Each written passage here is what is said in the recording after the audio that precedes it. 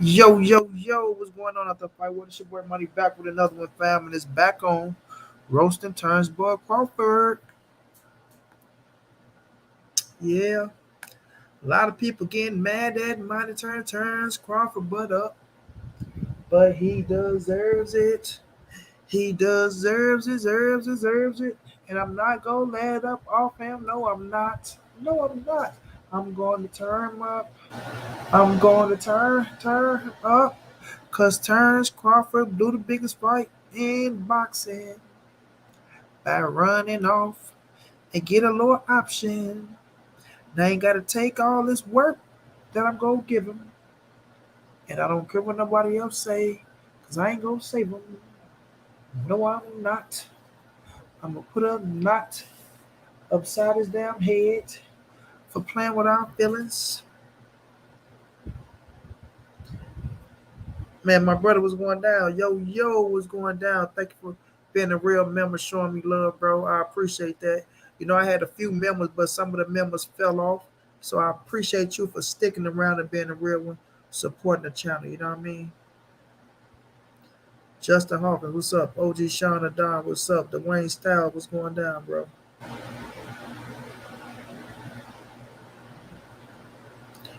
Well, I'm done with one class already, Dwayne. I'm on to the next. I got one more class, then I'm done in December. I'm go graduate, and then I'ma go to school. I know it's gonna cost a lot of cake, but ain't nobody gonna save you. Don't nobody wanna help you grind, but everybody wanna be with you to shine. Sometimes that blow my mind. They just want all the recognition. They don't wanna put in no work, and they only support you if you up. Don't care if your ass in the dirt, cause they fake, phony, fraud, flukes. They just want your bread. And if they don't get it, then they will try to bust your head. Aftermath White say F no. What are you talking about? My big bro Omega. Omega, what's going down, bro?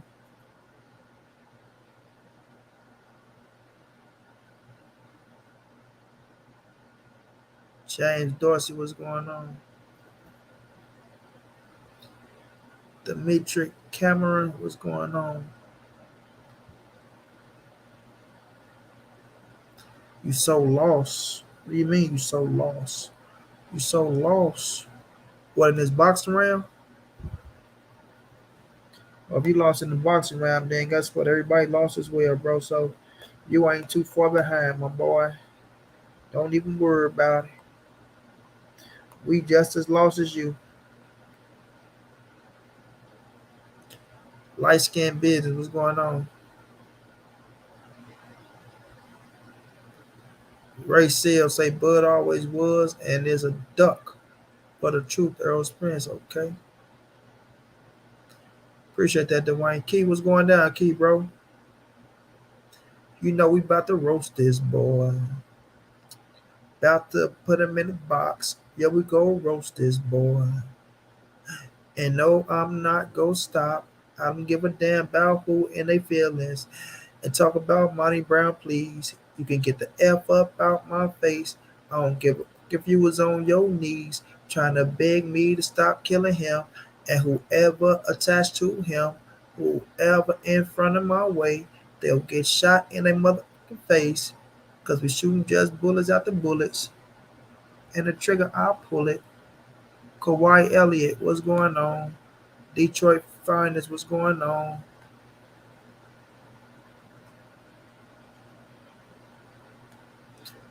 I say I ain't paying for that tomato can fight.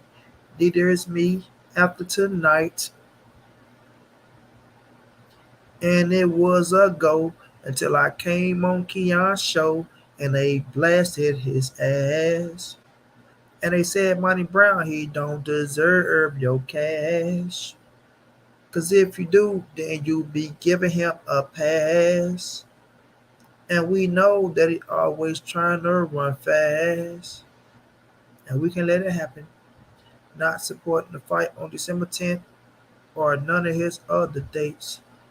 Okay, Aftermath White. Let's see if you keep it straight.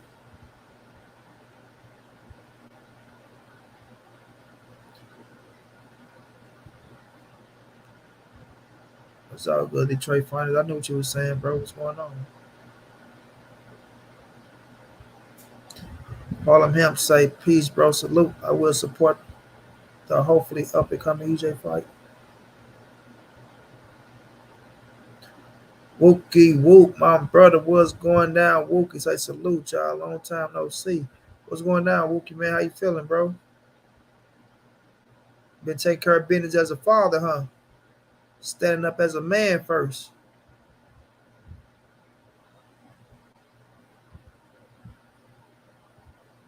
Right, Justin Hawkins. I got a video coming on that. I sure do. I say I sure do. Because they was talking about my brother, Errol the True Spence Jr. That is my brother. And I'm going to write for my brother.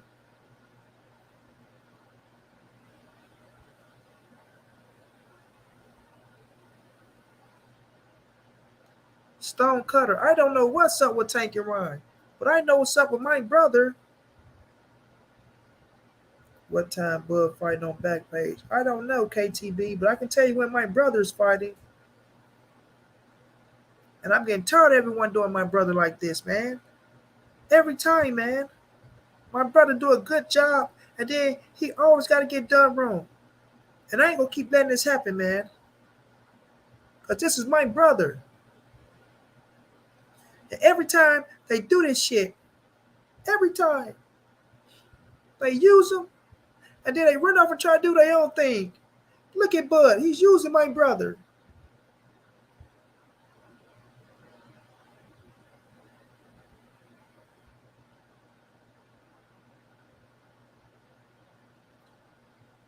Damn, Lo Tolliver. Real, bro. You already know, Wookie.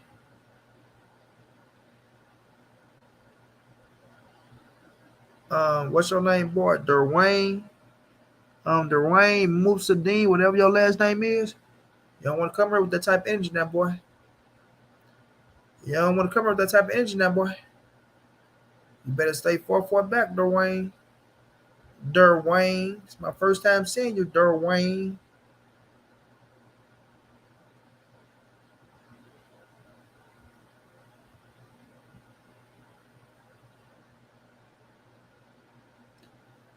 Fuck Al trying to pimp both fighters for. You feel me, Key? OTB was going down. Hey, I got 59 people in the building, man. I need y'all to go subscribe to my brother OTB, help him get to 1,000 subs. He probably about, a handful away. So drop that link, OTB.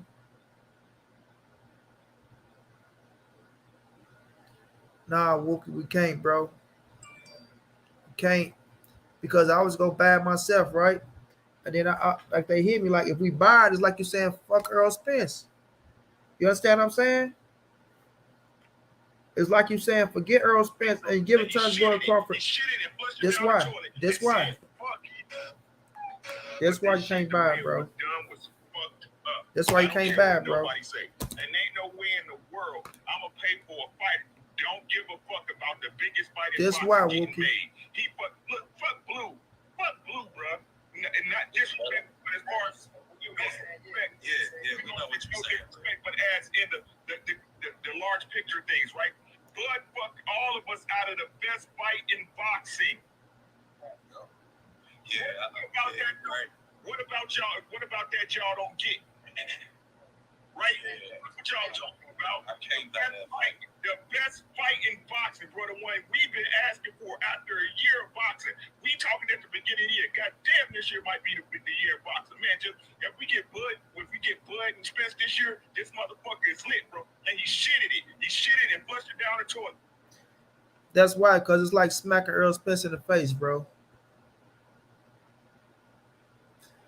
Michael Harvin, what's going down? Dwayne, please stop with that dumbass narrative. That's false. You know what I mean? Don't come here with that. No, Sersky, they have enough money. They offer him more money than he's making over there with Black Prime. So that's negative. Corey Lee's boxing. What's going down, Corey, bro? How you feeling, champ? Hey, Corey, Bud was afraid again. Ice, baby, around that ring, man. Louise Renee was going down, bro. What's good, money, brother? Money around. Hope and pray that you are doing best. I mean, I can't complain, bro. Shayna, what's going down, Queen? How you doing, Shayna?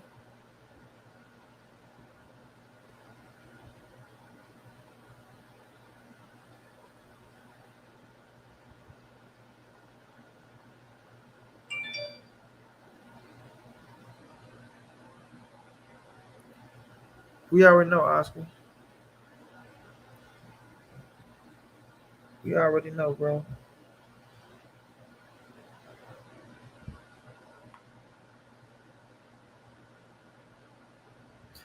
Hey, y'all show some love, man. We got 75 in the building. Click on that link. Go subscribe to OTB Boxing School. Help bro get to 1,000 subs, man. Show some love. The man has been grinding. It'll be a very special milestone for that man to hit 1,000 subs. He deserves it, man. Wookie whoop. Click that link. Go subscribe. My brother Junior Gonzalez. Click that link. Go subscribe. KTB, Justin James, OG Sean and Don. Y'all click that link and go subscribe. Show some love.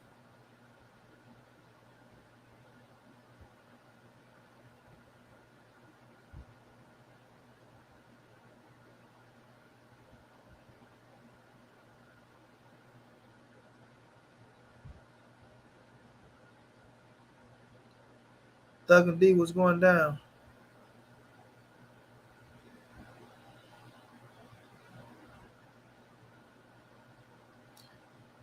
Jeffrey Brooks, he was getting paid more than what he's getting right now. And then Jeffrey Brooks, you don't even support my channel, bro. How you gonna be on my panel, right? You welcome on my panel anytime still, bro. But then you go show love to other people.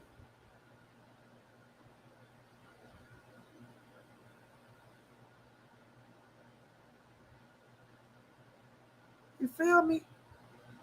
I'll let you up on the panel. I'll let you speak your mind. We come around this thing. And then you go show love right to the other people.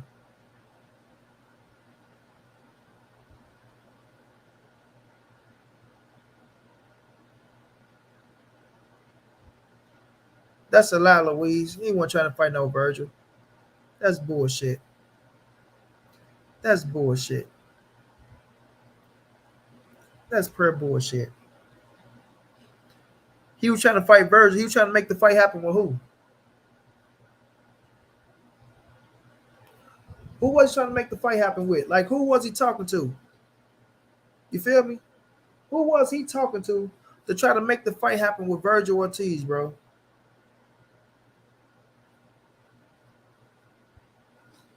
All cap, bro. Dude just steady digging his grave deeper and deeper.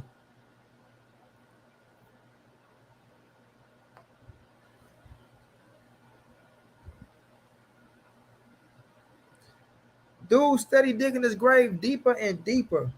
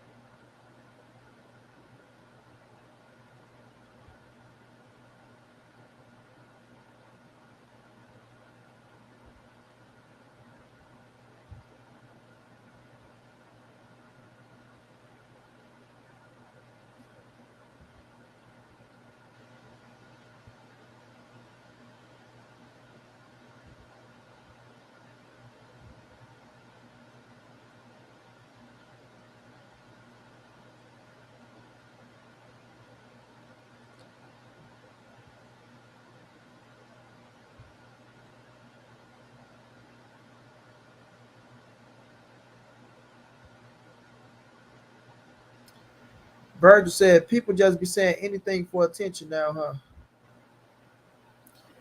Crazy. Oh, Jeffrey Bush, I didn't want you to donate right now, bro. I'm talking about, it was some shit that I seen. You ain't show your boy no love. You don't owe me no love. I'm just saying, don't sit on my channel, bro, and don't fuck with your boy Money B. You feel me?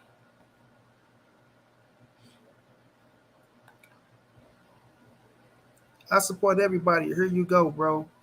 I appreciate that love. I appreciate that love.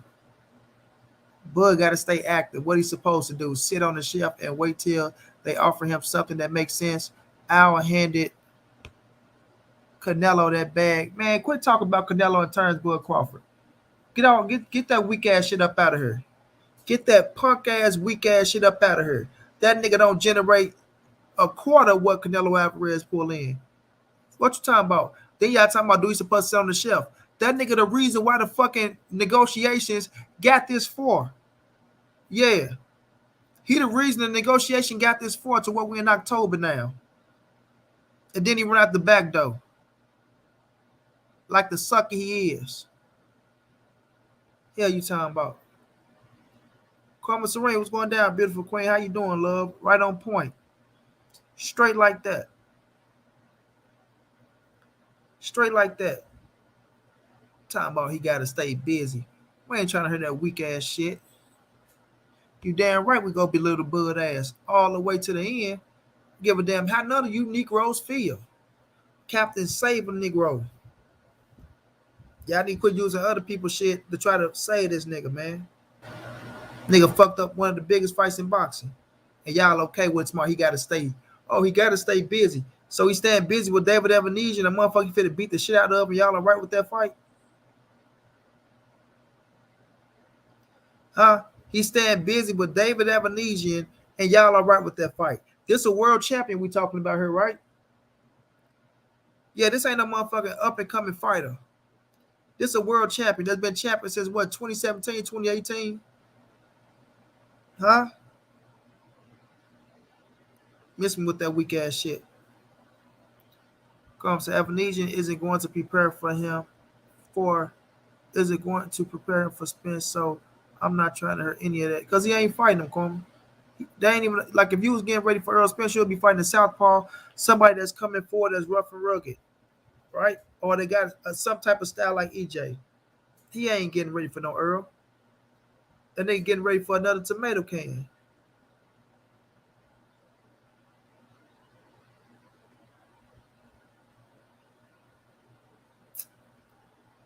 Whatever you want to do, Michael, gotta wait and see.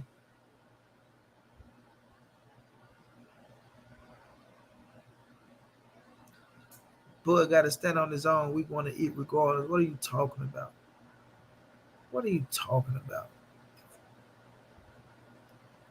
What are you talking about?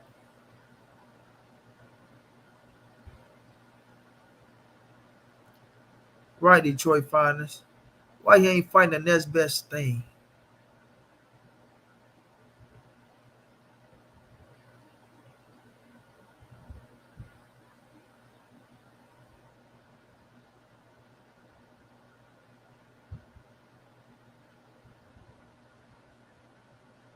Skywalker, a duck? A duck? A motherfucking duck?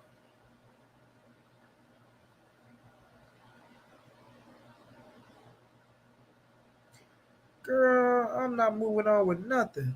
I'm roasting Bud ass. Everybody keep talking about they over. I don't care about nobody else's feelings. Why do people think because they feel like they tired of the fight and they want to move on that you got to do what the fuck they feel? I don't give a damn how y'all feel. I'm going to roast this Negro till I can't roast his ass no more. This duck going to be overkill, right? It's going to be overkill. That motherfucker going to be over roasted. It's going to be burnt. It ain't going to even be eatable when I'm done with the motherfucker. Period. I want to roast this motherfucker to where it's so black, right? So what that motherfucker like it's giving out a swine flu when you look at it. You feel me? You don't even want to come close to that motherfucker. I'm going to roast his ass so I can't roast him no more. Can we move on? No, we're not moving on to shit. What's next for Errol Spence? We ain't talking about Errol Spence. We talking about roasting Terence Crawford ass for fucking up the biggest fight with Errol Spence.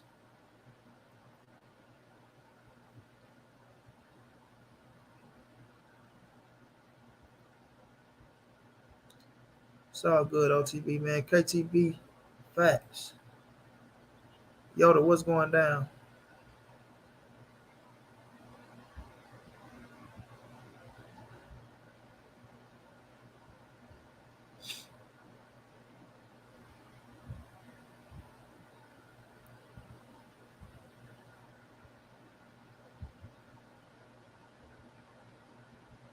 I ain't heard what Rick Lager said why the fight ain't been made. I don't give two fucks about what he's saying about the fight not being made. We know why the fight ain't getting made.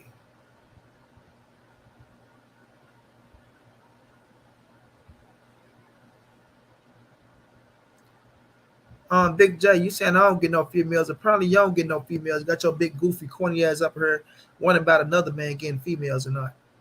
What type of word ass, gay ass shit is that? Get your big, goofy, stupid ass up out of here.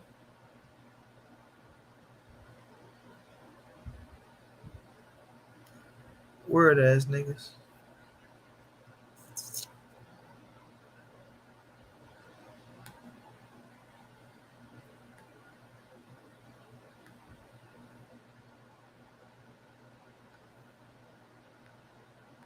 I'm shocked, boy. Did that duck waters? I didn't see that coming from. Man, that boy duck. I'm talking about duck, duck, goose. Duck, duck, goose. You feel me?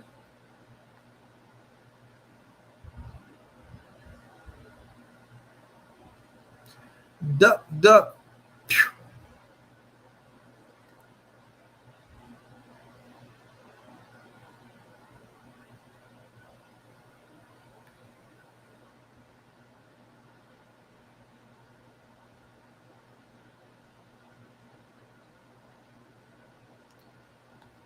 All right, Skywalker. I don't even want to know what he said. To be honest with you,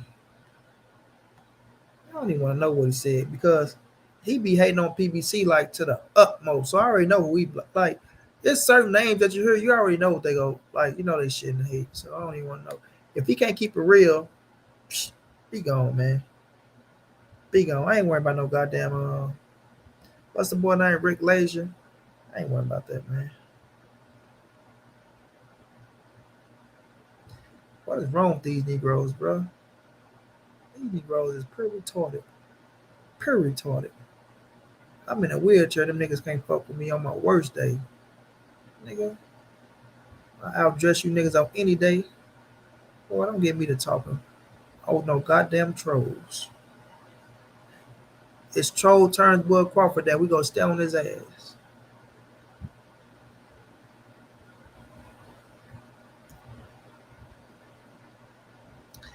Deep fried. You hear me, bro? Gayla, what's going down, love? How you feeling, Queen? How you feeling?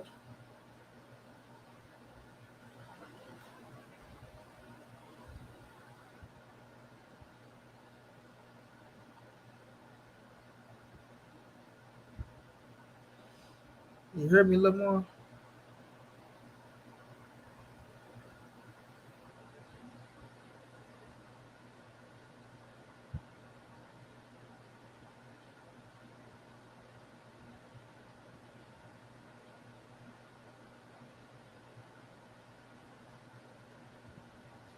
Dwayne, boy, you sound like an idiot right now.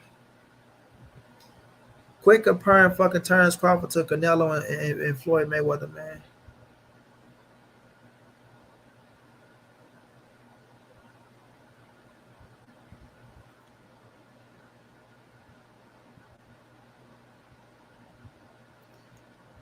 No, you up here trying to rep for your man, Bud. You ain't gonna do nothing to get your ass blew out the water. We finna debunk all that bullshit. You did. We gonna debunk all that bullshit.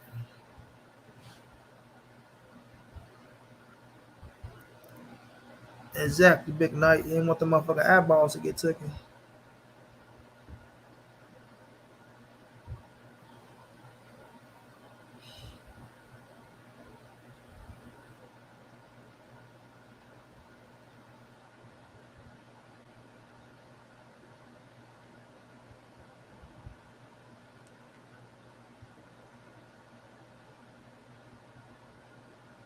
King's gonna say, but you hate on Bud, so what's the difference between you and Rick? What do you mean I hate on Bud? I'm turning Bud ass up for fucking up the biggest fight in fucking boxing. Negro. Bud was getting all the respect from me. I was one of the niggas up there taking up for Bud. That's y'all problems, bro. Told y'all. Y'all Negroes be selective hearing. Okay, guys, that sound good, Queen.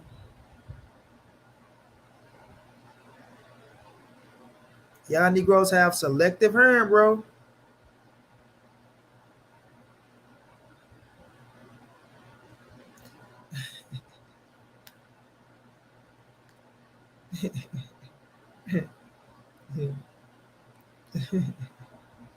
Damn, bro. I heard about Daffy Duck in so long, champ. Shanti was going on. That shit was funny, bro. Oh, here go Jeffrey Brook. Here go Terrence Bud Crawford supporter.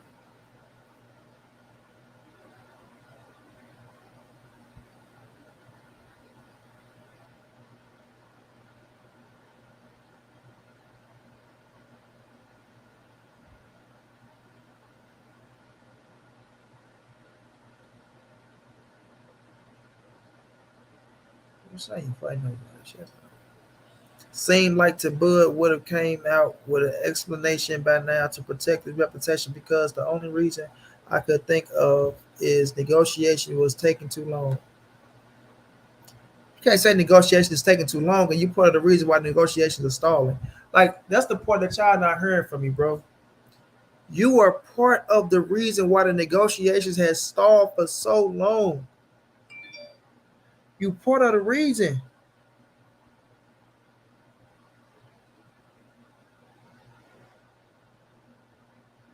right? So he's part of the reason why negotiations been stalling this long. But yet he want to jump off the out the window and then go snatch up a deal, and then just leave EJ sitting at the table talking about I told y'all I wanted to fight this year. Man, if you don't, man, come on, bro.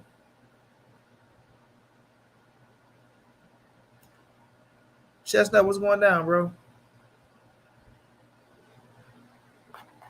Texas Bubble, what's going on?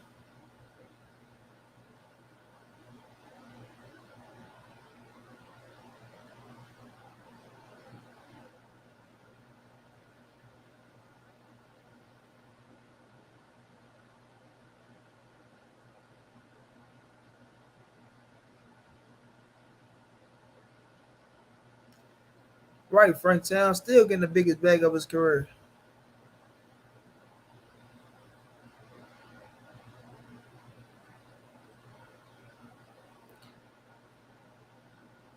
Current battle, that was the dumbest shit I heard from him. Even before I was undisputed, I was calling out Keith Thurman and Errol Spence. Man, stop lying, bro. Like, bro, the dude, man, I swear that boy one of the biggest contradict boy.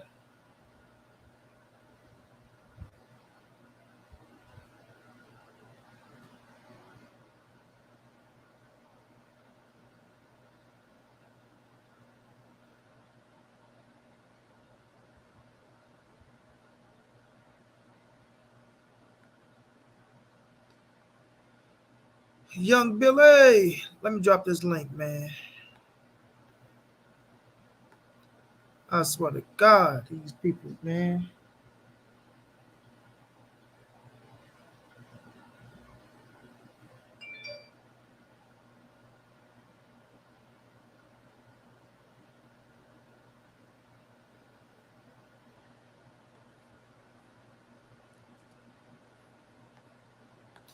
Nigga sounded like Valley off of Hoodlum when they caught his ass trying to kill Bumpy. You feel me?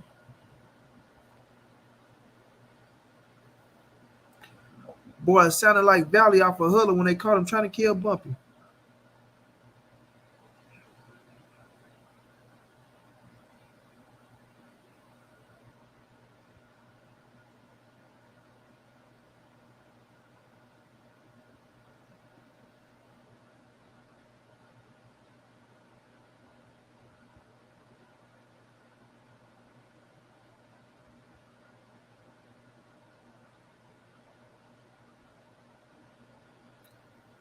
Boots ain't fighting Spence at no 147, bro.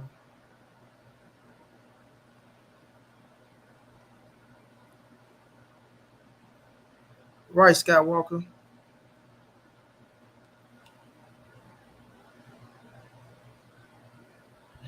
Let me get this link out. I'm on the phone.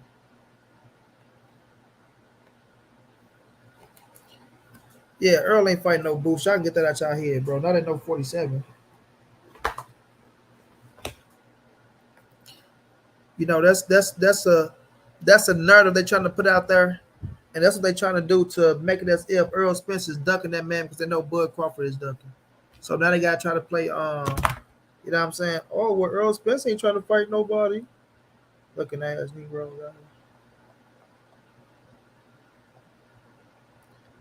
Stay in unique roles sometimes, bro.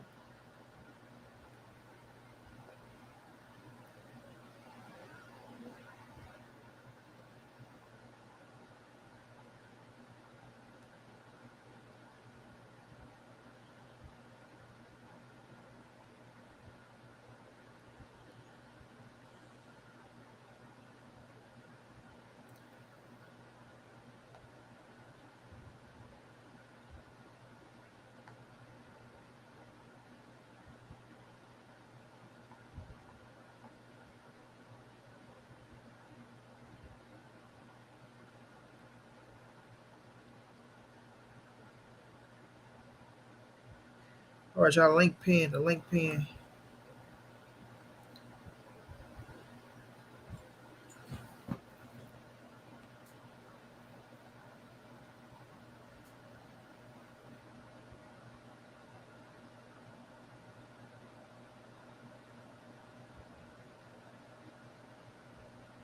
Man.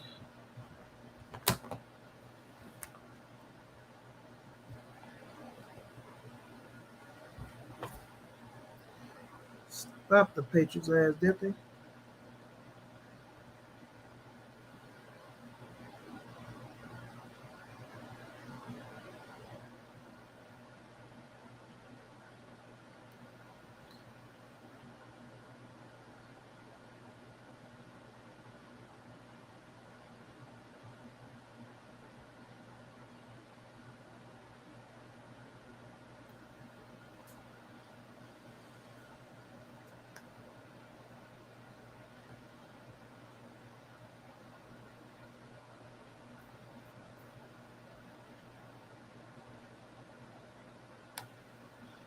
Jeffrey Brooks back in the super chat. He's the only reason for taking too long. The question is, was he getting unpaid or was he just really ducking? Dude, really ducking. Bloody Continental was going down. Right, Pablo.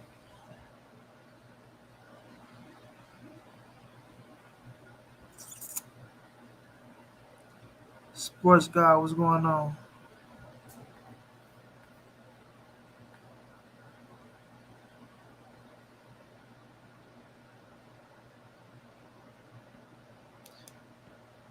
John G was going down, bro.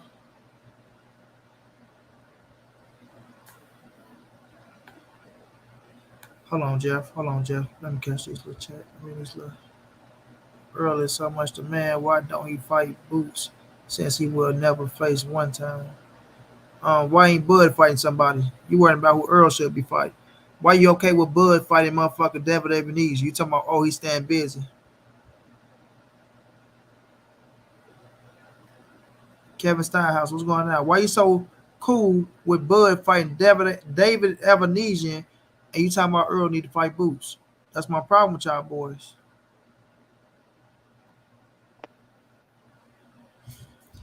Vote Majesty, you lying. You talking about saying how y'all say Spence and Al. That's a lie. Another lie. Told y'all trying to say this, man. It ain't gonna work.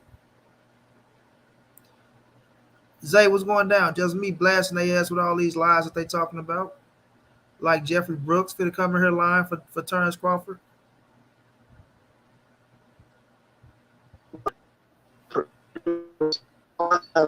Oh, Jeff, you sounding broke up so bad, bro. You breaking up so bad, bro. I said, you gonna accuse me of being a liar and I ain't even say a word yet, huh? Can you hear me? Say something again, Jeff. Yeah, can you hear me? Okay, there you go. Yeah, stay right Uh, there, wherever you at, bro. That's good connection right there. yeah. I I would said definitely not be I ain't even said a word yet. I'm a line already, huh?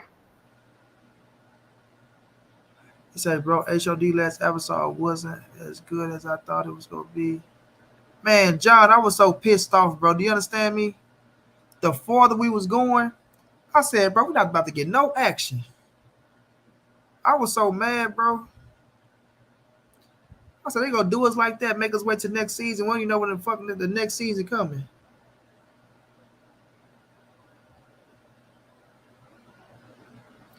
But what's going down with you, Jeff, bro? I'm just checking. I just want to make sure I get everybody in and catch up this chat so I won't be too far behind. Oh, nothing much, man. I'm over here watching the Bears smashing Patriots real quick. Yeah, I was looking at a little bit of it on my phone. Yeah, man. I thought the Patriots go fucking win the game. Their ass was like Justin Fields, man, he showed a whole nother side tonight. to their ass up. Yeah. Jesse DeLeon was going down. Nothing much, man. Nothing much, man. It's man. It's I don't know what to say about this, but I ain't coming here trying to lie about. I ain't about to lie about nothing. I don't. No, that's me bullshit. Just talking shit. I don't know shit. Really, my whole thing on. I'm kind of really just standing neutral on the whole thing because, like I said, I really don't know. I mean, I know a lot of Spence fans saying, "Yeah, you duck." I can easily say, "Yeah, you duck too," but my whole thing is, I don't know what the hell going on with the negotiation. I don't know if he's being underpaid or it ain't just you know what I'm saying. Because that was the talk for a long time. They was lowballing, you know what I'm saying? So I was like, well, maybe he got finally sick of the shit and said, you know what, man, fuck this. I'm going to fight over here. This y'all going to keep, you know what I'm saying? It's hard for me to really say what the hell was going on. Saying that he's ducking though. It's the times where Crawford, it's a lot of times where Crawford fans not happy with the shit he done, bro, and the moves that and I'm not. I mean, I'm not. I mean, as a fan, I'm pissed off. I knew, be honest with you, bro, I knew the fight wasn't going to happen back in August. It was too many false reports on shit coming out, being leaked, and shit wasn't even be said. Oh, the fight going to happen November 19th. He agreed to November 19th. Before that, it was in October. Before that, it was September 17th. It was so many damn false ass dates coming out. Like, man, it's fine. I've said that back then. This fight ain't gonna happen, man. You know what I'm saying? I try to remain optimistic about it, but this shit didn't surprise me. That surprised me that he just went ahead and just, you know what I'm saying, didn't say nothing to nobody. You know what I'm saying? That's why I say I thought Bud would probably come out by now to kind of protect his reputation a little bit about this. You know what I'm saying? Too many people clowning you about this shit right now. You at least need to come out and say what was really the whole. I could sit here and try to make up some shit and think about some shit on what could have been the reason, and probably been a good reason for me saying so. But Bud, you need to come out and say something about that. What was really going on? You know what I'm saying? If they was on some bullshit, you need to let that be known. You know what I'm saying? Shit, say something. You ain't saying the motherfucking thing. Now you looking guilty now. You know what I'm saying? So,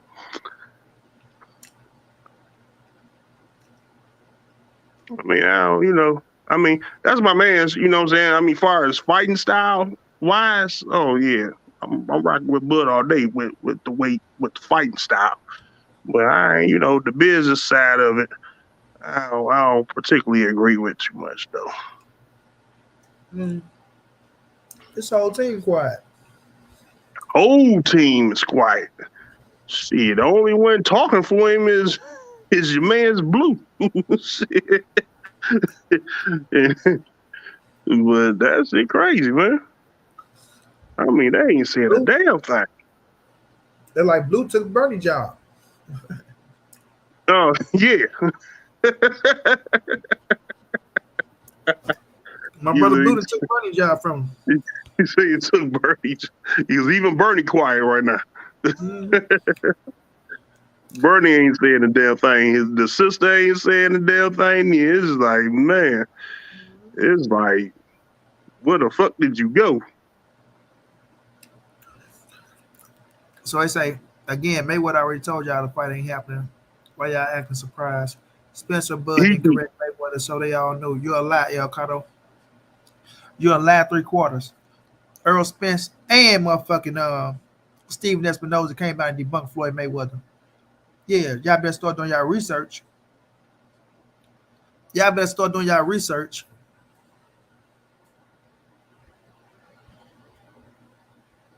Errol Spence and Steven Espinoza debunked Floyd Mayweather shit, boy. Don't come here with the bullshit now.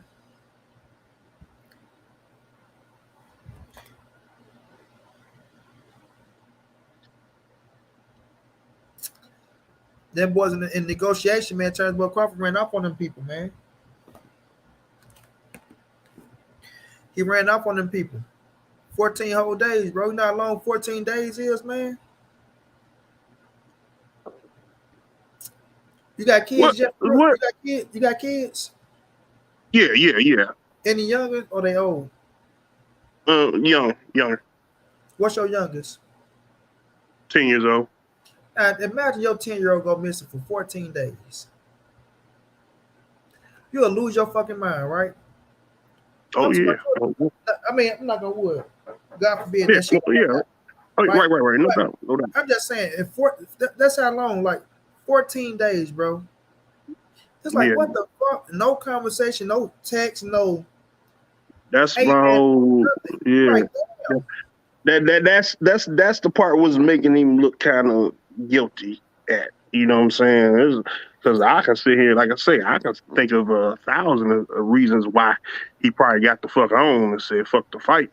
And you know what I'm saying? Which, like I say, is the whole time was the what we was guessing the whole time is, man, y'all underpaying Bud. And we like, well, pay the man, man. It's a big ass fight. Pay the man his money, and it's that so we can get on with the fight, because that's probably what's holding up the fight the whole time. You know what I'm saying? So, you know, I still don't know if that was the case with him. You know what I'm saying? But that's why I'm saying he need to come out and say, protect that. Right. You got to protect yourself on that. You know what I'm saying? Hey, why y'all jumping on me? Steven Espinoza saying that the man was gonna get his most upfront, almost 8.5, right? Right. Now let's just say if you got 8.5, that's still the most you ever made up front, bro. Like that's just up front, and then you got the back end money coming. You feel me? So you got your back end coming, and you taking this 8.5 up front. Now that's facts, right? Right. And that's why I'm saying, how the fuck do we get from almost 8 million up front, well 8.5 up front, to now no upfront money, just 35 on the back end? Right. That shit just be crazy, bro. Right. That see, I put all that shit in the category of that. Well, I don't know what I'm calling fake media, but false reports shit. You know what I'm saying? Like I say, all that shit. He's getting this money. He's getting this amount one minute. Next minute, oh, he's getting 35. He agreed to 35%. Oh yeah, now. Oh yeah. Now it's this over here. You know what I'm saying? Just too many different fucking numbers. Too many different dates. Too many different fucking numbers. You know what I'm saying? Just lead me to believe. That's why I've been saying I'm gonna stop listening to all these fucking reports until I hear the fucking fight actually is about to go down and he signed the contract on a particular day. I wiped all that shit out of my mind, bro. To be honest with you, that's why I'm kind of a little nonchalant about it, man. Because I'm like, man, come on, I already see this bullshit coming, man. There's too much fake shit out here about this fight. I never seen it. Hold on, let me read this. My brothers, they say, my thing is, why even sit down and start negotiating if in your heart you knew you never wanted to fight? If you did, there would never be secondary deals at the back door of facts. So my thing is, people believe him, right? When he say he accepted everything. Mm-hmm. Everybody want to believe when he said, oh, well, I accepted everything. I accepted everything they wanted. So if you accepted everything they wanted, but why are you still asking for shit? Like, let's let that sit in first. Right. Because that did come out of his camp. That did come out of his camp mouth. That we accepted everything a slave deal, which is a slave deal they claim. You know what I'm Yeah, so if you saying? must accept every fucking thing, how come you still asking for shit? Like that's my thing. Now, oh well, now I want this and now I want that. Like, bro, that's why I'm like, you can't believe what he's talking about, bro. Let me read it. If somebody And got 10 million for Crawford to fight a tomato can, they would have tried to make the Spence Crawford fight. If somebody got 10 million, nah, sugar sweets, it don't work like that. Yeah, that's a duck. You took 10 for your next fight, duck, when they was wanting to give you 8.5 and back end money. Don't say that's BS money. Cambosa's got 10 million. Come on, yo. They know what that fight worth. Bro, you talking about this BS Cambosa's got 10. If the man getting 8.5 up front, you getting back end money, you do the fucking math, boy. Golly. Aurelio, that's what I heard, but I really don't get two shits about it. We'll see. Man probably in the hospital fakely.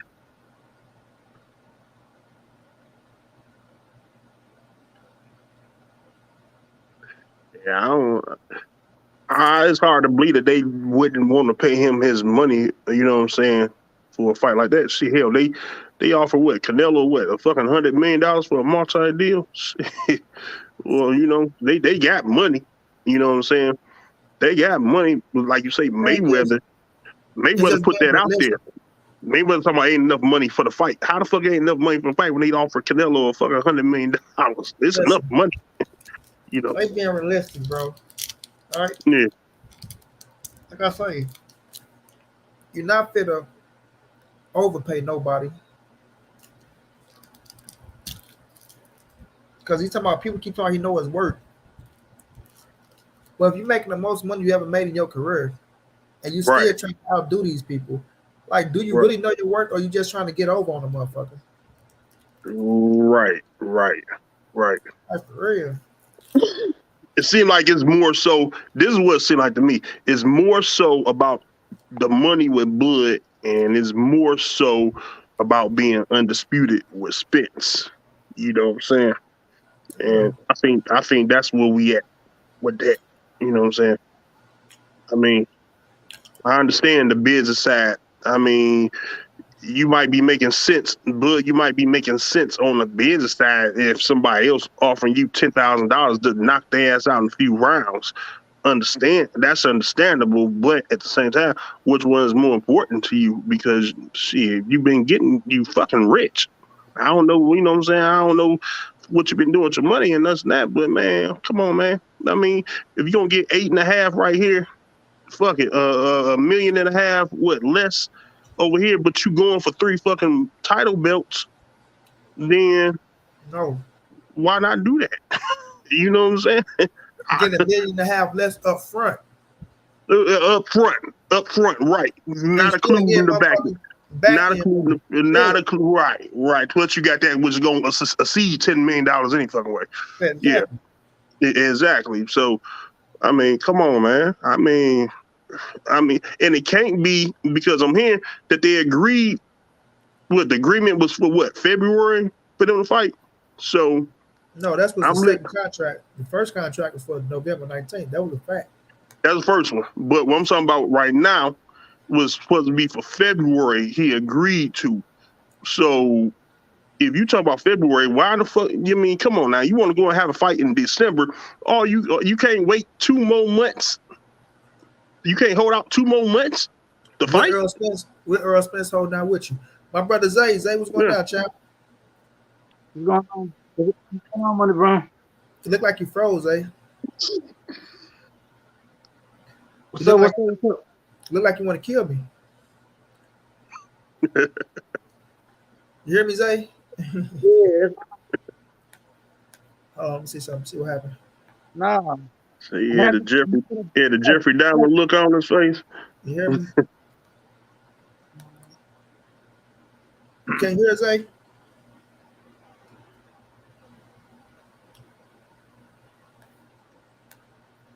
Zay, you got to back out and come back in, bro.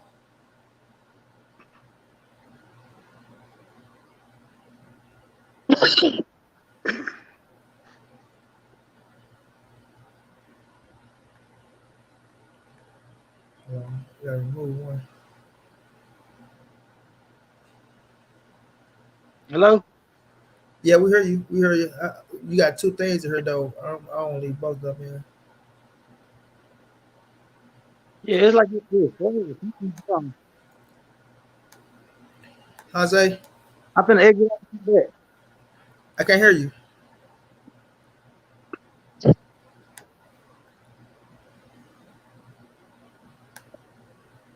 Can't hear us, Jose? Yeah, I can hear you. Okay, there you go. You had two up in now. We hear you.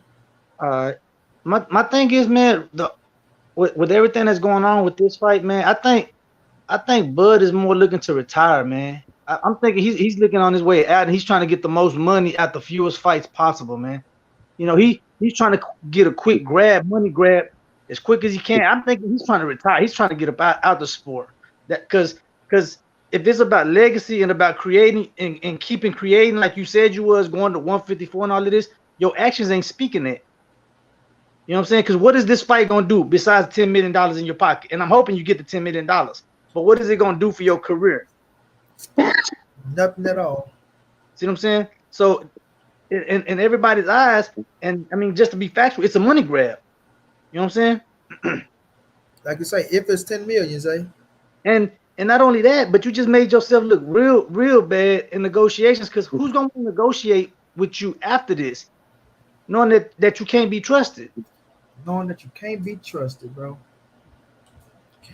You ran out the door on these people.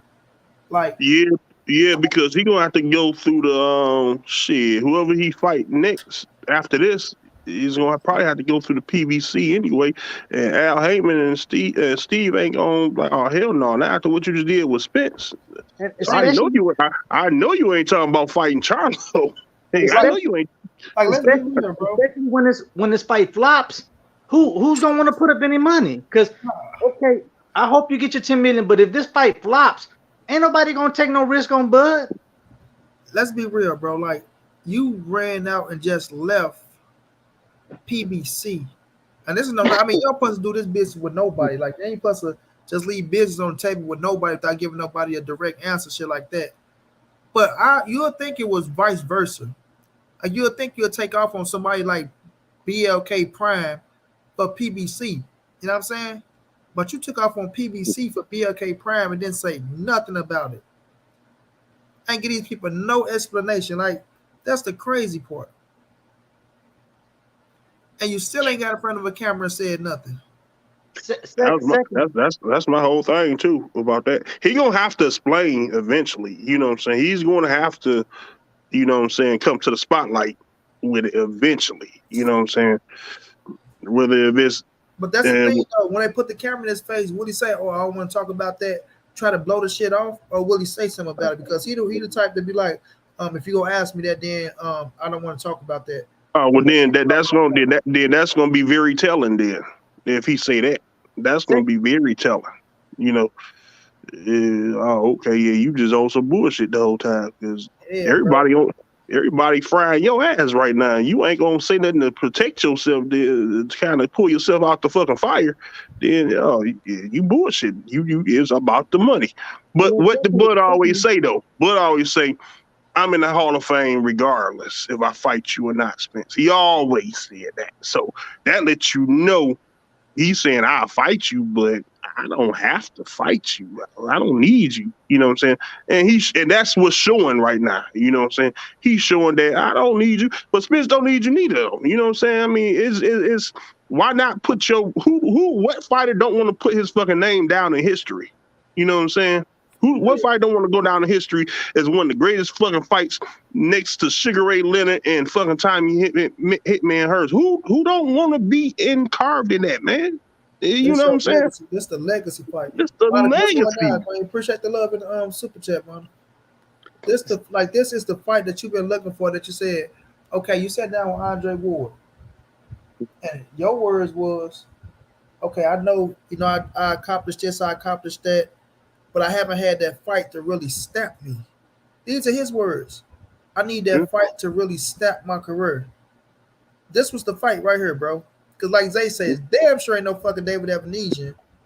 That fight is worse than fighters that you got on your resume already. So you damn sure can't bring up David Evanesian, who never was a world champion, right? But now you had the biggest fight in boxing. Oh my God, my head. You That's had the biggest fight in boxing with Earl the True Spence Jr. right there in your hands, bro. And this the thing about cats like Terence Crawford, right? Because you really didn't have to do shit, right? You really didn't have to do nothing at 147 to get this fight. Now, credit, you beat who you beat, but you didn't have to go through the gauntlet. You didn't have to fight no tough motherfuckers at the tough motherfuckers. And now you got the biggest opportunity of your career in front of you. Because if you was to beat Errol Spence for undisputed, that's the biggest thing you've done in your entire career.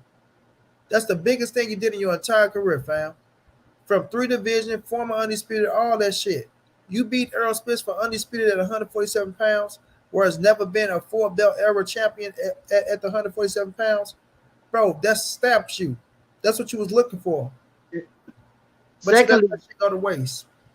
Secondly, money. What I was gonna say was, okay, if there really was problems with negotiating with Spence, if he really saw that there was issues, like this fight ain't gonna get made, we still would respect. Me personally, I would have respected, him fighting his mandatory, Virgil, either Boots, and say, okay, I want to smoke with Earl, but it ain't trying to happen. So let me take on one of these young hungry lines to show y'all that I ain't ducking no smoke. I'm finna jump in this ring with Virgil. I'm finna jump in his ring with Boots. See what I'm saying? That would have been more respected. But you go and pick a guy that ain't nobody heard of this guy. You know what I'm saying? That still would have been more respectable. Say, well, he ain't ducking no smoke because he jumping in there with these young killers. You know what I'm saying? But no. But who they tell us Spence to get in there with, Zay? Yeah, Boots. You know what I'm saying? They tell him to get in there with Boots. And their reason for Bud is he got to stay busy. Come on, man, ain't no reason, bro. Yeah, but you wouldn't be having your fans saying go fight Boots. You would have jumped in the ring with Boots and said, I'm trying to make this fight with Spence, but it ain't happening. So let me jump in this ring with this cat and show y'all. I want all the smoke. But you didn't do that. That ain't what he did. Real, bro. Look, I even heard the reason for that too. Like somebody was chasing him, trying to take his belt. Like somebody's trying to jump his ass. Zay. Yeah, because he couldn't go out the front because EJ was at the front. You know what I'm talking about? At the front door knocking, so he had to run out the back. Nigga went upstairs, climbed out the window and shit. Scary ass, man. That's bullshit, though, bro. Like, I can't respect that shit, fam. I know people want to be optimistic. I know people want to say, oh, well, they did them like this, and they was doing this, Well, the man haven't came out and tried to back none of that shit up. Even when he came out and when he put it out there, talking about he gave it to Blue Blood and he gave it to Mike Carpenter, he still didn't come out and say it out his own mouth, bro. You yet to hear Bud say he got his own mouth. Hold on. I'm talking about Bud himself in front of a camera saying PBC, Showtime, try to fuck me over. They try to lowball me. They try to do X, Y, Z to me, right? Because it holds more weight when he come out and say it. Or it holds more weight if we get receipts put out there that shows that, okay, well, this what I was offered, this what they try to give me, this what I agreed to, I agreed to this, and they still try to do me, you know what I'm saying, like a motherfucking, like I'm nobody. But he ain't came out and said nothing. Nothing, bro. Just that excuse he said on fucking ESPN, and that shit don't even hold no weight because you contradicted yourself. What did the lawyer come out and say? If a fight with Crawford was to open up, Virgil would have took it in a heartbeat. Virgil tweeted, Zay, he said people just say anything nowadays to be said some shit like that. Like the boy, I don't rock with the little fat motherfucker, CJ Goodfella. We tweeted Virgil something about, Virgil was offered a fight with Terence Crawford. He said people say anything to be relevant nowadays. He said some shit like that. In other words, he's saying ain't no motherfucker come to me with no offer. You know what I'm saying? Because we know Virgil Ortiz want the offer, bro. He want it. He called him out when Crawford was in the audience. Remember at his fight, he said, "I want Crawford." he said, I know they busy right now, right? I know him and Spence got their situation going on, but if he open, I love that fight. He said, I don't know what else I got to do to get the fight. Shit, I'm doing what they telling me to do. So if they try to fight Virgil, bro, Virgil would have jumped at the opportunity, bro. Shit, he could have went and tried to whoop on Keith Thurman ass. Why you ain't do? Which that was explained too. I mean, like I say, Blue Blood was the only person that's talking for Terence Crawford right now. You know what I'm saying? But they Said thought do too about, money but jobs. supposedly they thought about Keith Thurman. They was like, no, well, Keith Thurman gonna need more than 6 weeks to get ready. He gonna need damn near months to get ready. Plus, he gonna want at least $10 million his damn No, wait, self. let me read this from chess. Is no defending this man because the PBC initially wanted to give him a 2-fight deal, a fight in July against Keith, then a fight at the end of the year against EJ. So he would have already fought, and that would have been a tune-up that he wanted, chess. But he didn't want that shit for real. Mm. Yeah, but the problem with that was he wouldn't have been able to walk through. Question. He wouldn't have been able to walk through Thurman. He would have came out there with scrapes and bumps, and he wouldn't want to go straight into EJ fight after that. And plus that, right. He wants somebody he can beat up and knock around and make himself look like a superstar up his stock. What it was, he was looking for a quick ass fight, real quick, and then get back to the negotiation tables with Spence for 2023 again. That's what he was. He knows Keith Thurman went about to hop on a ring in those 6 fucking weeks with him, just out like that, random like that. So that's what it was. But see, he not realizing that you fucking it up. Period. You ain't gonna about to get back into the negotiation table with Spence after you fight this fight. Spence about to, especially if Spence say I'm going to 154, it's over with. The fight, them talking about them fighting is over with. Because I don't know if I can see Spence and Crawford moving up to 154 and cleaning out that whole division and then meeting up later on. I don't know. It's too many killers. It's too many killers up there. You know what I'm saying? Like I was telling John G last night, man, that fight dead and over. But Monica said, is it Virgil Ortiz Jr. fault for not pushing his mandatory to fight Bud? And how this happened, Bud fighting someone else and not Ortiz? Because Ortiz is the number 1 fighter right now. He haven't been activated as the mandatory right now. But he's still in line right there. So when they put him as a mandatory, then he'll be the mandatory. But still in all, Virgil Ortiz thought he was going to fight Errol Spence. Just listen to his words in the last fight. Go listen to his words in the last fight. He said, I know he got a situation going on with Spence, but if that fall through, I'm here, I'm ready to fight. So, it's a lot of shit that they do to get away with shit. So all we know is the boy running from ass whooping.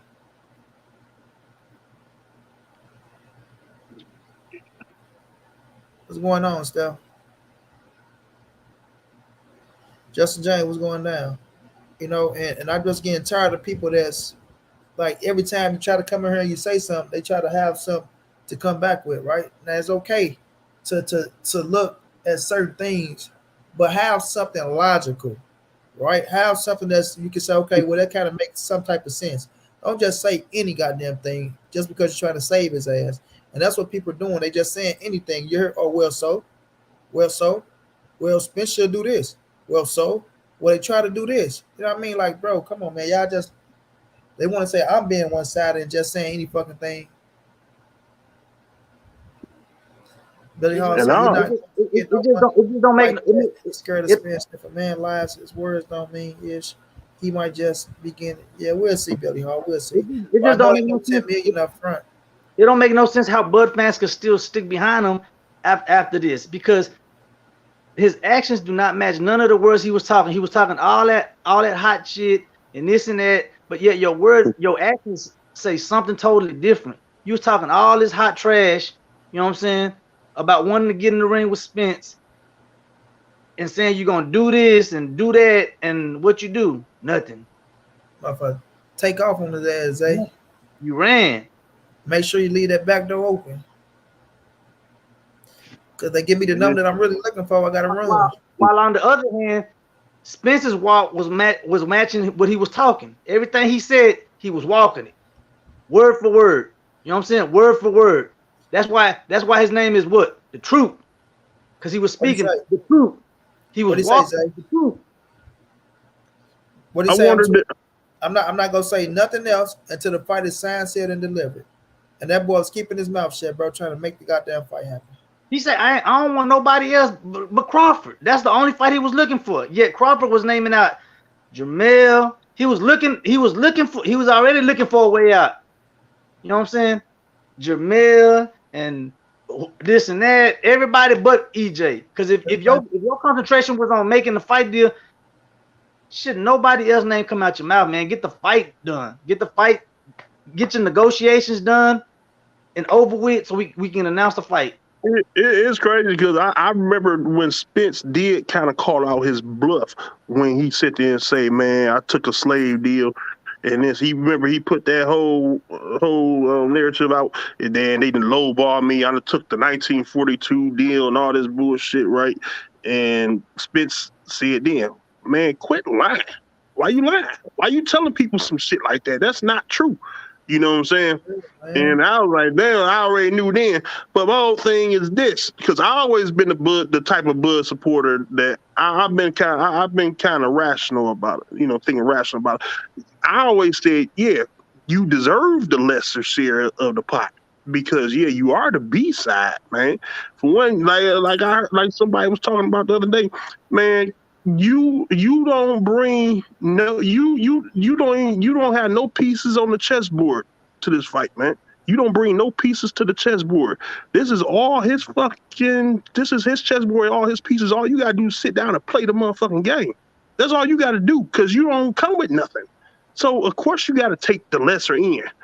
Take the lesser end, go take them 3 belts from his ass, and then you gonna get the fucking ace. How hard is that though? For real. And how long does that take to figure that shit out though? You know what I'm saying? It don't take 6 months to figure that shit out. So, I mean, that just shows us, do we really want the fight now? That's all I'm saying, bro. Like, right. If you needed that tune-up, all you had to do was tell them. And when they was offering you a 2-fight deal, that was your tune-up right there in July. You'd have been ready by November or even December. You know what I'm saying? So it's like, bro, you sit up there, and that's why I keep saying, he's part of the reason why the negotiation got drugged so far. You know what I'm saying? So people not holding him accountable to where you be like, oh, well, I want to fight this year. Well, Crawford, why didn't you help us try to make the deal faster? Because you're the one going back and forth, talking about you want all this shit, and we steady trying to, you know what I'm saying, compensate your ass, but we ain't going to overcompensate you. Shit, like we doing everything we could to try to meet the deadline for you and this man. But you're the only one that's saying you want some shit. Like, we haven't heard nothing from Errol Spence about, well, I want this, I want that, I want this. It's all Terence Bud Crawford. It's all Terence Bud Crawford. He want this. Or his team, or his family. Yeah.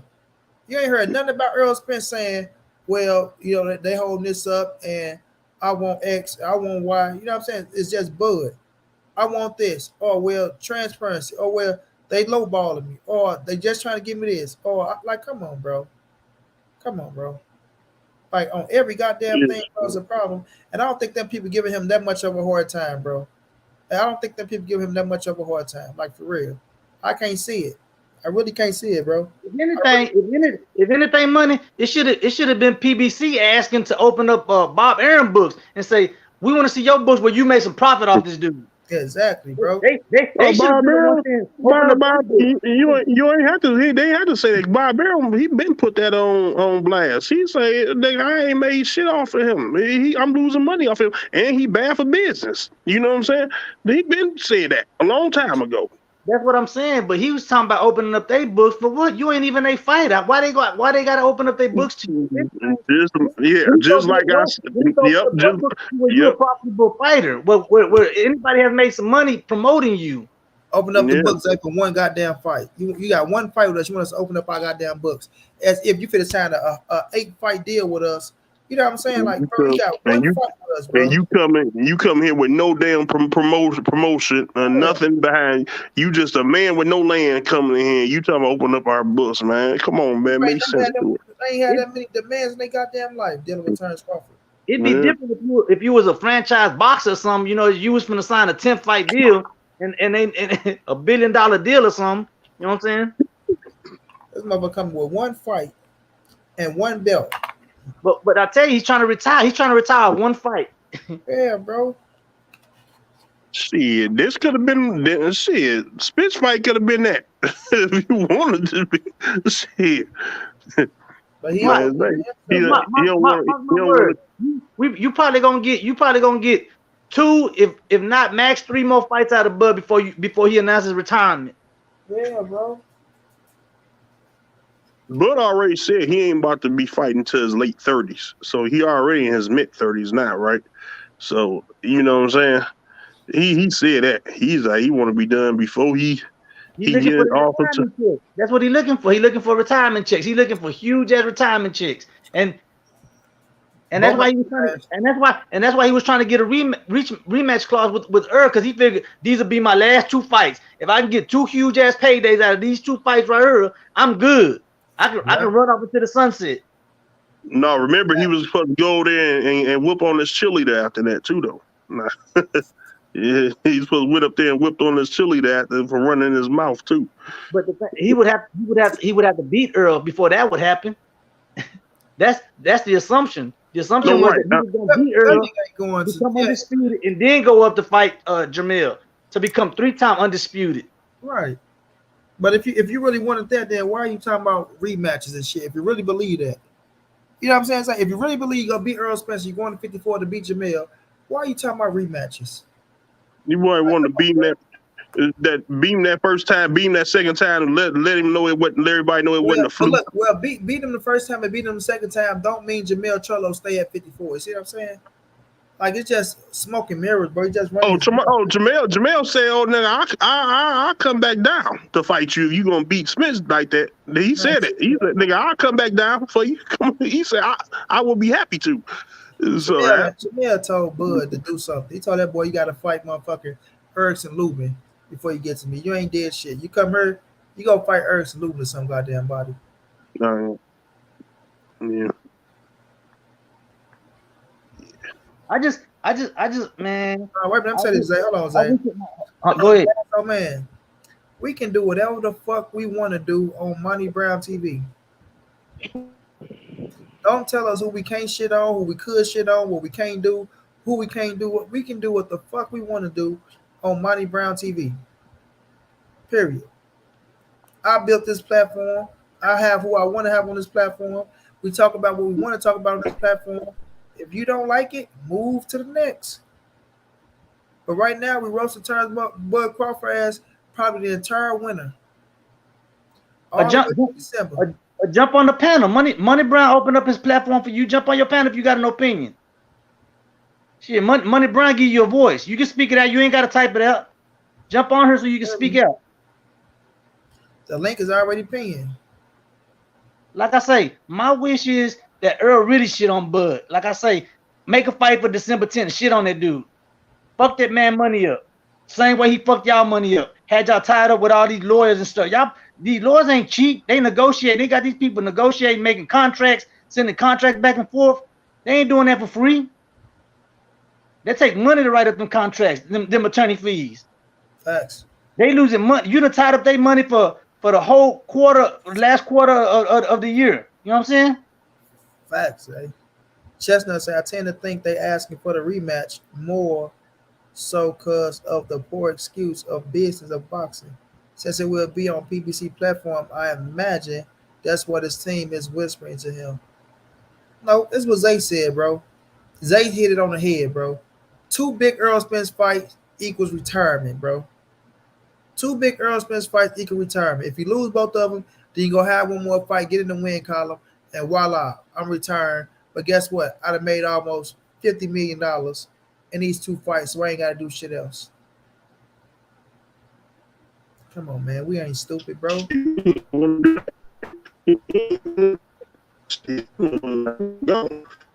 Oh, you breaking up bad, bro. Yeah, can you hear me? Yeah, we hear you now. Yeah, I say he ain't even want to do that. Come to find out. Yeah, man, that dude, man, is all smoke and mirrors, bro. So Zay, is you supporting Zay? You watching?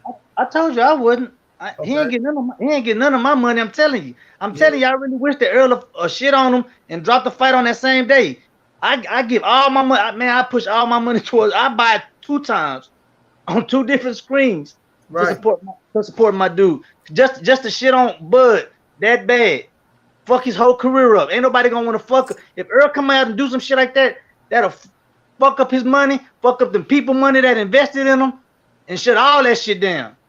Shut it all down, boy. If Errol Spence fight on that day, because everybody go buy Errol Spence shit, and not just to be like, oh, the people acting hundred, but because the way he did it, fam. It's the way he did it. So Jeffrey, you buying the fight? I don't think I'm gonna buy that fight, man. Yeah, you know, I'm also I usually support Bud and everything, but man, I'm not about to order that shit. And first thing I'm gonna be thinking, why in the fuck I'm not watching him and Spence fight? That's the first thing that's gonna hit my damn mind. Watching that fight. Why in the fuck is I'm watching this fight, man? I already know how it's gonna go. It's gonna be over by the fifth, no later than the 6th round. I'm not. To be honest, I stream. I might not even stream that shit, man. to be honest, man, I'm telling you 100%. I'm not supporting it. It's just like the Haney Kambosos fight too. You know what I'm saying? Everybody already knew Haney was gonna beat the shit out of Kambosos, but I still supported Haney, even though I knew what the outcome was gonna be. I supported that man. You know what I'm saying? Yeah. But this shit here, this fuckery here, I can't back that. I can't put my money behind that. Look, anybody that put their money behind that say this is acceptable. This is the type of shit that we accept in this sport. Nah, that shit ain't acceptable, and I ain't putting my money behind it. I would have been, be honest with you, I would have been just as pissed off. I would have been just as pissed. Okay. See, what I was like, yeah, I'm like shit, because I'm like, okay, well, I bought Floyd shit. I wasn't thinking, right? I'm like, but if you buy that shit, it's like you're saying, fuck Errol Spence, bro. It really is. If you buy that fight, it's like you're saying, fuck Errol Spence. And it's like, oh, well, you said all this shit about Terence with Crawford, but you end up buying the fight. So who's the fuck nigga? You know what I'm saying? I'll be the fuck nigga. Or I'm up in the, oh man, he ain't this fucker, but then I still turn around and give him the money, right? Knowing he fucked us out of the biggest fight in boxing, and then he fucked your boy out of a legacy bout, and now you sitting up here still indulging into the bullshit, like you say, Zay. And listen, if he would never did it the way he did, I would have bought it. I swear to you. If he would never backstabbed them people and ran out the door like that, bro, and just left them people hanging, like, oh well, like fuck that fight. You know what I'm saying? Like, fuck that fight. This the fight over here. So he like, fuck this fight, and this is the fight. Like I say, when the role should have been reversed. So it's like you saying, fuck that fight, fuck y'all fans, right? This what I'm going to do. Right in our face, bro. Right in our face. So it's like, nah, man, I ain't buying that shit, bro. Hell no, bro. Hell I would have been. I'll be watching Teofimo Lopez on December 10th. Great fight coming on with Teofimo Lopez, everybody. That's a great disrespect. That's the biggest disrespect to all the fans. Everybody on YouTube been talking about this fight for damn near 3 months, for the past 3 months. This all we've been talking about. This all we've been talking about. EJ Crawford. EJ Crawford said, I'm coming to get that motherfucking scrap. You go on YouTube, you'll find a million videos on the topic. And he say, fuck y'all, fuck the fans. I'm finna go get this 10 million. And I want y'all to still buy this shit. Okay. you must think I'm a clown, an idiot or something. Right, bro. And the reason why I'm mad about this too, because I would have been. They gotta give you the 10 million, not us. Shit, the people that you made a contract got to come up with 10 million, not us, because who they plan on getting it from? Not us, not the millions of people who've been waiting on this Errol Spence Crawford fight. Facts, Zay. You ain't never lied, bro. They got to find a way to come up that 10, huh? Yeah, who? If we don't buy the fight, who they gonna get it from? Because contractually, shit, they can either go bankrupt in court after they got to get this man his money without a fight. Because as fans, if we don't support it, they still got to come up with their bread. All facts, bro.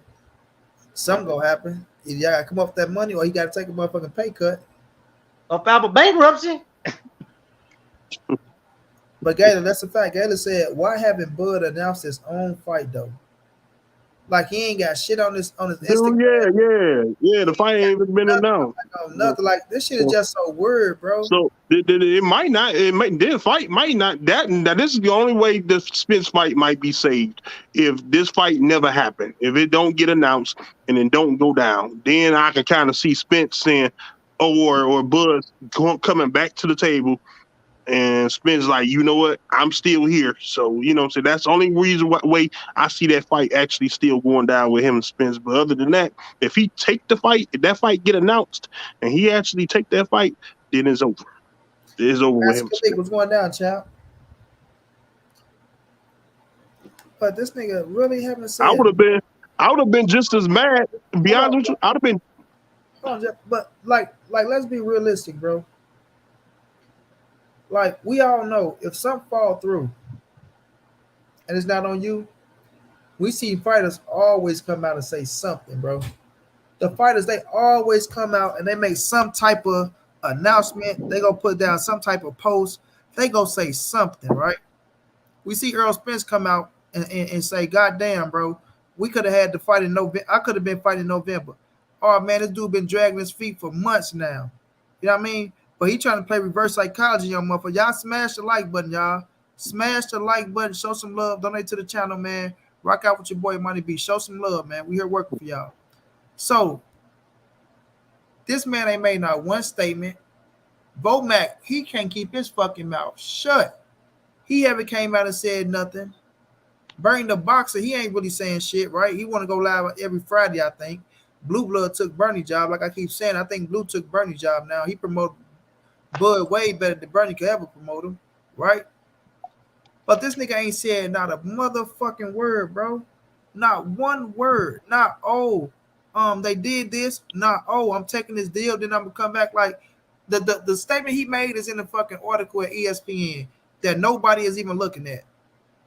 Nobody's not even looking at the statement that he made in ESPN, and he contradicted the shit out of himself in that article. Contradict the shit out of himself. But now this nigga just running scared, bro. My big bro in the building. Reg, what's going down, Reg? Y'all salute my brother Reg, man. Man, this nigga ain't said not a word, bro. Like, this is the crazy word shit. That's the crazy word. I would have been pissed off if Spence would have took a fight in November too. If Spence would have took a fight, no regardless, I would have been mad as fuck too. I'm like, man, how the fuck you gonna take a fight and this nigga sitting here on a shelf waiting for you? I would have been just as mad as that. But you know, it went the other way around. That's why I gotta be mad at this. You know what I'm saying? Come on, bud. I would have been just as mad as Spence for taking another fight regardless. You know what I'm saying? Because both of y'all, that case, both of y'all going to take a tune-up fight and then come back to the tables. You know what I'm saying? Because that's not going to do. This is not going to do. The only thing this is going to do is if they fight, if Bud going to fight him, win, and then come back and Spence let him come back to the table, and they actually fight, and then let's say Bud actually end up beating Spence, then the whole talk is going to be, nah, motherfucker, that's because you got a tune-up. You know, every time you say the fight happened, you always put Bud to beat Spence. I mean, I guess Bud beating Spence. I mean, I'm with Bud on that. That's my opinion. Let's just say Bud lose to Spence. Okay. Yeah, because every time you say, every time you're like, okay, and let's just say Bud beats Spence, it ain't gonna happen, champ. Spence gonna beat tomato. I mean,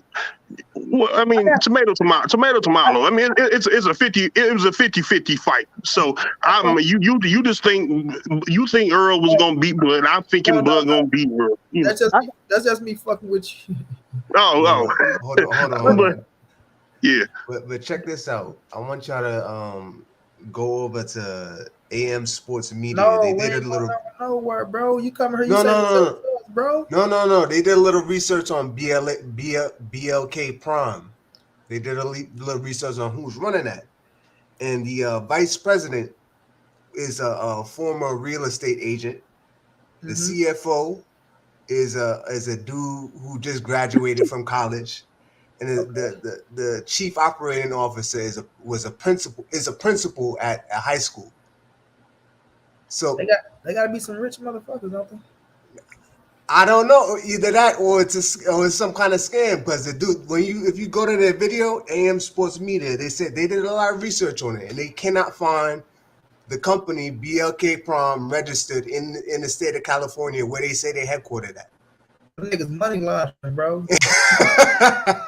And it explained, like you were just saying, money. we ain't gonna put it out there like that, but we can make assumptions. Yeah, hold on. Let Curious go ahead. Curious. Nah, but you were just saying, money. It's kind of crazy. Like it's no official announcement. BLK Prime ain't announced it. Terence Crawford ain't announced it. And you look at the people that's behind this, like that's in official positions in the company. Right. They don't look like they have any competency in broadcasting sports and sports promotion. The dude is a real estate agent, a college student, and a principal at a high school. Like, what is that? Like, what's going on? And it's not me saying this. You could go to AM Sports Media. They have a very good video on it. But that, yeah, man, that's all I got to say, man. It's just bullshit on bullshit on bullshit, man. So you know what that means, right? That means it's unreal. What they based out of California? That's what they said in the video. Oh, but yeah, they cannot find them registered. Yeah, El Chapo's son is on the low. Nah, He's giving away 10 million. They giving away 10 million. You know who that is? The people that other man that them people's watching. Oh yeah. Shit, we ain't gonna mention no names because we just making hypotheticals and assumptions. Yeah. So he moving on around, huh? He moving on around, Jose. Yeah, he's Cali now. Cause to say you giving somebody 10 M's, bro, and not worrying about a return. Obviously, like, they'll take a hit. Like, bro, how much money? Like, bro, come on now, you motherfuckers got to be sitting up there with paper on paper. That's a leverage move, money. That's a leverage move. That's a leverage move. Yeah, they bro. They doing that to try and put some leverage in the negotiations over here. No, but that mean I'm willing to bet this fight never get announced. right. Jeff. Like this shit gonna break apart, and now guess what? Bud is out of the clear. Like, you see what I'm saying? Like, that's why I say the shit just so weird. But then when Gator just put it out there, like, for real, bro, how come Bud ain't said nothing about the fight? Like, bro, these motherfuckers, hold on. You just signed for $10 million. 10. And then y'all fight in December, right? We in October 24th, today my little brother's birthday, right? So that means we only a month and some change away. So that means you need to be trying to do all the promotion you can do, right? At least put a motherfucking post on your goddamn Instagram saying, "Oh, the fight is going down." So you know what I'm saying? Like, we ain't got nothing, not nothing. Funny, man. This shit's weird, bro. Bud ain't never been the type of person to promote his own fights. Remember, Bob used to have problems with him trying to promote his fights. He wanted Bob to do all the leg work. That's true, but now you ain't dealing with motherfucking top rank, because they got a top rank is kind of a team. So now you're dealing with BLK Prime, somebody that's trying to get out there, right? This they trying to, like Blue say, they trying to break through. They trying to show that they can be some big dogs, right? Because whoever they go to, they trying to play them like little pups, because that's what the fuck y'all is, right? Y'all are little pups trying to get into the game. Y'all are little pups trying to get into the game. It doesn't matter if y'all bring Terence Crawford in for a fight or not. They laugh like, we don't want no motherfucking Terence Crawford. You feel me? Like, if we wanted Terence Crawford, we would have had Terence Crawford. So they don't want no goddamn. It ain't like they leveraging for. Oh man, you know what? They want to leverage with us for Terence Crawford. No, y'all just fucked up the Errol Spence fight with Terence Crawford. But that's about it. You ain't see nobody going crazy for Bud, right? Look at Tank. When Tank hit the market, look at everybody try to get him. When Canelo hit the market, everybody try to get him. Bud hit the market, motherfucker. Oh well, it's only one fight out there for Terence Crawford, and that's Errol Spence. That's the only fight, and we don't have that fighter to make the fight happen, right? So they like, shit, we don't got the fighters for Terence Crawford, right? He on his last look. I ain't gonna say his last leg, that'd be the wrong thing to say. But at the end of the day, it's like we don't have the fighters to promote him for us to make money off his motherfucking ass. So it won't make no sense for us to pick him up, give him the money that he's looking for, and then we lose out on money just like Bob Earn was doing. You know what I mean? So it's only one fight for him that was right with the PBC. PBC was doing the best they can do with his ass, right? Making the deal happen. And then you got BLK Prime come in to fuck this shit up. You feel me? And now we don't even know what the fuck BLK Prime is. We don't even know who the fuck Terence Crawford is really fighting. We ain't hearing shit from him. Blue ain't pushing it like that, right? Ain't nothing really happening like that.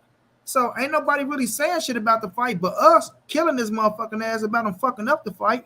But nobody's really even saying that. Like, what the fuck is they like, where's they their page? Social media pages and shit. I was gonna ask right before the brother jumped on in the bottom. that poster that they came out with, is that an official poster? Real rap, I I have appreciate no that love and idea. cash out, bro. That my dog, real rap. I appreciate that love, bro.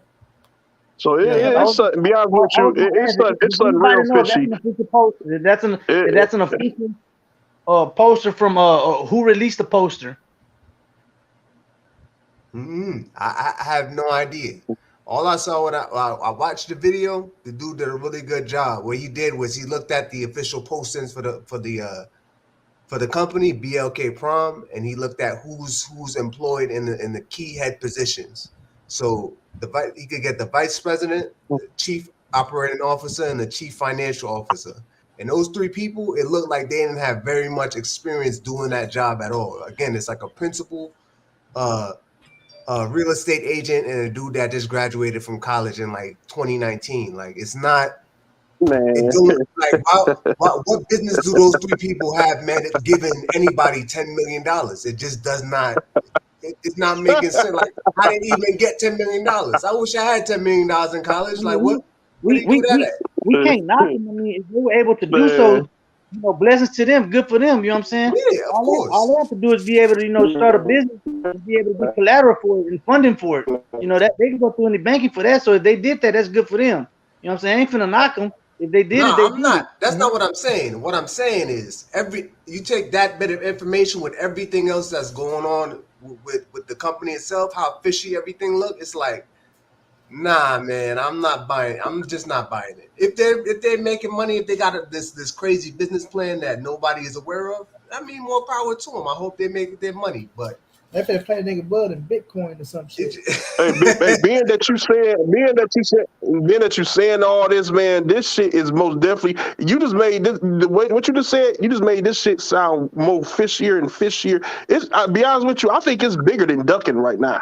I think the problem is bigger than ducking. Something real fishy is going on with Team Crawford not saying shit, taking a fight, just opting out, and we fighting over here. And you saying these motherfuckers over here is all new and like they don't even know nothing about the business of boxing. It's like, what the fuck? Nothing's being said about this. Is some real fishy, strange shit going on right now. That nigga about to get paid in Dogecoin. Big Dog, what's your name? Big Dog, right up underneath me. Jeff.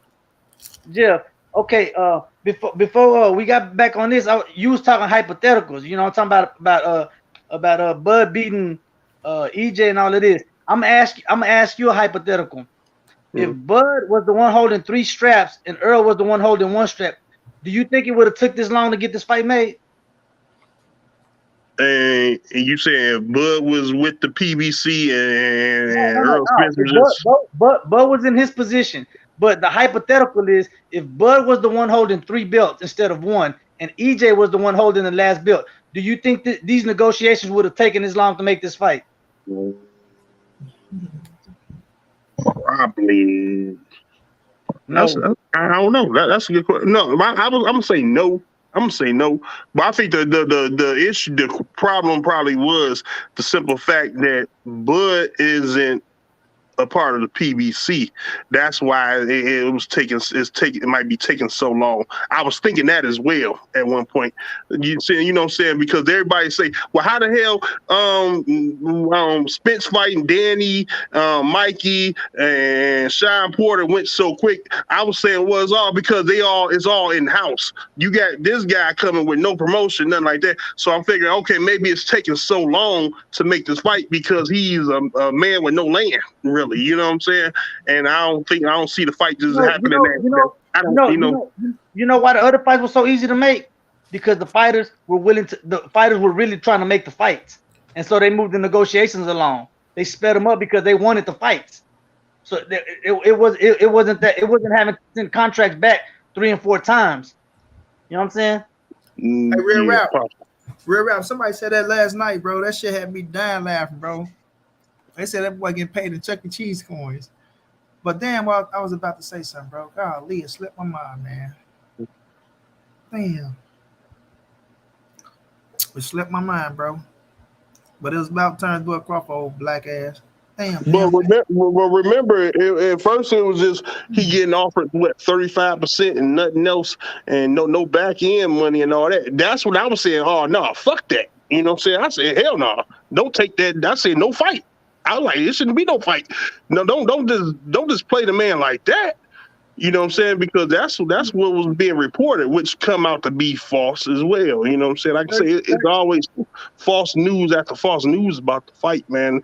That's what led me to. It can be a lot though, depending on the sales. If they sell 700,000, 600,000, you know, at what they gonna sell the fight for? $80, $90 a pop. You know what I'm saying? 35% of do the math. That's still millions. That's still million. That still would have put them above 10 million. I would never. Right. See, they're trying to come out. They think selling it because okay, we're going to pay Bud all this money. We're going to charge 40 instead of 75. Like y'all should know ahead and put the 75 on the motherfucker shit. But we're going to charge 40, right? We're trying to get them over to the app. Some shit that people never even used in the first place, right? Now, do people even trust their credit cards being in that shit? Like, do you trust putting your credit card into something that you don't know about? I heard that's a date. I heard that's a dating app too. they hustling backwards. See, they already shit. You motherfuckers talking about 10 million. They thinking Bud is a hot commodity. They thinking Bud is hot, good shit, good product. And they thinking if they can push good product for cheap, they gonna sew up the market. That ain't how it's gonna work in boxing, baby. You got too much competition. There's too much good product in boxing right now. Yeah. You know what I'm saying? They thinking they gonna sew up the market. Oh, we can get some good product and push it for cheap. We gonna sew up the market. You got to get competition. This ain't the streets. This ain't what you selling. You know what I'm saying? Yeah. You selling the product. They gotta go up against another product. That's like Blue Magic going up against some shit that you'd have stepped on. I stand by my product. That's Blue Magic. You feel me? Mm-hmm. But Zay, you just put it in my head. That's what I was gonna say. They made this the thing, bro, and this reality. This for real. They made Terence Crawford feel like he's bigger than what he really is, and that's what's held up the fight. Because even though yes, it's the biggest fight in boxing for its competition wise, right? Everybody keeps saying, okay, well, if y'all saying it's the biggest fight in boxing, well then pay him like it's the biggest fight in boxing. Don't mean it's gonna sell like it's the biggest fight in boxing, right? Now we understand competition wise, it's gonna be a fucking banger, right? It's gonna be a fucking banger. But that don't mean everybody's coming to the table and go press that fucking red button. It's just the reality of it. But people want to downplay that like it's just, oh man, y'all just saying that shit, man. Y'all don't know the power of the black dollar. Y'all don't know that, man. 50% motherfuckers go stream that fucking fight, bro. This is what we do know. Let's be realistic, bro. Motherfuckers streaming Mayweather nowadays, especially nowadays, with the economy being the way it is, people streaming every fucking thing. So them people not stupid, bro. So to come to that situation, you know, Bud at the table, and he really feeling like he deserved motherfucker 20 million up front. You know what I'm saying? He really feel like he deserved 20 million up front. Like that's what I bet you he was trying to get 20 million up front.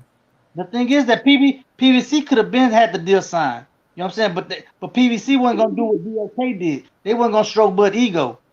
They wasn't gonna stroke his ego. You know what I'm saying? Cause they realized, Crawford, you ain't what you think you are. You know what I'm saying?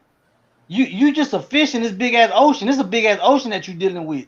This boxing shit, this is an ocean. You know what I'm saying? You ain't as big as you think you are, bud. And BLK, all they did was go over there stroking this man's ego. Oh man, you the shit. Oh man, we can give you 10 million because we know we gonna make our money back. Shit. How many tickets y'all think they the little bitty ponds, eh? So this is what it is, eh? They the little bitty pond, right? They went to the ocean. BLK caught them a little pretty fish, put it in the little bitty pond, and now they think they the shit. You feel me? And that shit ain't gonna work out. That ain't gonna work out at all. How many pay-per-views I think that would have sold, man? Errol versus Crawford. I mean, like I say, my probably 3 to 400. Shit. I was at the 500 mark. I put it 500, 600 mark, between 500 and 600 mark. Yeah, so 35% of the revenues if it was at $80 a pop, that'd be $16 million. It's for sure going to be 75. Like, it's for sure going to be that, right? So you said that'll be what now? If you got 35% of the cut for 60. Oh yeah. Now That'd listen, have been like $16 million. but curious, check this out. That's just for us the pay-per-view. Now think about the ticket sales. Yep. Right? Everything else that's coming in. It ain't like you just got 35% of just the pay-per-view. You get 35% of everything that, you know what I'm saying, that's going on. He knows this, bro. That's what I'm saying. People was trying to shit on 35%. 35% is a big percentage. Hell yeah, that's a big percentage. And money. Even you say we don't even think it's 35. We were thinking more along the lines of 40%. Right, bro. You know what I'm saying? Yep. But yo, I gotta get going. Yo. I just came in to say what I said about BLK Prime. Is this the title? All right, appreciate you, man. What's up? Is Bud fighting for a title against this dude? Bud got the title. Hell no, he ain't fighting for no title. He not going. Whoever he about to fight, does he hold a title belt? No, Bud is a champion. Bud is a champion. Errol got the other 3 scraps. Oh, okay. So he did. Right. Okay, all right. I was thinking, okay. Okay. Oh, goddamn champion. Boy, why you think we turn his ass up? Boy, you say going in there like a robot, Jeff. The dude came out the woodworks, man. Don't nobody, man, this man might as well be a lumberjack. Don't nobody know this man. They wouldn't have stopped that man fight. So that man had to fight. I mean, that's why I'm asking, because I don't know who the fuck he is. Hold on, bro. They wouldn't have stole this man out of a fight where he probably could have get paid 5 figures. Now they might try to give him a high 6 figures, but they wouldn't have stole this man out of another nothing ass fight, and respect to him because it's a fight regardless. But they gonna bring this man to a straight championship bout with Terence Bud Crawford. Like this shit just, bro. Like I gotta see it to believe it, bro. I'm gonna say something funny, money. Okay, now if this fight is true, if Crawford has his opponent and this happening this December 10th, okay, they've already established what Crawford is getting. What is the opponent getting? 500,000? $1 million? You talking about David Avenesian? Yeah. That's what I said. I think they might give him a high 6 figures. Hey, I think they might try to give him a high 6 figures. I don't know. Man, that man ain't Crawford. This is what Crawford is used to. He's used to giving them whatever he wants. If anything, that man would be lucky to get $1 million. If they give him $1 million, bro, I'll be surprised. But that's what I'm saying. That's what I'm saying. He probably gonna get $500,000 to $700,000, $900,000 max if he's lucky. But that's why I said, Zach, he's coming from a 5-figure fight, right? Because he had a fight. He probably was at a $60,000 to $70,000 fight. Now he probably finna get $300,000 to $400,000 fight. You know what I'm saying? So he winning. He gonna be winning anyway. They got to use all the money to give to Bud. Right. He gonna get the majority of all of it. See, that's what Bud is used to. He used to be in that A side, no matter what. Everybody's saying they don't see it happening, so that's why I say we gotta wait and see. I don't see it. Gotta wait and see. Hold on, especially after what you just said too.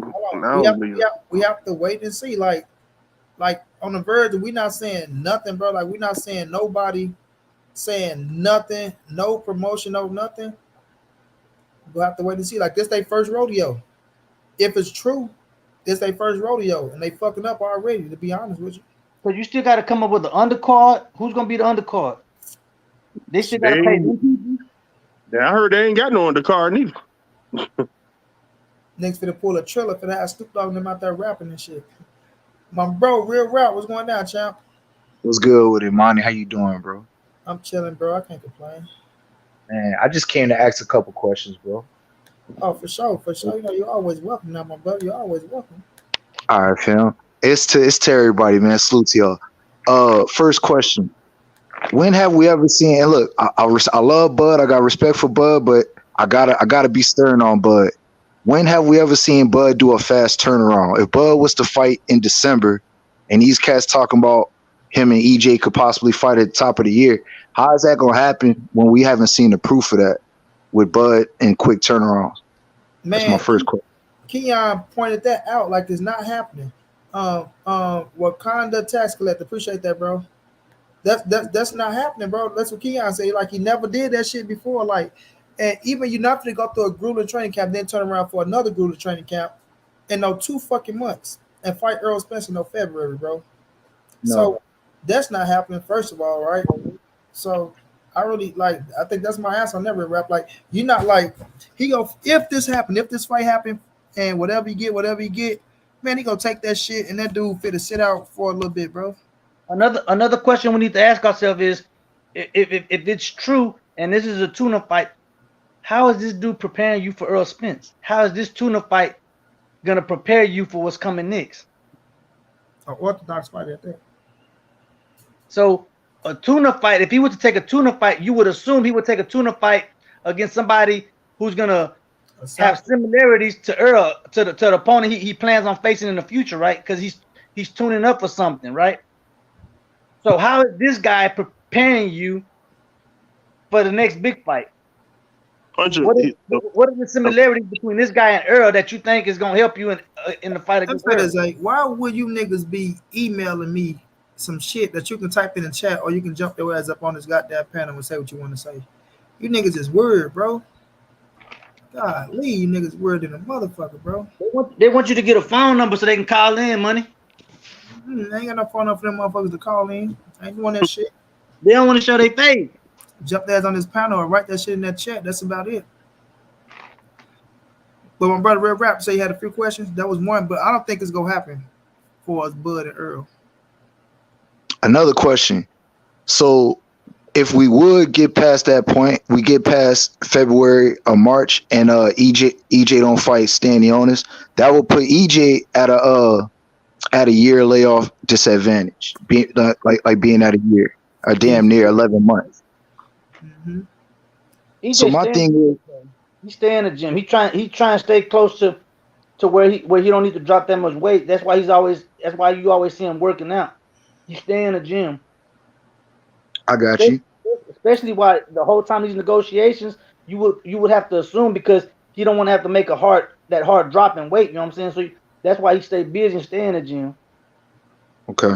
So going from 2 weeks ago or 3 weeks ago, with everything being agreed to, doing this this side deal, which get you bread, but it's like, man, like I feel him on the bread, but it's like, bro, I did want this fight right now. I ain't gonna lie, just like everybody else, man. I wanted this shit right now, and I don't understand how, if you in negotiations but you still doing other deal. Like, it was a good sound clip that I heard from Espinoza like 2 days ago, where he was saying they didn't have no plan B's or plan C's, right?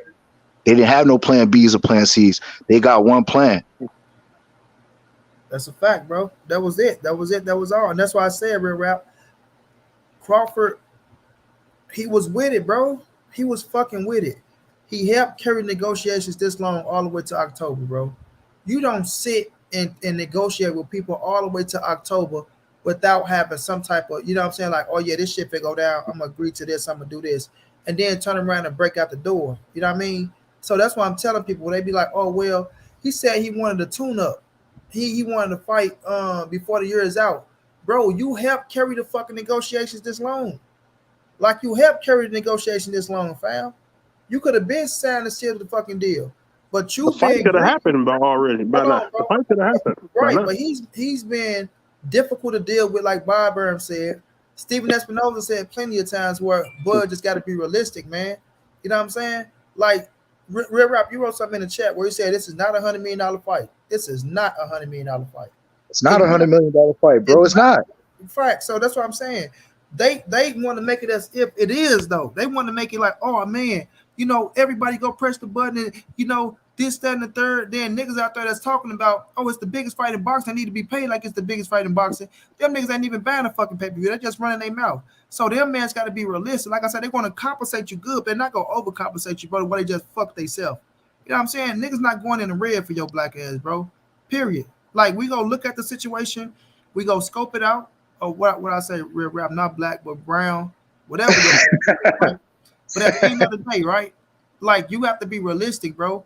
And you got to be understanding, like, okay, bro, if they giving me 8.5 up front and then they giving me back end money, you walking away with a lot of fucking money, bro. But instead, you want to sit up here and think you work more than what the fuck you trying to get. You know what I'm saying? So that's why I didn't like that shit. And I'm telling, it's only him that's complaining about everything. Errol Spence haven't complained about shit, not one time. We ain't heard this nigga come out talking about, oh, well, they fucking us here, or man, I'm trying to get this, or I'm not holding up. Like, come on, bro. Like, this nigga complaining about everything, bro. They had to switch the fucking contract 3 times. And the third time they switched the motherfucker, he wanted 3 more things changed on her. They changed it for him, sent it back to him. This nigga goes to these people for 2 weeks, 14 whole days.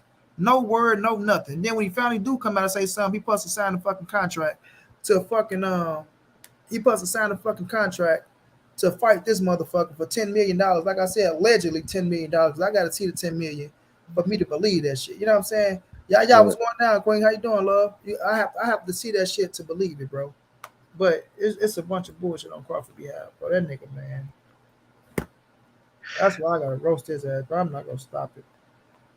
Like my other question, Monty, is, if it's about legacy, why wouldn't you put your best foot forward if it's about legacy? Yeah, and you making good ass money, bro. You making as much as you ever made in your career, bro. Yo, $6 million was your biggest payday. If they get 8.5, Daniel, show your face, bro. I don't know who you is. Daniel Ferrer. I can't even pronounce your last name. Okay, I got you, bro. I got you. You know what I'm saying? So if it was about legacy, right? But if you leave it up to him, real rap, I'm already 3-weight world champion, fighter of the year, pound for pound #1 fighter, Hall of Famer, check. Like if you leave it up to him, he don't need no legacy. You know what I'm saying? He already so why not retire now since you done all of that? Yeah, that's how he talking. Like I say, when we seen him at the motherfucking Hall of Fame thing, and now every time like he regurgitate this shit every time, bro. He said this shit like 15 times already, bro. Yeah, but it's true. It's like, bro, you saying the same shit like Crawford. We all know what you achieved. We congratulate you on that, bro. We commend you on all the success you have in boxing. But like I still tell people, accolades don't put asses in the seats. At the end of the day, bro, accolades don't put asses in the seats, bro. That don't mean because you was a 3-weight world champion, former undisputed current WBO welterweight world champion, fighter of the year. Nigga, you ain't putting asses in the seats. You feel me? That's why accolades don't get you to be the A side neither. Yeah, he's still a motherfucking B side, and you know it. It's all about what you did at 147. You know what I'm saying? We know what you did at 140 and 135. We know what you did, but what you did at 147. You know what I'm saying? It's like I've always told my brother Money. He's trying to charge Errol and PBC for all his past accolades that he didn't get paid for. Right, he's trying to charge them for all his past accolades. They don't owe you for none of that. You should have got that back then. He doing the same exact thing that he said Errol was gonna do. Hold on, my brother John. Let me get Daniel up here because he jumped in before you, but I got you, John. Okay, my guy. Yo. What's up, Monty? Salute to you. I only have one thing to say. Like you guys were talking about it earlier, how ridiculous it is him doing it on this app, and it just seems so fishy, right? Somebody better check on Daniel Kinahan's ass, bro. Like, what is he doing? They better start tapping his phones, man, right? That's what Zay was talking about. It's just it's just too fishy. It's too fishy. It don't make no sense. Yeah, I don't mention no names because these phones be listening to y'all. They gonna pay Bud in cash, dirty money, straight cash. That nigga Dan Kinahan went and found him a principal, another somebody, and somebody else that got some clean names, and say, well, the first fight we're going to make is Terence Crawford. We want to give him $10 million. Don't worry about that shit. We just want to get it out there, and it's just some weird shit, man. Man. It just sound. I mean, it's just too fishy, man. And I don't think that Bud fans really hold him to like the actions that he's taken throughout his career. Like they're talking about right now. I mean, you got to look back. Like Bud been doing this kind of shit like for a minute. Like, you know what I'm saying? Like, I mean, I guess it is what it is. They're gonna rock with their man, but I mean, like, I think there's a line between being realistic and looking at his track history of doing business. I'm from the Bay. And Andre Ward's one of my favorite fighters. I think that Andre Ward wasn't that great of a businessman, though, in boxing. And I think that Bud kind of follows, if not worse than, as a you took it businessman out in my mouth, boxing. bro. I swear to God. Before you just said that, when I said accolades don't put ass in the seats, I always allude to Andre Ward. Like, he got some paper back then fighting Kovalev, right? He made some dollars, right? But he wasn't making the big dollars like that. He was number one pound fighter, all the skills in the world. You know what I'm saying? But he wasn't making money like that because he wasn't excited. He didn't have the it factor to put them ass in the seats like that, bro. And Terence Bud Crawford is the same type of way, fam. Like, you're boring to people. You're boring, right? You're not speaking to the people. You're running off on Ellie setback. Ellie got one of the biggest motherfucking boxing platforms in boxing because of the selfishness and the arrogance that you is, because you think everybody going for Errol Spence. So if people like Errol Spence, you don't like them.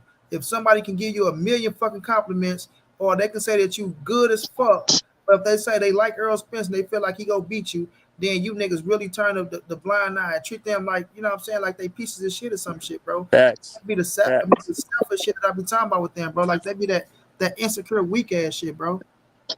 His whole character, he don't have the right charisma to sell himself right, because he always has to be the tough guy. He always has to sell himself as a tough guy, dude. All that tough, say that for the ring. Just do that in the ring. You ain't got to be tough all the time. You know what I'm saying? You gotta have some charisma. It's just like what's his name? LaFleur. Everybody be talking to him, but he got charisma. He draws, whether it's hate or love, he knows how to draw people to him. Woo! And all of that. Right. It's charisma. Rolly as well. Not the biggest motherfuckers, the best they got. They know how to sell themselves. But John, go ahead, John. Nah, I was just saying, like, everything that Bud said in that interview about, like, it seemed like EJ is just trying to get a retirement plan, and that he would take either 60-40 or 50-50 and rely on his skills. It looked like he regurgitated all that. He did exactly what he said EJ was doing. You know why that is? Because in psychology, he was actually speaking his feelings out. He was speaking out exactly what his train of thought was. It's called projection, right? So, hey, what's up, panel? What's up, chat? So, I went to BLK Prime's headquarters today, and guess what? Because I'm in the Bay also. I heard somebody say it in the Bay, so I checked them out. I'm there, like 8 miles from my house. It's a boarded up storefront. It's looking bad out here, man. I don't see where 8 figures is coming from fighting David Avenesian in Omaha on an app whose headquarters is a defunct business. Right? Like, so I went to the state board, the Secretary of State, where you register all your businesses, you get all the business licenses, and Black Prime, if you go to there, right, their business license has been suspended. So yeah, they're not even like eligible to do business in the state of California. That's what I found out today. I can go into it, like, Lelena Shepherd, the only contact at Black Prime. It just seems like it's a fraud, a scam. So, like, I don't know. I would do your due diligence before, like, dropping your $40 down. That's just me. Yeah, I ain't putting my debit card in that. That's why the price is so low, because that's where all the money was gonna come in from, the fans. No, that's even more weird. That's even more weird what the last guy said. You know what I'm saying? You said there ain't nothing there. He said he seen some people there that didn't look like they was qualified. You said there's nothing there. I can go real deep into it if you guys want more details. It's deep. I had a whole 5-hour live on this stuff this morning. Like, I went there 9 o'clock in the morning because I didn't expect it. I expected for it to be a business.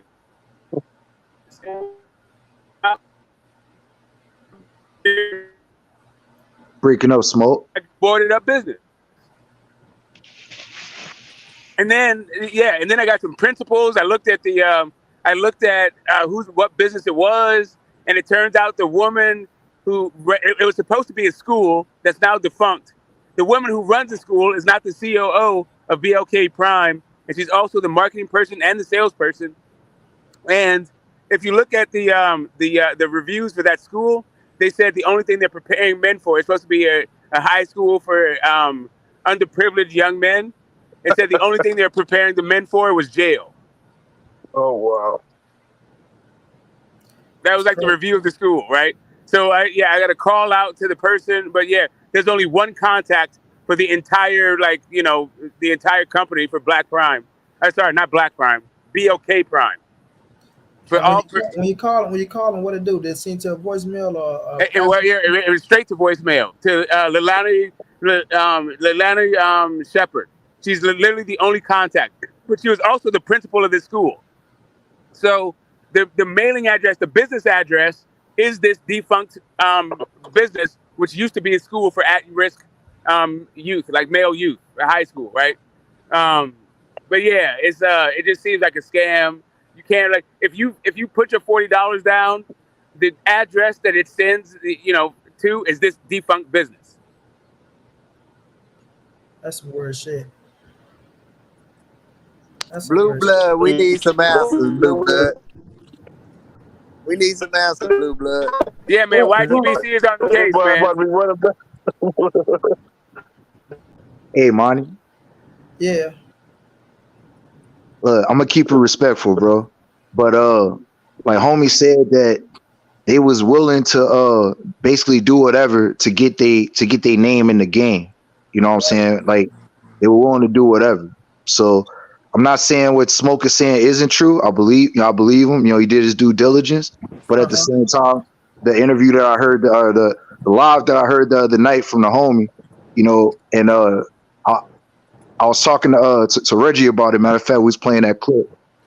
He came out and said it when he was on his live. Like they willing to do what they got to do to get their foot in the game.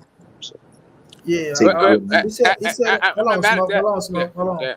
But he said that when he was on Keon's show too. Like they trying to, get that big step. So they willing to lose out on money and shit like that to get recognition. You know what I'm saying? Like when the Zone first came into the game, they were just throwing money around. But we know the Zone is $1 billion business, so they had their shit put together.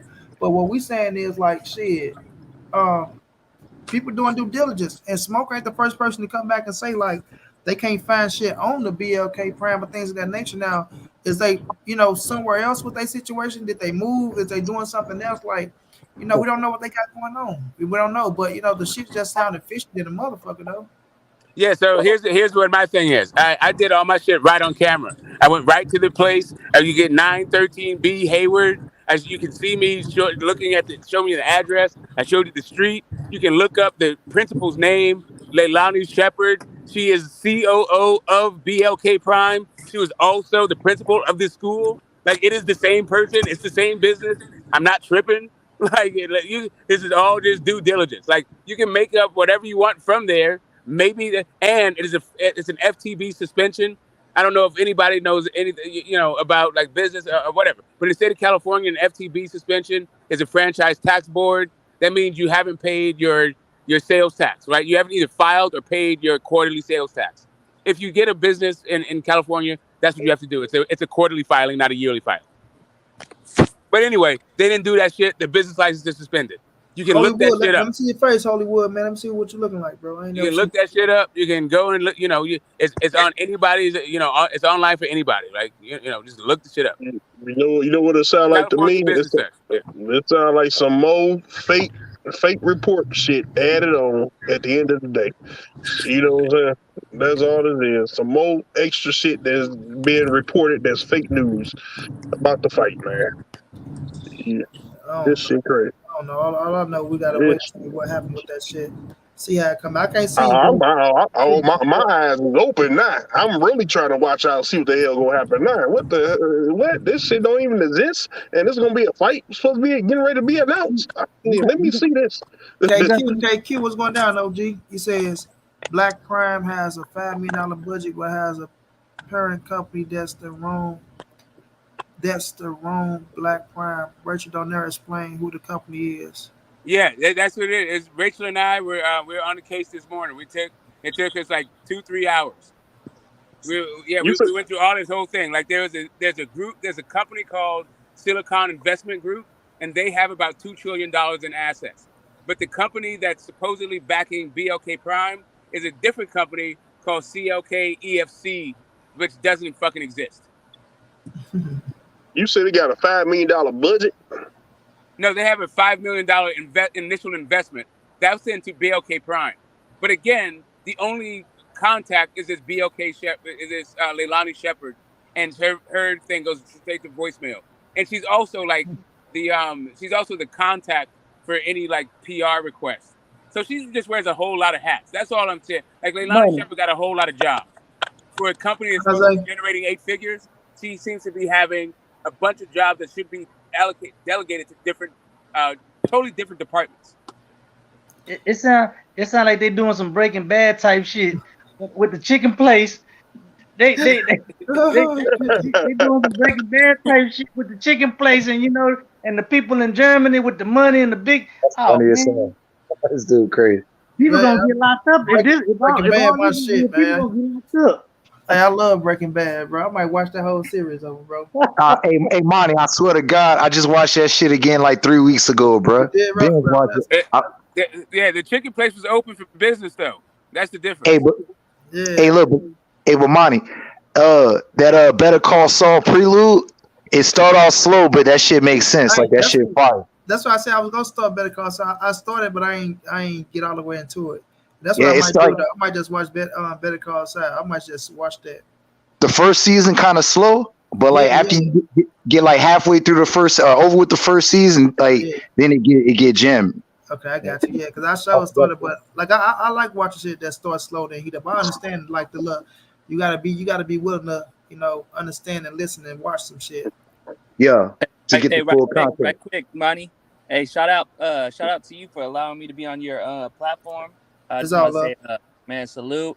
Keep making the content that you're making, man. You got my ear for surely. I appreciate you, brother. I'm gonna still be listening. I got work right now, so I'm I gotta chase that bag too. Yeah, handle your Crawford, business, I guess. You know what I'm saying? Handle your business, right? Like handle your business, bro. But yeah, man, it's just a lot of weird shit that's going on there. People going out there and searching, and like I say, bro, they fucked up the biggest fight in boxing. That motherfuckers want answers, bro.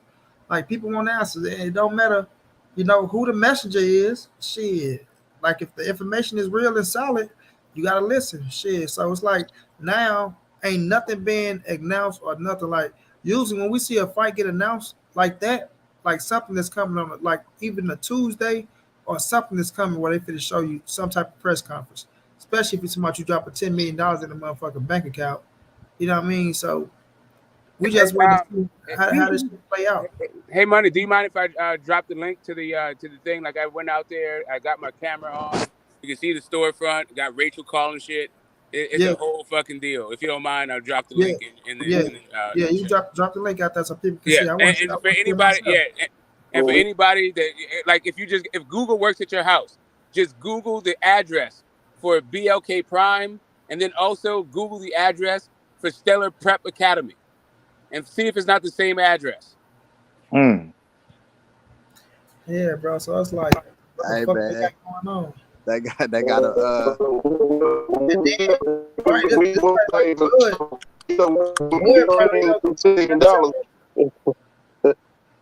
You sound like a robot too, Jeffrey, bro. So Bud probably know what the fuck he got himself into.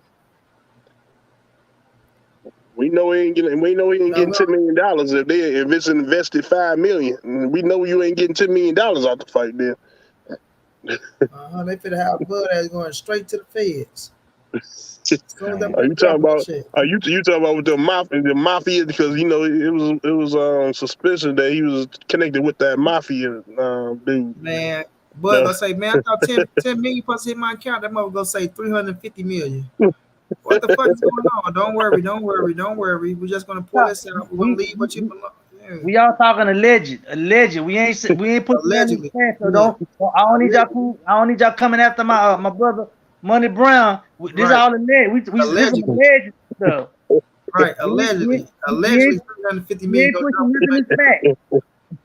Right, Zay. Allegedly, I forgot you gotta say allegedly because motherfuckers be suing you nowadays. Hey, Money. Hey, what if this shit don't fall through, bro? Bud gonna look real bad, bro. He already It- looking bad. He gonna look real bad. It's not gonna fall through from what we learning. Shit. I was say too, you know, if it was an official fight and everything, you would assume Bud would be on camera somewhere announcing it. You know what I'm saying? Somebody would be on camera announcing it, making it official. You know how they make a press conference or whatever, announcing a fight, pushing somebody would have said something on camera. BLK Prime or somebody, one of their spokespersons, somebody would have started trying to push it immediately. Once contracts are signed, you know, they got to start trying to get the ball rolling because they got to start trying to get that money. You know what I'm saying? You trying to start promoting as fast as you could. You got what, 6 weeks, 5 or 6 weeks to go for the fight? Supposedly. Yeah, December 10th. Shit, like I said, we already in November. You might as well say so. One more week. How they promoting the fight? Shit, Blue Blood Sports. Is that the only promotion? Shit, that's the only person that came out and said something about that bitch. Like we seen the one little fucking flyer. Ain't nobody saying shit. Yeah, ain't anybody even like. And I was asking, is that official? Does anybody know if that's an official flyer? Who dropped it? Come say at this point they have to get it done by any means necessary. That's a fact. Oh, this shit just fraud, bro. Just some fraud ass shit, bro. That's what I say. They sticking their nose in business, and Bud, you running your ass somewhere. You don't even know what the fuck going on, bro. Like that's the crazy part. You think? Like, hold on. I want to know this, right? Go ahead, man. To be all the way with agreeing with these people. You know what I mean? He had to have his lawyers go through, check out some shit, right? Talk to the people, have conversations, you know, because while you conversating with motherfucking PBC and Showtime, you're conversating with these people. So y'all got to be having some type of conversation of where the money coming from or when the money is going to hit, how much you getting up front, how much you getting on the back end. That's a lot of weird shit going on, bro. For him to be talking about telling somebody else to be transparent, and he up here doing all this weird you beat me to it, man. Yeah, shit. To where he don't even know if your motherfucking money gonna even hit your bank account after the fight is over with, right? So it's just like the shit just fluky, bro. You beat me to it, money. You beat me to it. Is there where's this transparency at? Did they open up the book? They must have opened up some books over there where he saw where the money was coming from. Right, show the nigga some secret tunnels or some shit. You know what I'm saying? Sorry to me, he want to tune up bad as hell. Hey, if it don't fall through, you think Blue Blood gonna take a hit? I mean, listen, let me tell y'all something about Blue Blood in this situation, bro. Blue Blood is probably like, and it's just I don't know Blue, so don't, you know what I'm saying, get pissed off about this situation. I'm just going from where I can look and see, right? I don't think Blue have money invested into these people, whatever the fuck they doing. I think they came to Blue with an opportunity, right? They look at Blue Blood channel, see that Blue is, you know, he big in the boxing game. So Blue got connection to fighters. Hey, man, if you can talk to these fighters, let them know what we're doing. You bring us fighters. If we sign them, you get a percentage. If they fight, things go well, you get a percentage. I don't think, just to me, now I can be wrong, but I don't think Blue is heavily investing into this shit for us. You know what I'm saying? What's going down. Now, for us, the internet is undefeated, bro. You can't beat the goddamn internet. I don't give a fuck who you is. You can say what you want to say. It's a million fucking trolls. So, of course, if the shit fall through, you're going to have people saying, well, see, Blue, this what happened. Y'all fucked the fight up. Y'all did this. Of course, you're going to have some type of blow black, but, you know, that's just the game. But I'm trying to see who the fuck these people is, right? And for y'all sticking y'all motherfucking nose and real big business like this and stealing fights away and stealing money away from people, you know what I'm saying? From feeding they goddamn family to now y'all I heard talking about y'all got a fight coming December the 10th and we don't see shit, no nothing right now, right? No lead up to a press conference, no motherfucking David Evanesian saying, thank you for the opportunity, Terence Crawford, from fighting for a motherfucking world title. Like this motherfucker getting a world title shot. Like, bro, all this shit is just fucking crazy, bro. That's the thing. Blue talking like these motherfuckers exist, but these motherfuckers don't exist for real. My thing with Blue is I don't see Blue for nothing. You know what I'm saying? If whatever Blue is doing, he's taking it as if they approached him as an opportunity, he's using it as an opportunity to feed his family and stuff. So you know what I'm saying? somebody approached him with something, say, hey, we know you got contacts with the sports media, with boxers and stuff. What I'm saying, so he jumped on the opportunity, and that's the way I'm gonna look at it. You know what I'm saying? Yeah, Somebody approached him with the opportunity to be able to make some money, but it's up to him to do. It's up for him to do his due diligence on who he's doing business with. You but know what I'm saying? that don't make me stop saying it's not nothing to do with Blue. Don't make me stop saying that motherfucking BLK Prime is fucking up the biggest fight in boxing. You understand what I'm saying? Like Right. that's your partners. Like I don't like your partners. Like I can fuck with you, but I don't have to like your homeboy. You feel I me? agree. And if I I don't agree. like you, I don't like you, and I don't like them motherfuckers already because they some sneaky backstabbing motherfuckers. Like y'all didn't even like. Okay, no, don't get me wrong, y'all doing business, but y'all understand that this is the biggest fight in boxing going on. Now people can say that and I'm grilling turns Bud Crawford because he is the product and he have to sign. But y'all know these people over here doing business with this man. You know what I'm saying? Don't know what's going on or what's going down. You feel me? So that's what I'm saying. For Bud to be talking about he accepting contracts and he's locked in and all that shit, you couldn't be too locked in because that'd be a breach of contract. You know what I'm saying? And it'd be kind of tampering, goddamn me. But we know we ain't got that. We can't go there for because he's a free man and shit like that. But at the end of the day, right, they fucking up the biggest fight in boxing, and you know what I mean? It got people pissed off, bro. Like people are going to speak their minds because this the fight that motherfuckers want, right? And people can feel how they want to feel. Like I'm not getting mad at nobody for turning BLK Prime motherfucking ass up. Some people saying this about Blue, they'll get over the shit pretty soon, but they feel like Blue is connected to BLK Prime. They feel like, right, Blue, you walk the motherfucker in there, so you feel me? It's like they putting you with them, so they holding you accountable with the people. You feel me? Blue can hold his own like a grown ass man, but at the same time, right, you gotta take it with however it come. You gotta take it, you gotta rock with it. You know what I mean?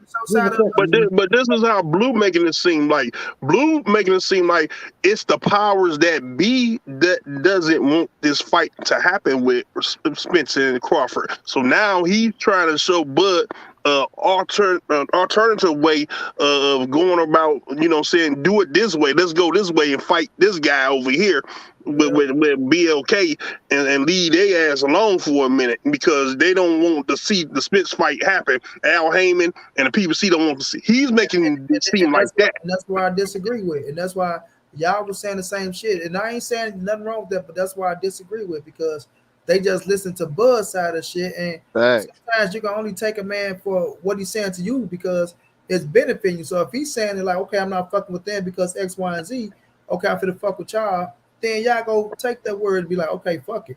This is our opportunity. He said this, whether if it's true or not. You know what I mean? But that's why I say if you've been a journalist, right, you have to do both sides. But Blue ain't trying to be a fucking journalist. He out here getting his bread doing what he do. Cool. Nobody can knock that shit, right? I ain't gonna never knock the hustle or knock nobody feeding their family. But if you go take it with the good, you gotta take the bad that come with it as well. You can't just sit up there and just, oh shit, you know what I'm saying? Take this and take that. And people saying fuck the company, this, that, and the third, and people gonna leave you out. No, you gotta take the bad with the shit. You know what I mean? Like I say, I was just gonna say that. I was just gonna say that, money. Who are the faces to BLK Prime? Because when you talk about like PBC, we know Al Heyman, we know Steven Espinoza, we got faces that we can tie. You know what I'm saying? Right now, BLK Prime, the only face we got is Blue. You know what I'm saying? Where are the faces to BLK Prime? Where are they at? Yeah, that was my thing. Though. It's like, and when people say that the powers that be don't want the fight, then you actually saying Errol Spence don't want the fight. Because you can't how you say the word differentiate. I can't even say this shit, but you can't take away from differentiate. Yeah, you can't switch him up, bro. Like Errol Spence is his team. Period. He tried to separate that. He tried to separate that. Yeah. He tried to make it seem like Spence wants to fight, but they don't want to make. They don't want to see the fight to happen. You know what I'm saying? And then you say Bud say, well, yeah, Errol Spence want to fight, but his team don't. But then when Bud give a statement in ESPN articles, he talk about they represent a fighter who don't want to fight as bad as me, and then Errol Spence is nowhere to be found while we're negotiating. So now, do Errol Spence want to fight, or do he don't want to fight? And it's like, which one is it? That's why I say contradicting himself every time he open up his fucking mouth, bro. So that's why I say it's just a lot of funny shit that's going on, and that's why I'm turning his ass up. I'm not gonna stop, bro, because he on some bullshit. He on some fake fluky shit. You done drug these people along this far. Of course, right? If you sitting up here asking for so much shit, right? They gonna stop their ass at some point and be like, man, we can't do this and do that, but we can do this and do that, right? But like I say, we only hearing one side, just one side, complaining about every motherfucking thing, bro. About every fucking thing. But then you come out and lie to about you accept this shit that you didn't accept. And nobody is putting pressure on his ass, and nobody is listening to that. Even Blue said, well, his lawyer, and I keep pointing this out, his lawyers came to us and said we're going forward with the deal. You see what I'm saying? So how can a lawyer go forward with a deal and don't shit happen? You feel me? How the fuck did you do that? It's like the lawyer agree to everything, knowing if the lawyer got the contract, they the smart motherfuckers. You send it to the lawyers. So what? You don't trust the lawyers now? They go over all this shit and then they tell you what you looking for is in the contract. So they had to call you, hey, Terence Crawford. Yes, okay. What you asked for, everything is good. All right, fuck, we going forward. Then just how everything just at a halt once again now. Now we at transparency. Now we at only 35%. Now it's just always something with this dude, bro. Always something. Errol Spence ain't said shit, but sign the fucking contract. Facts, Hey, Facts. remember, the lawyers have also agreed to what November the 19th as well. You know what I'm saying? Hey, supposedly, you know. I was also saying this, money.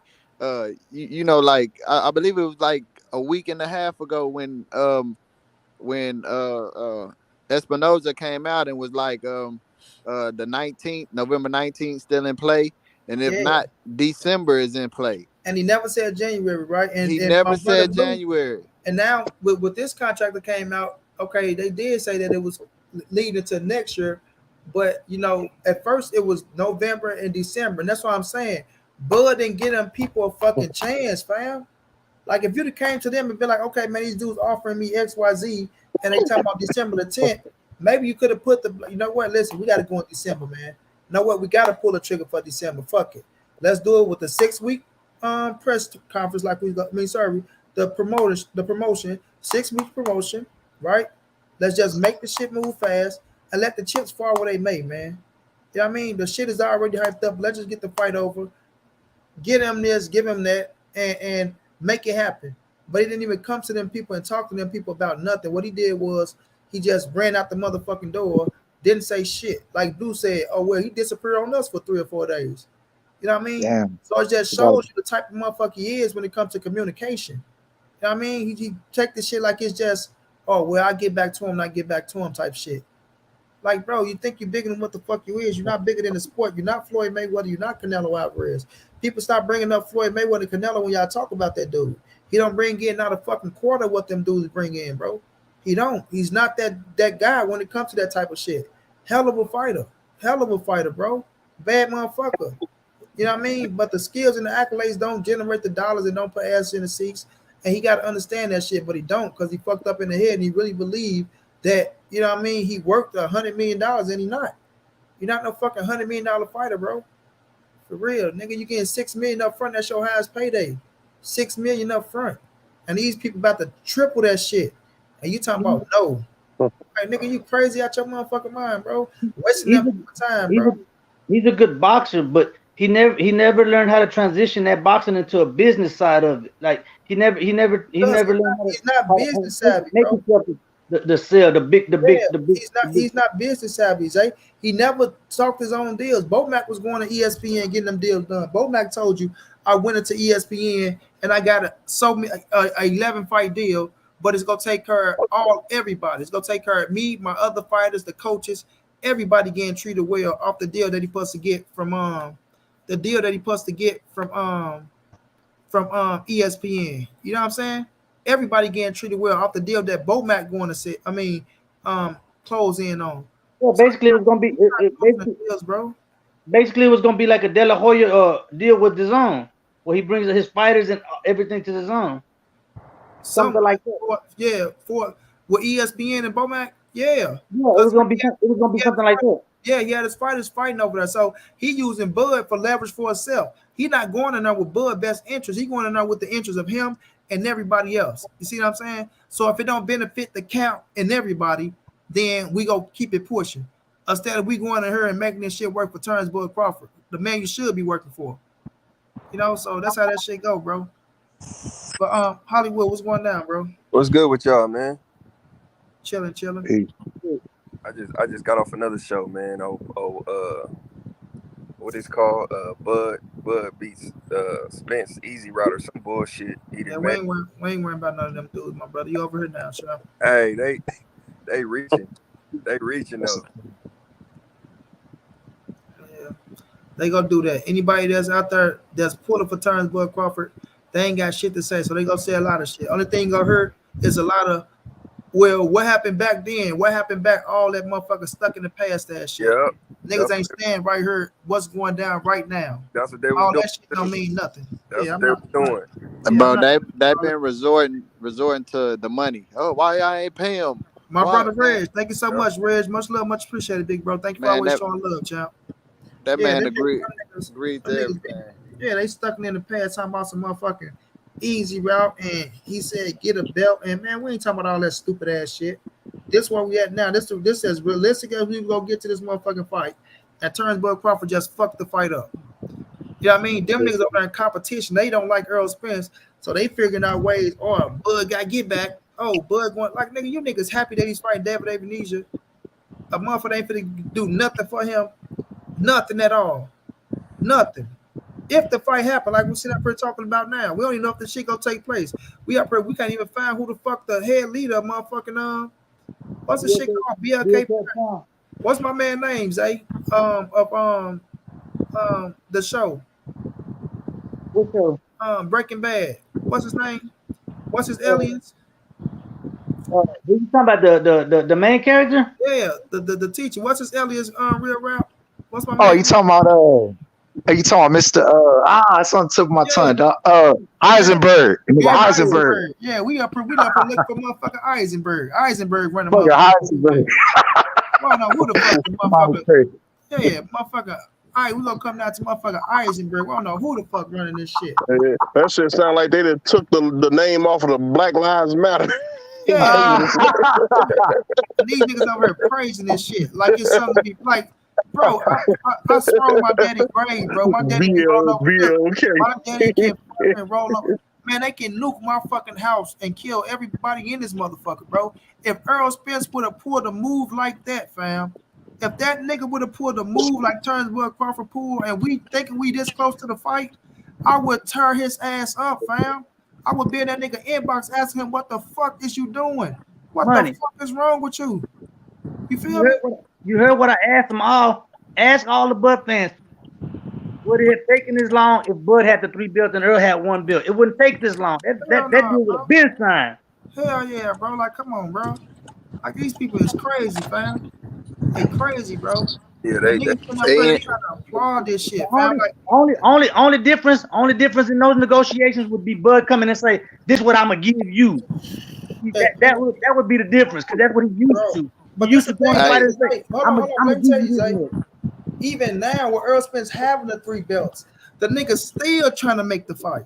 Like, that's one thing about the dude, bro. He's so solid and so real that the nigga is still trying to make the fucking fight happen.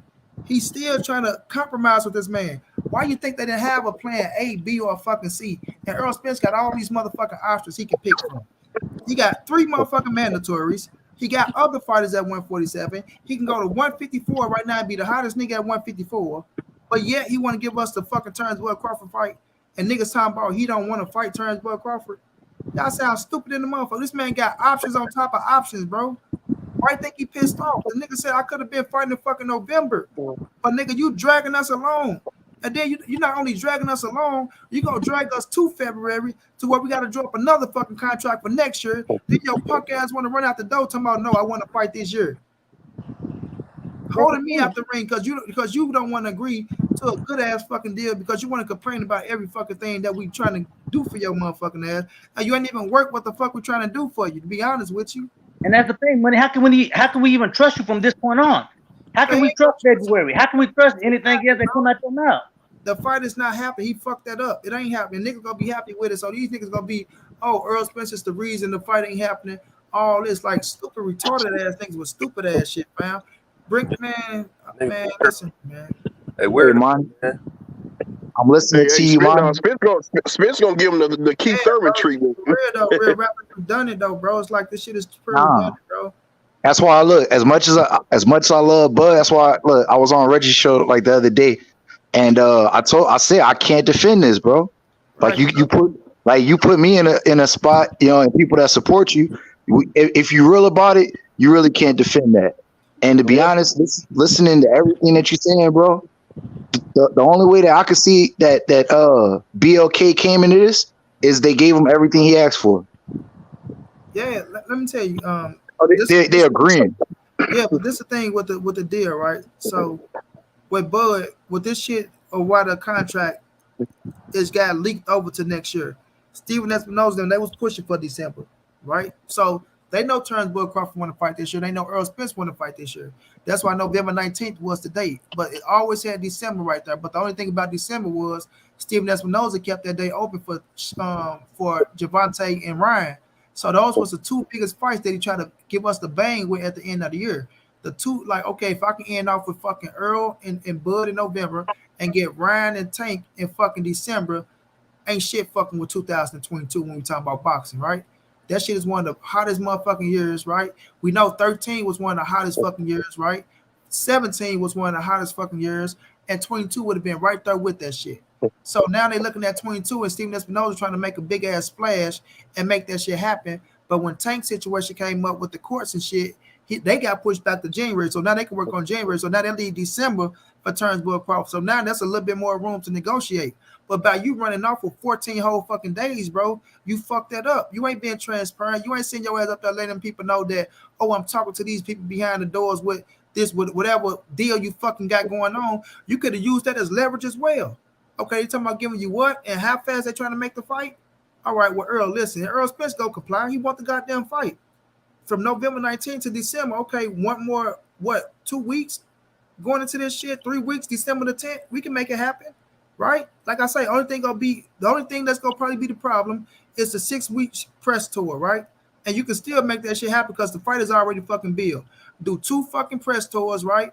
One in fucking Texas, one somewhere else, right? Or you don't even got to go to Texas. Just do it whatever the fuck you want to do it at neutral ground, New York for one, and then when the day before the fight, do it another one, right? Do the media training shit in between them niggas working out because they working out. Get the media training shit out there, and then let the motherfucking internet do the rest. All this motherfucking social media shit do the rest. You know what I mean? But it was Terence Bud Crawford that want to just hold up every fucking thing, bro. And I know Bomac had something to do with it. Salute to my brother Blue. But I know he said that, oh, well, Bomac is not in nothing. It's hard for me to believe that. It's hard for me to believe that. Bomac has some type of motherfucking say so. You know what I mean? So them niggas sit up there, bro, and they looking at the deal. They looking at PBC. They not liking that they the fucking B-side. You know what I mean? They not liking that shit. They some arrogant, motherfucking selfish ass Negroes, bro. That's all it is to it.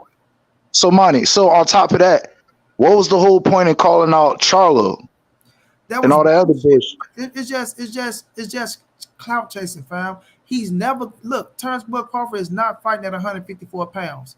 He's not going to 154. The only how he'll go to 154 is for the right situation, bro. They try to talk about 154 with Patrick Teixeira. Terence Bud Crawford would have whooped Patrick Teixeira ass. That was an opportunity to get a scrap to say, guess what? I'm a 4-division world champion, and bam, I'm right back down to 47. When Brian Castano whooped Patrick Teixeira ass and took that title, you ain't heard shit about 54 from Bud no more. Then when he got the time about Charlo, remember he linked up with Floyd Mayweather at the little party and shit. So Floyd Mayweather in this earth, he needs somebody to sign because he know Tank got the door with him. So now you know what? I can get you the Errol Spence fight, then I can get you up there, get you the Charlo fight that'll end your career off just how it's supposed to be. You know what I mean? Don't do this, don't do that. Floyd Mayweather in this fucking earth. So now he calling out Errol, and now I'm gonna beat your cheerleader, Charlo. Man, you ain't got shit to be talking about Charlo about. Nothing at all, fam.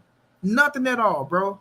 You at 147. Your biggest fucking fight is at 147. You know damn well Charlo and Errol Spence are stablemates.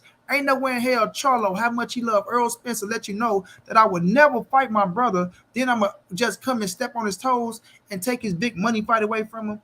You sound like a goddamn fool, bro. You know damn well. And then we both with PBC.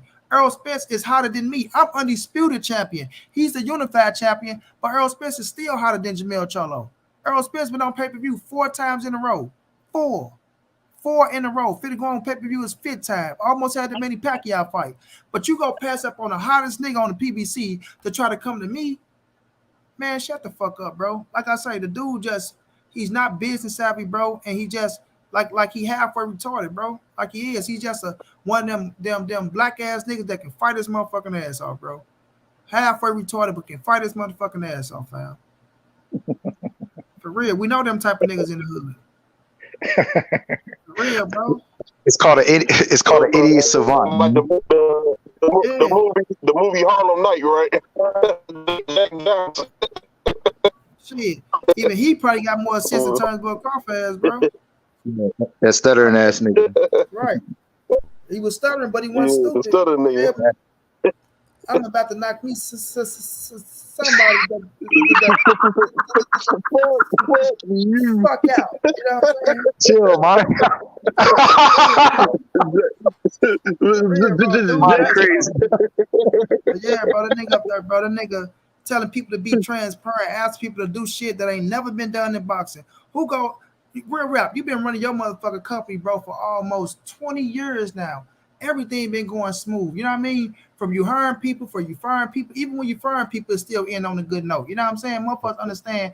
All right, real rap, go shake your hand. He gonna let you know why he letting you go. No hard feelings. Now I want to bring my old cool ass up in there. Oh yeah, you gonna hire me? Oh, you know I don't mop floors. Nah, I don't do that. You gonna pay me what? Oh, nah, I need to see how much you make this year. How much the entire thing, and how much is little Wendy making, and how much is a little white girl over there making. I need to know. I think I need to get paid more than her because I look better. Like, man, if you don't get your corny ass up out of here, dude, you better, bro. Where are all the Crawford cheerleaders that were on camera saying that he was gonna whoop Earl and do all of this? They ain't on camera. They over there on that show where my homie came from. All of them over there saying silly I'm talking about all of them. Keyshawn, you know what I'm saying? Roy Jones. Oh no, video coming soon on their ass. That's the next video. All of the people that were saying, oh, Bud gonna do this and Bud gonna do that. What they at? Look. Yeah, he showed them more and all this shit. Come on, man. I'm one of them, dog. No, real rap. No, bro. No, you're not one of them. You're a realist. You ain't the nigga that's talking about, but ever since I known you, bro, you been going for Bud. You ain't never one of them switch up ass niggas, fam. You ain't never talking about, Bud gotta stay busy. So now why Errol Spence ain't fighting this person? Now he ducking. Nah, bro, you a realist, bro. You ain't in this motherfucker talking about no stupid shit. You feel me? That's why I had to come up here, bro, because I've been supporting bro, and you know what I'm saying? And I'm like, bro, I can't defend this shit. Right. You know, as much as, you know, like it's like how people feel about Floyd in the ring versus outside the ring. It's like the same shit, bro. Like, exactly. And that's what it came down to. That's why, you know, when I really sat and thought about it, I'm like, bro, when has this nigga ever did a 3-4 month turnaround? When has he fought in a 6 month span back to back? Mm-hmm. That's why I'm like, nah, bro. Like, as much, you know, I got respect for Blue Blood, bro, but I was like, nah, I'm not buying what you're selling, bro. And that's with all due respect to Blue Blood. I'm not buying that, bro. There's all other Blue. See, Blue saying is this, okay? Bud wasn't going to fight this year, no way, right? They saying he's saying force the Errol Spence fight, right? So he's like, okay, the fight's going to get drugged to next year. Bud want to fight this year. He want a tune up. It just so happened we sitting here with our company. We got a card coming up, and we can make a fight happen for him. So, you know, what Blue saying is, okay, go hand in hand. He's not going to fight Errol Spence until next year. But what Blue, this just my thing where Blue got to look at. Okay, even if the fight get drugged to next year, Crawford is part of the reason why the fight is getting drugged to next year. That's they deep in negotiating, right? This ain't just we just start negotiating things of that nature. We're deep into negotiating to where we losing money on this motherfucker. He was a star. Yeah, we losing money on this negotiation. We losing money for his lawyers, for our time, losing sleep, and now this nigga making us miss fight dates with our hottest fucking commodity where we could have pulled in at least 45 to 50 M's on Errol Spence motherfucking Dallas Cowboys Stadium November the 19th. You understand what I'm saying? I would have loved to have been back in Dallas in November. You feel me? So it's like you making motherfuckers lose out on money, and then you in this bitch like it's just nothing. Like, bro, it don't work like that, bro. In the streets, people get hurt for that type of shit. And he know it. He got some type of street mentality in him, so he know exactly what the fuck they doing. Like, they not just sitting back saying, "Oh well, you know what? It's all good." That no, you know, oh, this nigga can't fight this year, right? They gonna be pissed off. Like, whatever it is you're trying to pull, you understand you holding these people back from prospering, bro. You know what I mean? Errol Spence fought in April. November, bam, they could have made that happen. Like I say, he got options, 3 fucking mandatories. You got other people out there as well. But you sitting up here, you got us holding on to the fate that your motherfucking ass is gonna come and sign because you halfway in agreeing that you'll say, then you'll agree, then you'll say this. So you on board with us. It ain't like you just heard and you just turning down everything. You're on board with us. For us to be going this long with your motherfucking ass, we have to have some type of understanding that we work to get this fight done. You know what I'm saying? Just a few little things that you want. Okay, we go fix that. Then it just comes to 3 contracts later, 3 more, whatever the fuck it was that you wanted switched up, and they do that for you. And now you just run out the door, just completely just run out the door. So he's in negotiating with these people to where you just can't come and stick your nose in his business, even if you're saying a fight going to next year. He's part of the reason why it's going to next year. So now he got to ride and die with that shit. It ain't no, oh, I want to fight. Well, if you wanted to fight this year, motherfucker, you should know you should have signed this contract a little bit before we got to October now. But now we can try to push it to December, see if we can make it happen. But if not, what is January, February? A couple more months. You know what I'm saying? Like, let's be realistic here. So at the end of the day, bro, he fucked all that shit up. He know he did, bro. And now that nigga quiet as a fucking church mouse, thinking shit go die down before he shows his motherfucking face again. He see all the heat that's going on out in these motherfucking boxing streets, bro.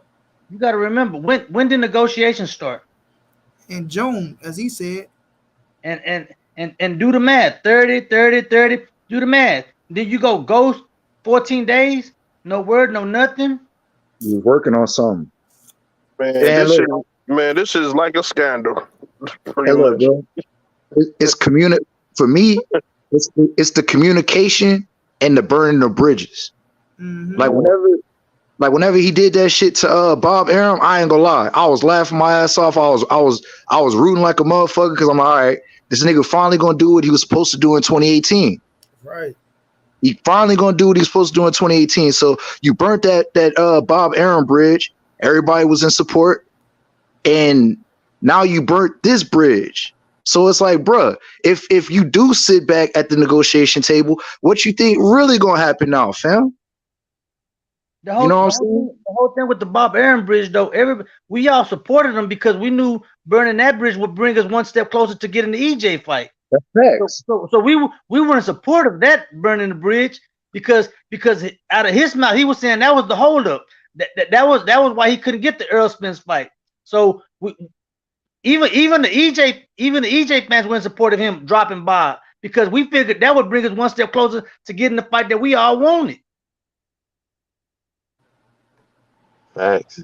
That nigga brought them bridge like ain't no table to come back to though. Like it ain't no table to come back to. That's over. That shit dead.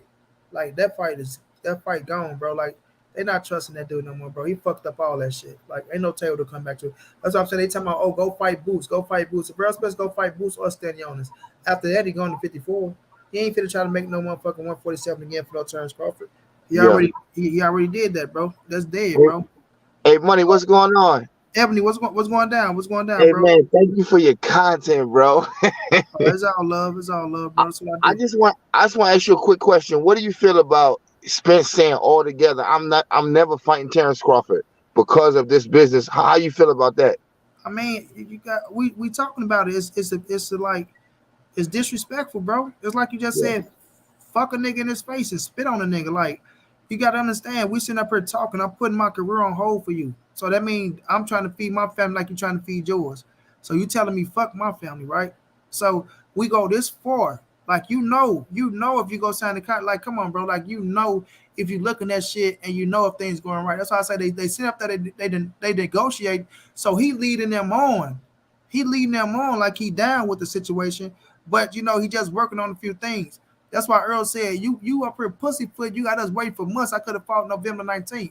So now it's like, nigga, you don't want the fight. You don't want the fight because not only we offering you everything, I'm sitting up here, I'm taking shorts, right? I'm doing everything I got to do to try to make the fight happen. Everything I got to do, right? Everything I done accomplished, even though I'm supposed to get X, Y, and Z, I'm just getting X and Y. You know what I'm saying? But we trying to do what we're trying to do for the people, the legacy, and we've been talking all this shit, as people say, for 4 to 5 years, as they say, but the fight only been realistic, you know what I mean, since these motherfuckers been talking. But you've been doing all this shit like you really want the fight. Now, when it's really time to make the fight happen, nigga, you run off on us like a bitch. Come on, man. Niggas ain't trying to deal with no shit like that, bro. Man, Spence about to give his ass the Keith Thurman treatment. Nigga, I'm not fucking with you at all. You done ducked me enough. Yeah, that nigga, that's wrong, bro. Like, for real, you run off for 14 days, no communication. You don't say nothing to these people. Nothing. That's Hey, do you think EJ found out the same way we did, or he Fuck found yeah. out? The same way we found out. I think he found out a little earlier. Bro, they found out the same way we found out, bro. Whether they got it a little early or not, that Yeah. day where it got announced, John, Already. they Yeah. found out on that day, bro. And they Yeah, like, yeah. what the fuck? This nigga did what? That's why he Yeah. said what he said. That's why Steven Espinosa said he backdoored us. Like, what the Yeah, fuck? that- You know? Yeah, that's why I was thinking why he like went, because you know, like EJ, he be active on Twitter, but like he went on, like he was tweeting. You know what I'm saying? bro. So I was like, he must have found out then. He was mad. Yeah, bro, nigga pissed off. Like, this nigga signed a deal to do what? Against who? Like, ain't Nah. no way, bro. Look, bro, there's only one way to save this fight. And him and Bud and Spence and the PBC gonna have to all come together, and Bud gonna have to actually explain what the fuck really happened, what Bro, went down, and this fight that's is the only way you gonna save this fight. The only Bro, way. this fight is, listen, John G, don't do that 5% shit, because you know I went up on your ass last night. I'll do it again. I love you to death. This fight is Hey, dead, I'm bro. standing by that though. Money. Yeah, this shit I'm is standing by dead, that. bro. Like, when a nigga do some shit like that to you, fam, Yeah. ain't no coming back, bro. Nah, Y'all that's gotta it. understand, bro. That's Hey. disrespectful. Like, It y'all gotta is. It is. I don't disagree with you none on that, bro. And it's the only reason why I said, because and like I say, it's 5%. You took the 5%. Like I'm saying, it's 50. shit. But I'm telling you, I read between the lines like this. 5%, bro. Hey, I read between the lines like this. If EJ did find out, like if EJ did find out like earlier that day, and he made that tweet, he was saying like, you stalling the fight. Like he still want to Now, fight. that's You stalling the irrelevant, bro. fight. That's irrelevant. No. EJ didn't find out through the tweet. I mean, EJ didn't find out earlier that day. He found out when we did. He was only responding to that boxing scene story, bro, that said that that EJ's team is starting to feel like Terence Crawford's side is not fully committed. That's what he was responding to. He didn't respond to he didn't respond to knowing that Bud Crawford took another fight. He just thought Bud Crawford was dragging his feet. He didn't know he was dragging his feet because that heavy ass Brinks truck he was pulling. That motherfucker was dragging his feet because he was towing a goddamn Brinks truck to the house with 10 mil with another deal. He didn't know that. Allegedly. That's why he responded that way, John G. It wasn't because he would have went off. He was composed when he was tweeting. Money was in the middle of a live, and we all found out. Right. I was on with him. That's when it dropped. That's when it dropped because everybody started talking about it right there and then. We was in money was in the middle of the live. We was on chat. This the only reason I say he knew because hold on. Listen, what if we find out he didn't get the 10 mil? Then will he look like a duck and a liar? Facts. Yeah. Like what? Hey, but look, you see, he didn't tweet no more. Like he didn't tweet when the news came out. EJ didn't tweet like, this nigga dug me. He ain't tweet no more. It's like he said what he had to say early that day and left it alone. No, that's not true because he released a statement later that night. I guess he had this in his back pocket. And not only that, if y'all went to his Instagram, y'all see he put up on his story, he had a dude talking about Terence Crawford ducking him, bro. Yeah, I seen that. He said he was fighting a Kardashian. I lit Bud Crawford ass on fire for like 7 stories straight. Like, Terence Crawford out of this. Y'all seen all that shit I was doing. Why be Errol Spence like every last one of them motherfuckers, bro. Even the one where I said this nigga scared. That nigga like every last one of them motherfuckers, bro. Watch every last one of them, bro. So I'm trying to tell you, he didn't know, John G. He didn't know because he said, man, watch everything, bro. He said, I don't know where he got this from. Shit, I ain't never heard of Avenesian. I guess he had it in the bag. So, Bro, you know, that's but he was that mad, was bro. Them were mad tweets, bro. Man, why you mad? He was. I'm talking about the tweets he made was mad. Like he wasn't gonna get mad over an article. He was mad, bro. He was like he frustrated. You can see he was frustrated in them tweets. Yeah, he was mad because of the fact that they didn't respond for 2 weeks. He didn't know this motherfucker had another deal. He would have been even worse than that. And then when he found out, he just started shredding Bud on IG and also replied to Boxing Scene. If you read that night after it happened, you know, Boxing Scene, you know, listed his reply. He said, now you know who was holding the fight up. But he didn't. Yeah, that was his reply. He didn't send no more tweets. He probably got a call like, bro, don't even tweet while you mad, fam. So he probably just took away. I think he went bowling that night. Not went bowling, but went golfing that night. Nah, wait. I gotta stop you. Nah. Hold on. Let's say go. Go ahead, Zay. All I was gonna say is you gotta take into account how disrespectful this shit is. Not only to Errol, not only to the PBC, but to the fans. He's basically saying, fuck everybody. I'm not gonna give y'all what y'all want. Pay me my money. I'm finna sell y'all some bullshit and y'all finna buy it because I say so. I want my $10 million and y'all finna be the ones that give me my $10 million. Not because that's what he is, but he basically shitting on everybody and saying, I'm finna get my way whether y'all like it or not. That shit is disrespectful across the board. Even to his own fans. Hey, bro, I said this earlier, bro. When the last time Terence Crawford just been great?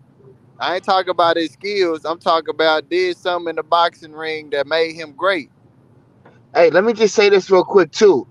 Nah, Errol ain't tripping like how you. I think Errol is very relaxed. He always been that way. I never seen him act out of pocket. He just feel insulted like everybody else. Like, yo, I thought highly of you, but you gonna act like this?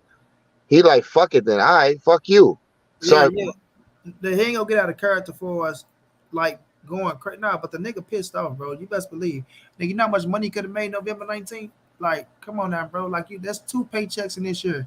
Now I gotta wait till next year. We'll see if they can make it happen in December, right? We'll see, you know, the weight down and shit like that is the fighter that he's probably looking for. Could they get it in or, you know, push the promotion to December? But more than likely, man, Errol might get pushed to February. So it's like, I could have made X, Y, and Z, nigga, like in November. I could have been fighting in November, bro.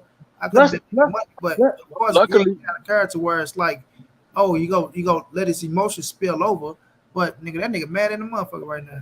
Hey, Bonnie. Luckily, PBC, you know, was gonna put Stanionis as the co-main on that fight, so he was already, you know, getting in camp too, sparring and shit too, just like Spence. But Spence mad, motherfucker. I bought southpaws down here from other states because I know, like I told you, Monty, I know multiple southpaws that he bought in personally, that he was calling out here in Houston.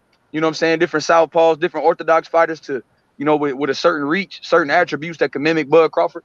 I know a lot of them conversations Derek was calling personally, bro. So that's why November 19th, people that keep saying that wasn't a date, that's bullshit. Because when I was in them gyms in August and September, they were calling around asking for sparring, bro. Like, hey, man, I need some southpaws. I need this. I need a guy that's kind of tall that like to, you know what I'm saying, that got a little pop on his shots. So they was already looking for different. They was already sparring in camp. Spence was already, like, people that thought that this was bullshit and Spence was dragging his feet, motherfucker, you don't spar for no reason. Look, people out there don't start a training camp and cut weight for their health, bro. Like, people out here don't take shots and be doing 12 rounds of sparring, getting hit upside their fucking head because they enjoy it. God damn it, you know, because you training for a certain style. It's like sparring is one thing just to stay sharp, but to prepare for a certain style and start putting forth the game plan. And Derrick James start breaking down film, and you saying they wanted to do that for fucking voluntary, like that shit don't cost money. You know, these sparring sessions that Spence was doing, them motherfuckers that he paying them boys ain't free. He paying them to get there, stay there, to eat, for the lodging, all that shit. So yeah, he mad. Of course he mad. Everybody involved is mad. Them niggas aren't getting it in for real. Like, niggas getting ready for the real deal. You gotta push a nigga, man. So you and that motherfucker working your ass off trying to get ready for you. And it's like you want that person, like your mind, like the fight game, bro. You gotta put your mind in that mode, like grind, kill mode. You got to be in that mode when you get ready for that certain person. Like, this is it. Like, okay, Derrick James said himself, we finna go through one of the grueling training camps that we ever been through. We finna go through one of the grueling training camps that we ever been through.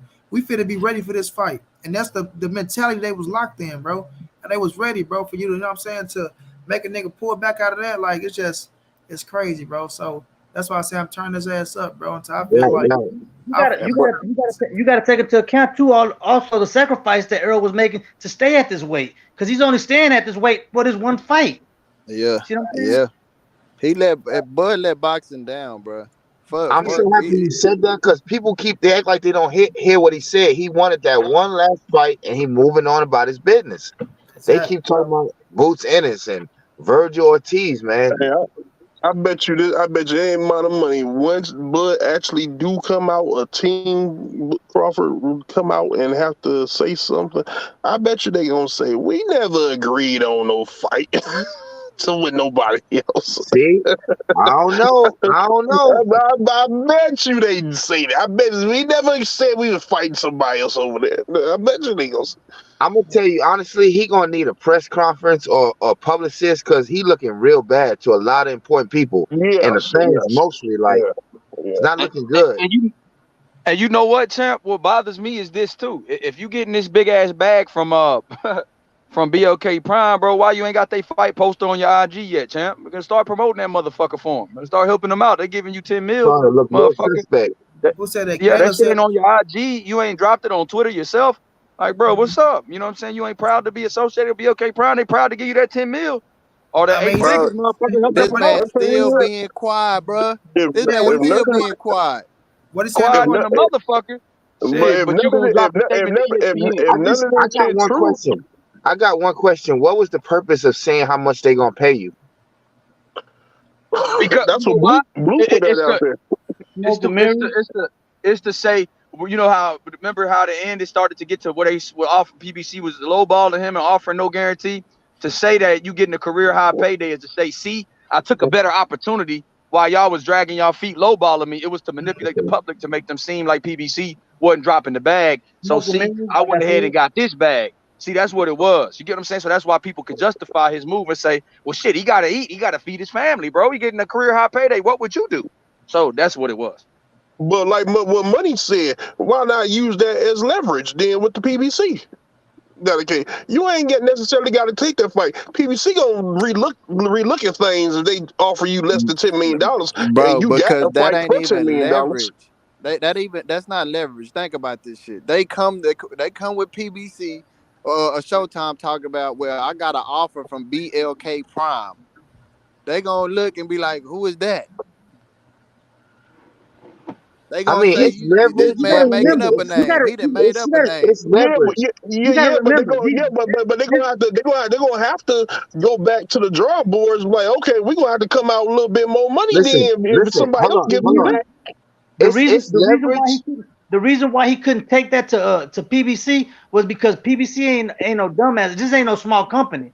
When you come to them and say, hey, I got a counter offer from BLK Prime for this much, they offer me, they gonna do their homework. They got legal teams and people behind the scenes who gonna do their research and say, who is these people? Now look, it is leverage, but it's a crazy move. You playing chicken, because it's not about the PBC in this. The fans is mad. The people who supposed to buy your BLK or whatever it is, they gonna say fuck it now. So he would be playing chicken to try to go and use it as leverage. You know what I'm saying? Because the fans gonna get mad. The PBC could put up money, okay, fine, but if the fans is mad, that's a real loss right there. Yeah, but it's not forced chicken. Hold on. It's not forced chicken to say force the money situation. Force him talking about he want to fight. Oh, I want to fight this year, and the date is December the 10th. You know what I mean? Let's see what they say. But you gotta get him an opportunity. He didn't even do that type of shit. So that just shows that he didn't want to fight, bro. He didn't want to give him. Yeah, he didn't even tell him he was fighting. Steve Despinall said out his own mouth that December could be on the table, but you don't go tell them shit and let them see if they can make that December date. You know what I mean? So that's some other money between me and you. He said November 19th wasn't off the table. Really? December 17th was still open. Yes, bro. But he ain't want that smoke for real, man.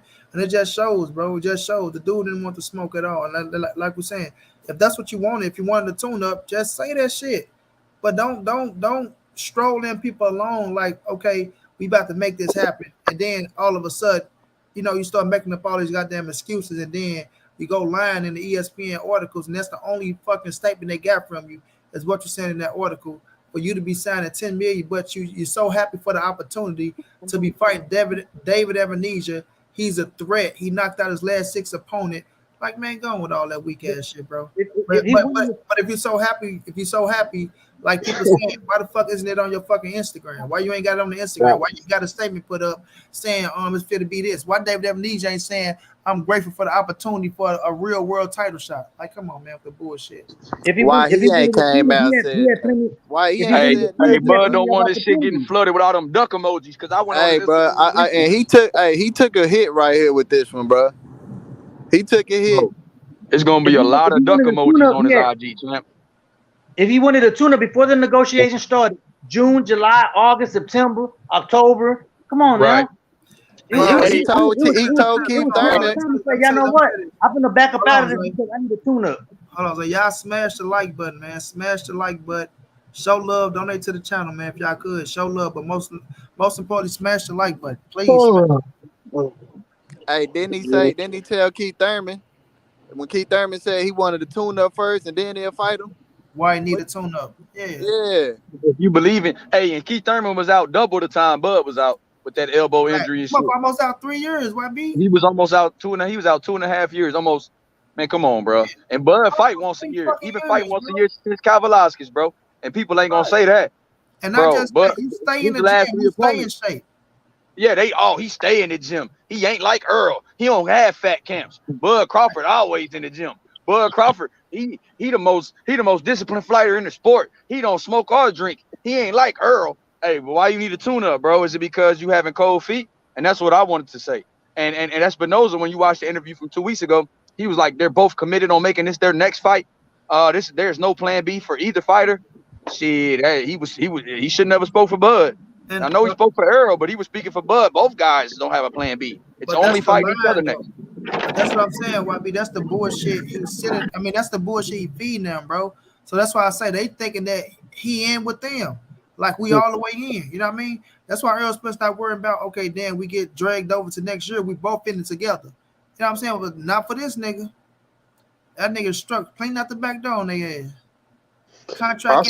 I said when they first started, it was at the negotiation table. I said nobody's not going to be able to duck nobody because it's going to be too obvious if anybody trying to duck out of this fight. It's going to be too fucking obvious. You know what I'm saying? And shit, I'd be damn if this motherfucker ain't he ain't quacking. Well, that motherfucker duck flew. And I know that means a lot to you, big bro. Man.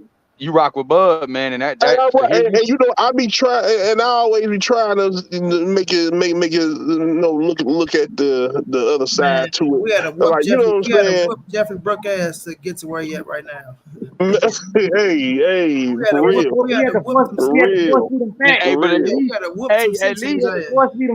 At least Jeff still starting to see it though a little bit. You get what I'm saying? It's some people you can talk to all day. Right. It's certain people, bro, and they still gonna lash back out at you like you making a personal attack to them by talking about Bud. No, but this is me though. I always kind of disagree with him on the business side. Now, as a fighter, I'm a rock with him all day.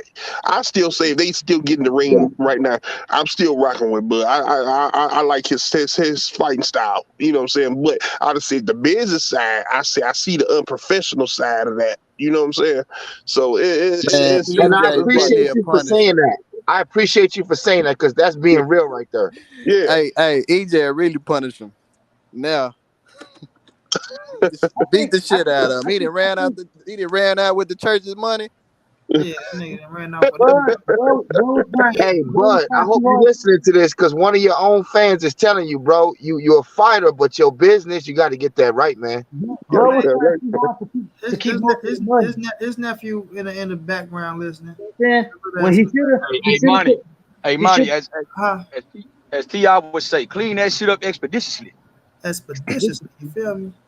Money, Bud was trying to do too much himself, trying to keep too much of the money when he should have just hired a professional team to take care of the business side of his business side. You saying hire a team to handle the business for you. You concentrate on the market side of it. But he's trying to keep too much of the money. You know what I'm saying? Himself. You can't do all of that. What money? I'm talking about on the deal and the negotiations and stuff. Yeah, I know.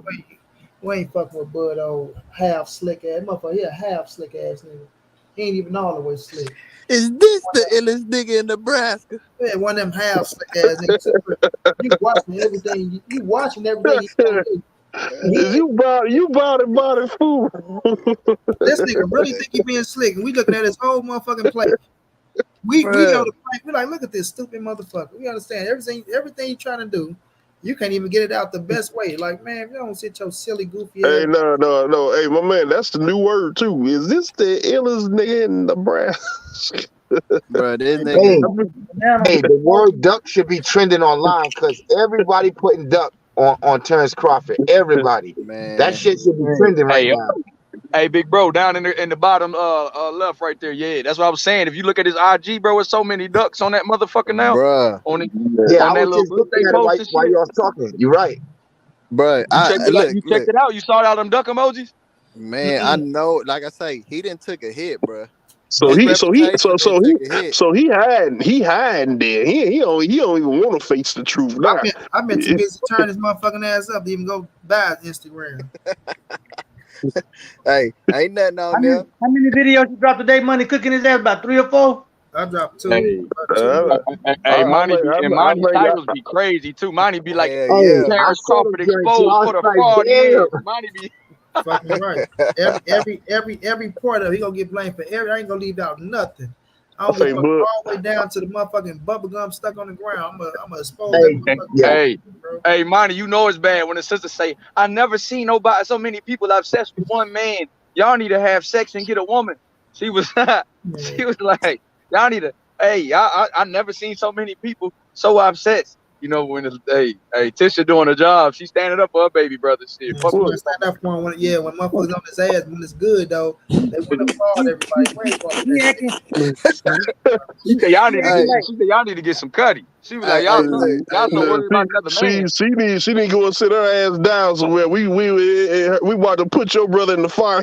Hey, she at the front door. Like Bud ain't trying to sell some shit, and people don't realize, nigga, you trying to sell us some shit. Hey, she at the front door yelling at the front door. Get away from my house! Get away from my house! Leave my brother alone. Bud peeking out the window. Last post, motherfucker, September 28th on his birthday. I think that was his birthday. Nigga, come on now. Nobody trying to hear that ratchet talk she talking right now. Like, bro, you're not even promoting your fight, bro. Like, that's crazy. Bro, hey, Monty, he hasn't dropped the fight poster at all, bro. But ESPN had the fight poster.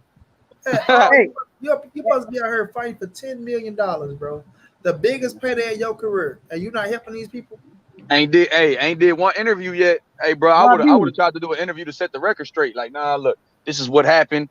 And y'all, but he released that weak ass statement. I guess Al Heyman represents a guy that didn't want the fight as bad as I did, man. But look, even that is from a source. Like, he ain't coming out saying that shit. That boy been throwing rocks behind bushes. Yeah, but he had a bunch of puppets that did it for him. Because that's the first thing Andre Ward said is, "Oh, they not giving him no money." But I thought he signed already, which I didn't understand that. Okay, y'all, let me read Bernie comments from 7 hours ago. Okay, I want to read it like him, but I'm a little tired. I ain't got time for all that goofy shit. Hey, Monty, please, at least start it off like him. Yeah, I need to hit a 3 bro. I ain't even got it in because I want to slap. Hey, fella. Hey, Monty, do that. Bud. Yeah, no, but like, come on, man. No. I don't want to fight a man. I got it. I gotta hear this. I don't give a fuck how you see it. I gotta hear what you got to say. I don't care how you see it. So shouts out to my secret source. You feel me? The secret source. My nigga Marlo named Mr. No Sources. Marlo funny as fuck, bro. Y'all gonna follow my brother, the real Marlo, bro. So Bernie the Boxer say, you don't believe that, but it makes you feel better to believe it. You totally ignore all the BS throw our way. He with top rank, he don't sell. Why not take the easy route? Those are the excuses Spence has used to duck the fight, but you don't remember that, huh? Bud agrees not sign to the worst deal offer to an accomplished champion. You never ask what he is agreeing to because you're a hater.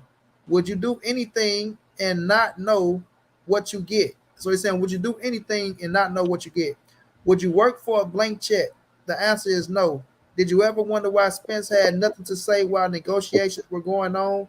No, because it makes you feel better to blame Bud. Oh, let me finish this shit. Let me get it. Okay, so it makes you feel better to blame Bud. Oh, let me see where he's at.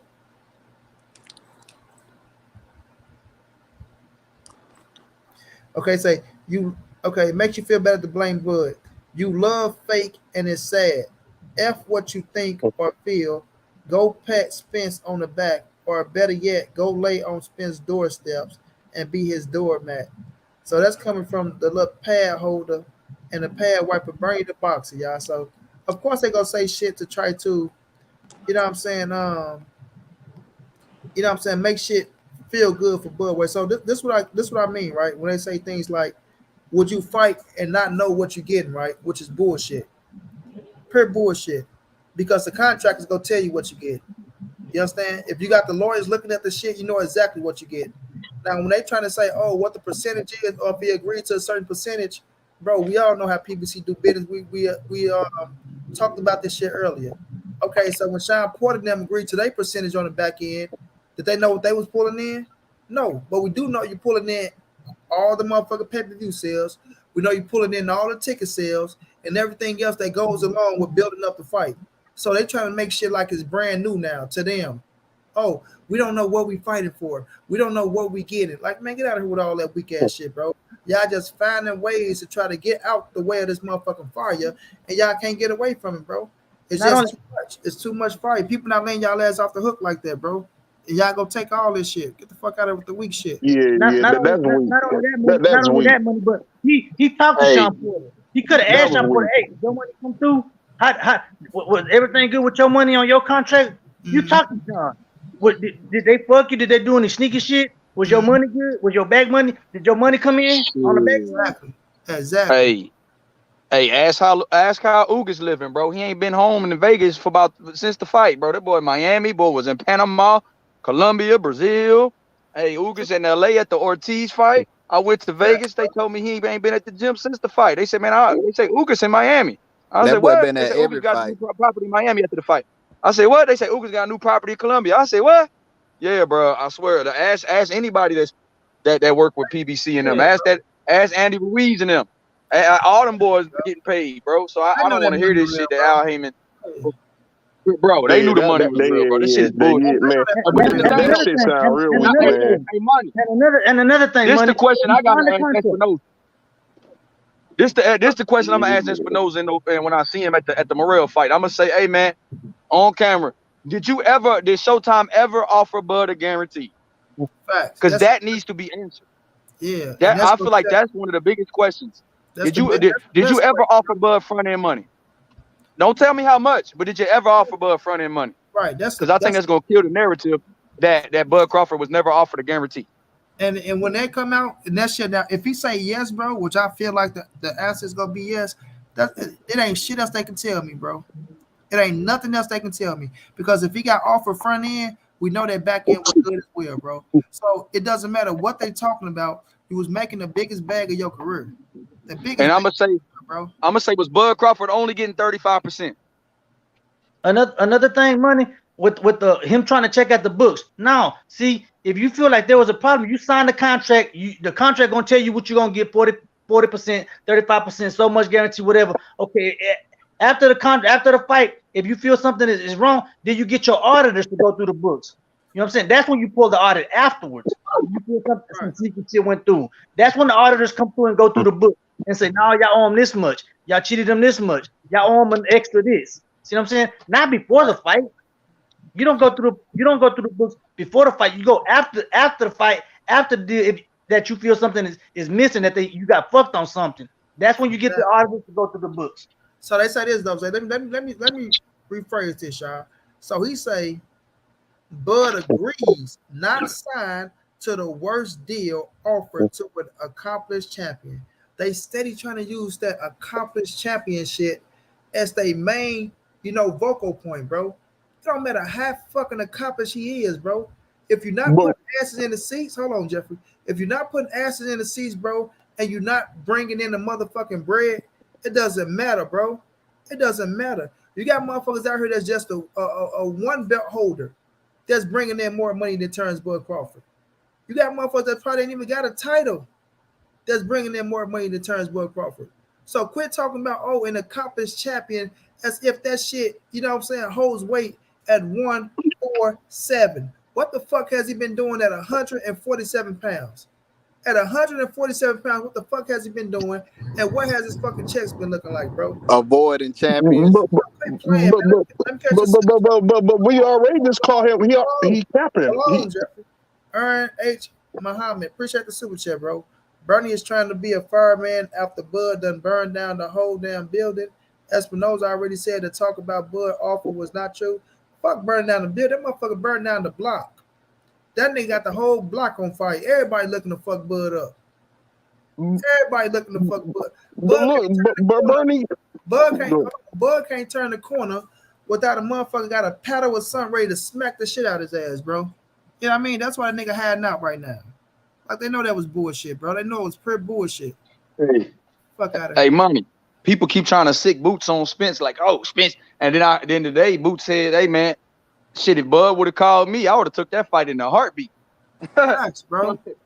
Hey, and then Boots' team, Bozy, like, man, that was a sucker move. Coach L say, man, that's a sucker move. Man, you ain't fought. Even Coach L was like, man, your opposition at welterweight ain't been what that was. Facts. Boots' team went realistic on Bud. They went. Hey, but money, that boy been avoiding that smoke, man.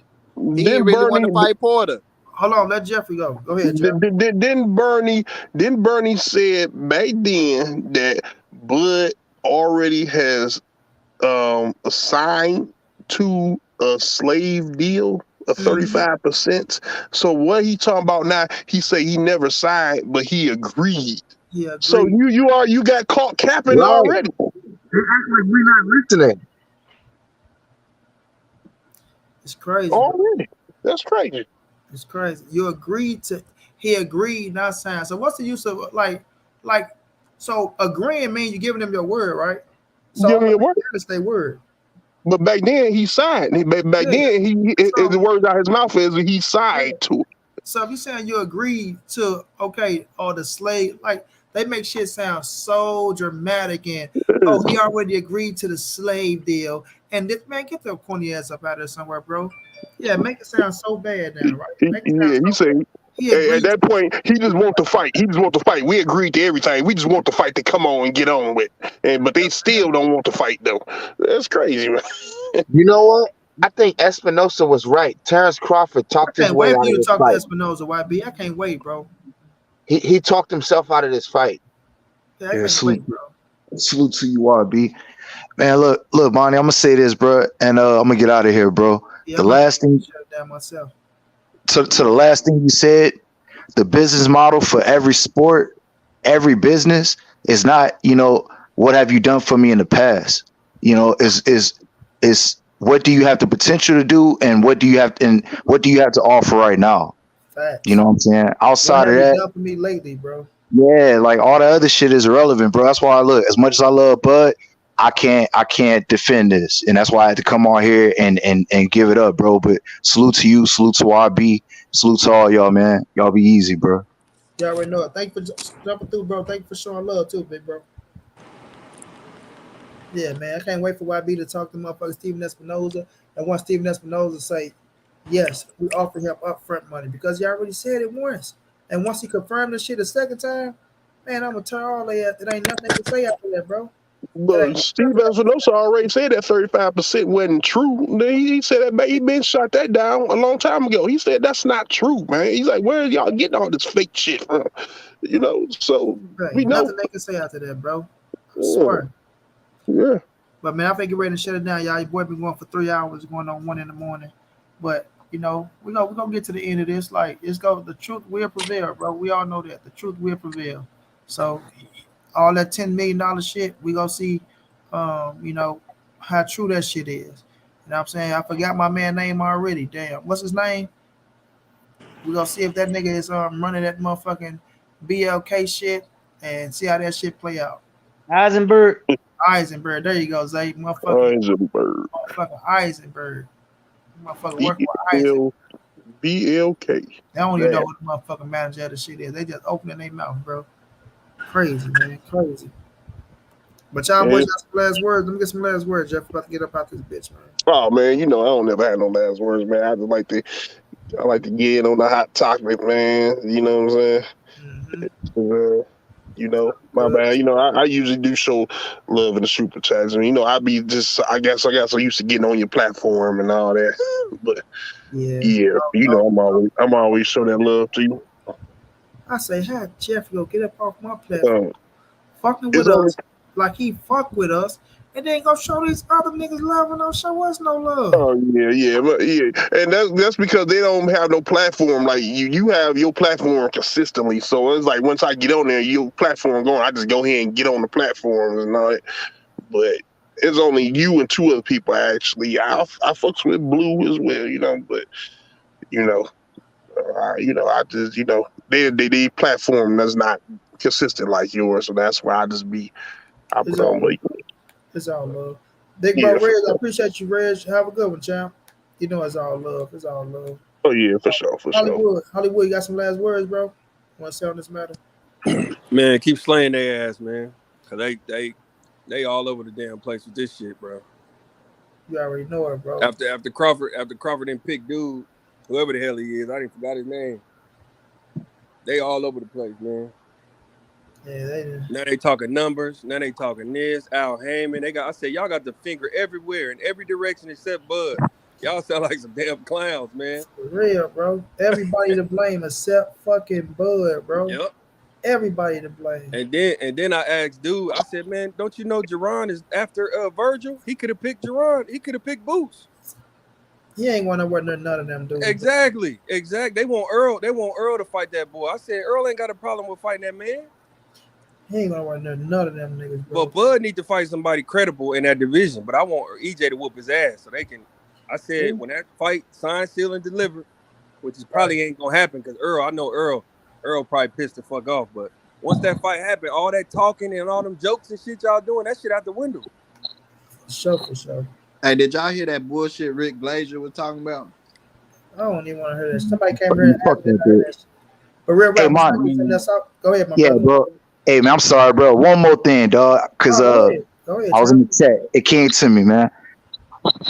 Let me tell y'all too. I fuck with my brother, real rap. This one of the realest niggas that I ever encountered. I'm gonna fuck with you for life, bro. I would never switch up. You feel me? Never. I appreciate that, bro.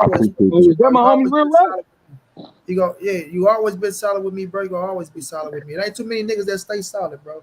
But I'm for real, bro. That's a fact, real bro. rap, what's up with you, bro? YB, that's you? Yeah, that's me. Yeah, man. I'm about to drop your cash app in the thing. I'm gonna hit your cash app too, bro. Shit, I just wanted to hear from bro. It's good to hear you, bro. I just want to say what's up. I ain't know that was you. Yeah, man. You heard me, Korma? I ain't trying to hear nothing that nigga talking about. Nothing. Hey, I'm gonna drop it in the private chat. Drop it. Yeah, drop it. Because before I get out of here, I'm gonna hit you and Monty one more time. But check this, Monty. I was thinking as I was getting out of here, how Bud made all those cats look at the Hall of Fame now with this bullshit. Mm-hmm. I was just thinking about that as I was getting out, as I was hitting the exit button. That's why I had to come back. I was like, all those Hall of Fame cats was all back in Bud. You know what I'm saying? And now you do this. You know what I'm saying? Now think about the image that you put on them now. You know what I'm saying? And all the greats that was backing you at the Hall of Fame. I got the thumbnail already fixed up, bro. That's the next. I swear on my daddy saw. That's the next video. I was gonna drop it today, but time was flying. So man, let me do this goddamn live show and drop that motherfucker, bro. I'm talking about every aspect of this shit, bro. I'm not leaving out nothing. Not a thief, bro. I'm putting everything out there, and his ass getting blamed for it all, bro. Every bit of it, bro. Like Monty been having that flamethrower on high. Bro, I'm not playing with that dude, bro. Like, I'm just turning his ass up. Like, bro, it's wrong what he did to the fans, bro. Like, we straight need this fight. Then, like, and that's why I'm so mad at the people that say they love Bud so much. Because I wasn't sitting around for no 4 or 5 years about the fight was gonna happen. I understood what Errol Spence was doing, and you know what I'm saying. Once he get them scraps, when he go come in and fight Bud.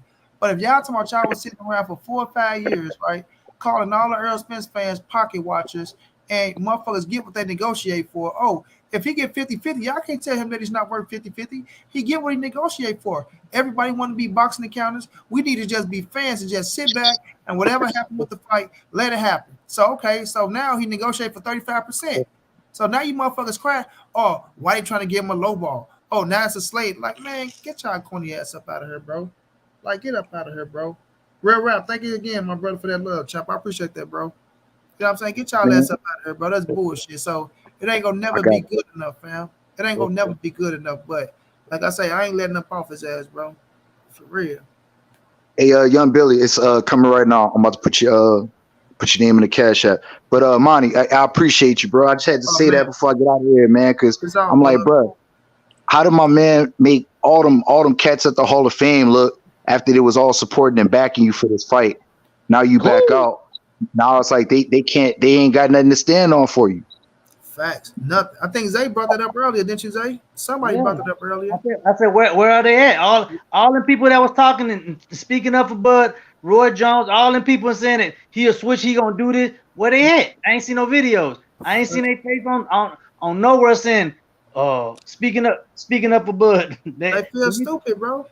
Andre Ward, and really, they was just speaking their opinion on how the fight would turn out if they were to fight. I mean, but shit, it ain't gonna even get that far. So you know, nah, bro. It was more. It was more than them just speaking their opinion on the fight. They was really going for Bud, bro. Like they was going for him, and they was saluting him as if he was already, you know what I'm saying? Like he fit going to Hall of Fame with they motherfucking ass.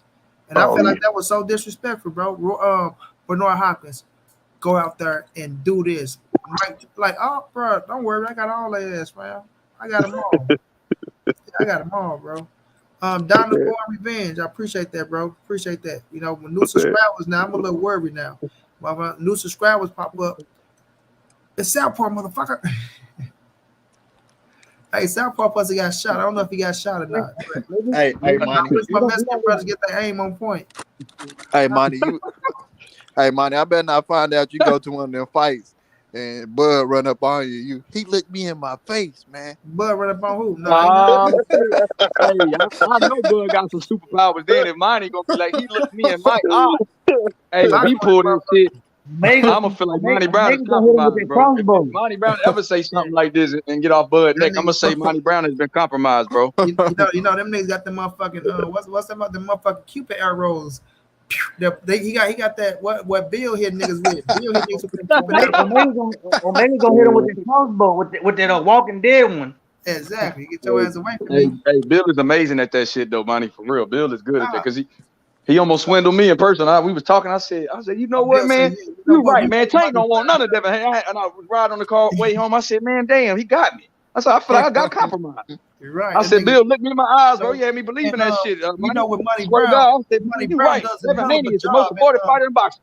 Yeah, you know, we love Money Brown. He does a hell of a job at what he does. And, you know, we wish Money Brown was over here on our team. You know what I mean? Like, you know, we can drop that bag on. Now, Money, we know you don't need the bag, but, you know, we can drop that bag on you. And we want Money Brown over here on our team. He does a hell of a job. But what I want to say is, like, man, but I mean, Bill, see, y'all don't know. This shit go way deper than that. When they try to pull me in on some other. What did you sell your soul, Money? Hey, you sound just like him too. Hey, no, look, when you that type of guy and you a St. Louis type of, so let me tell you from the Show Me State, and what has Devin done not to show you? You get what I'm saying? Oh shit, I'm telling you, Bill Haney got some soliloquies, bro. Yeah, now I heard my cousin them tell him they made a little song and Bill he had a little house down here and shit. They made My Life Is Like a Whirlwind. You could call in the middle and watch the world. They made that shit that Bill has. You know, Bill was in the music industry. Now, listen, I respect Bill and Devin on so many levels, man. Whenever you can take your son to be a fucking millionaire in this game, right? I talk my shit about him. He talk the shit about me, but I got the utmost respect for him. And one thing about Bill, he gonna respect that. One thing I do like about Bill, I don't give a fuck. The smallest platforms to the biggest platforms. He will come on your shit and he will talk to you and be there if he fuck with you now.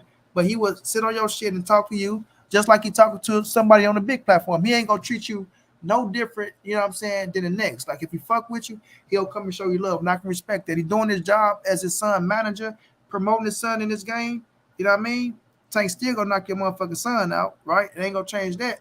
But you know, he do a damn good job, man. Bill does a damn good job at what he do, man. Right? He a firm believer in Allah, and you know he living, man. He living. Beautiful thing. Then you know, I'm a big tennis fan, so his little son playing tennis, and I can respect that as well. So, you know, he's doing a great job, man. I'm never gonna downplay a black or a brown father that's taking their son, you know what I mean, to the highest of the heights, bro.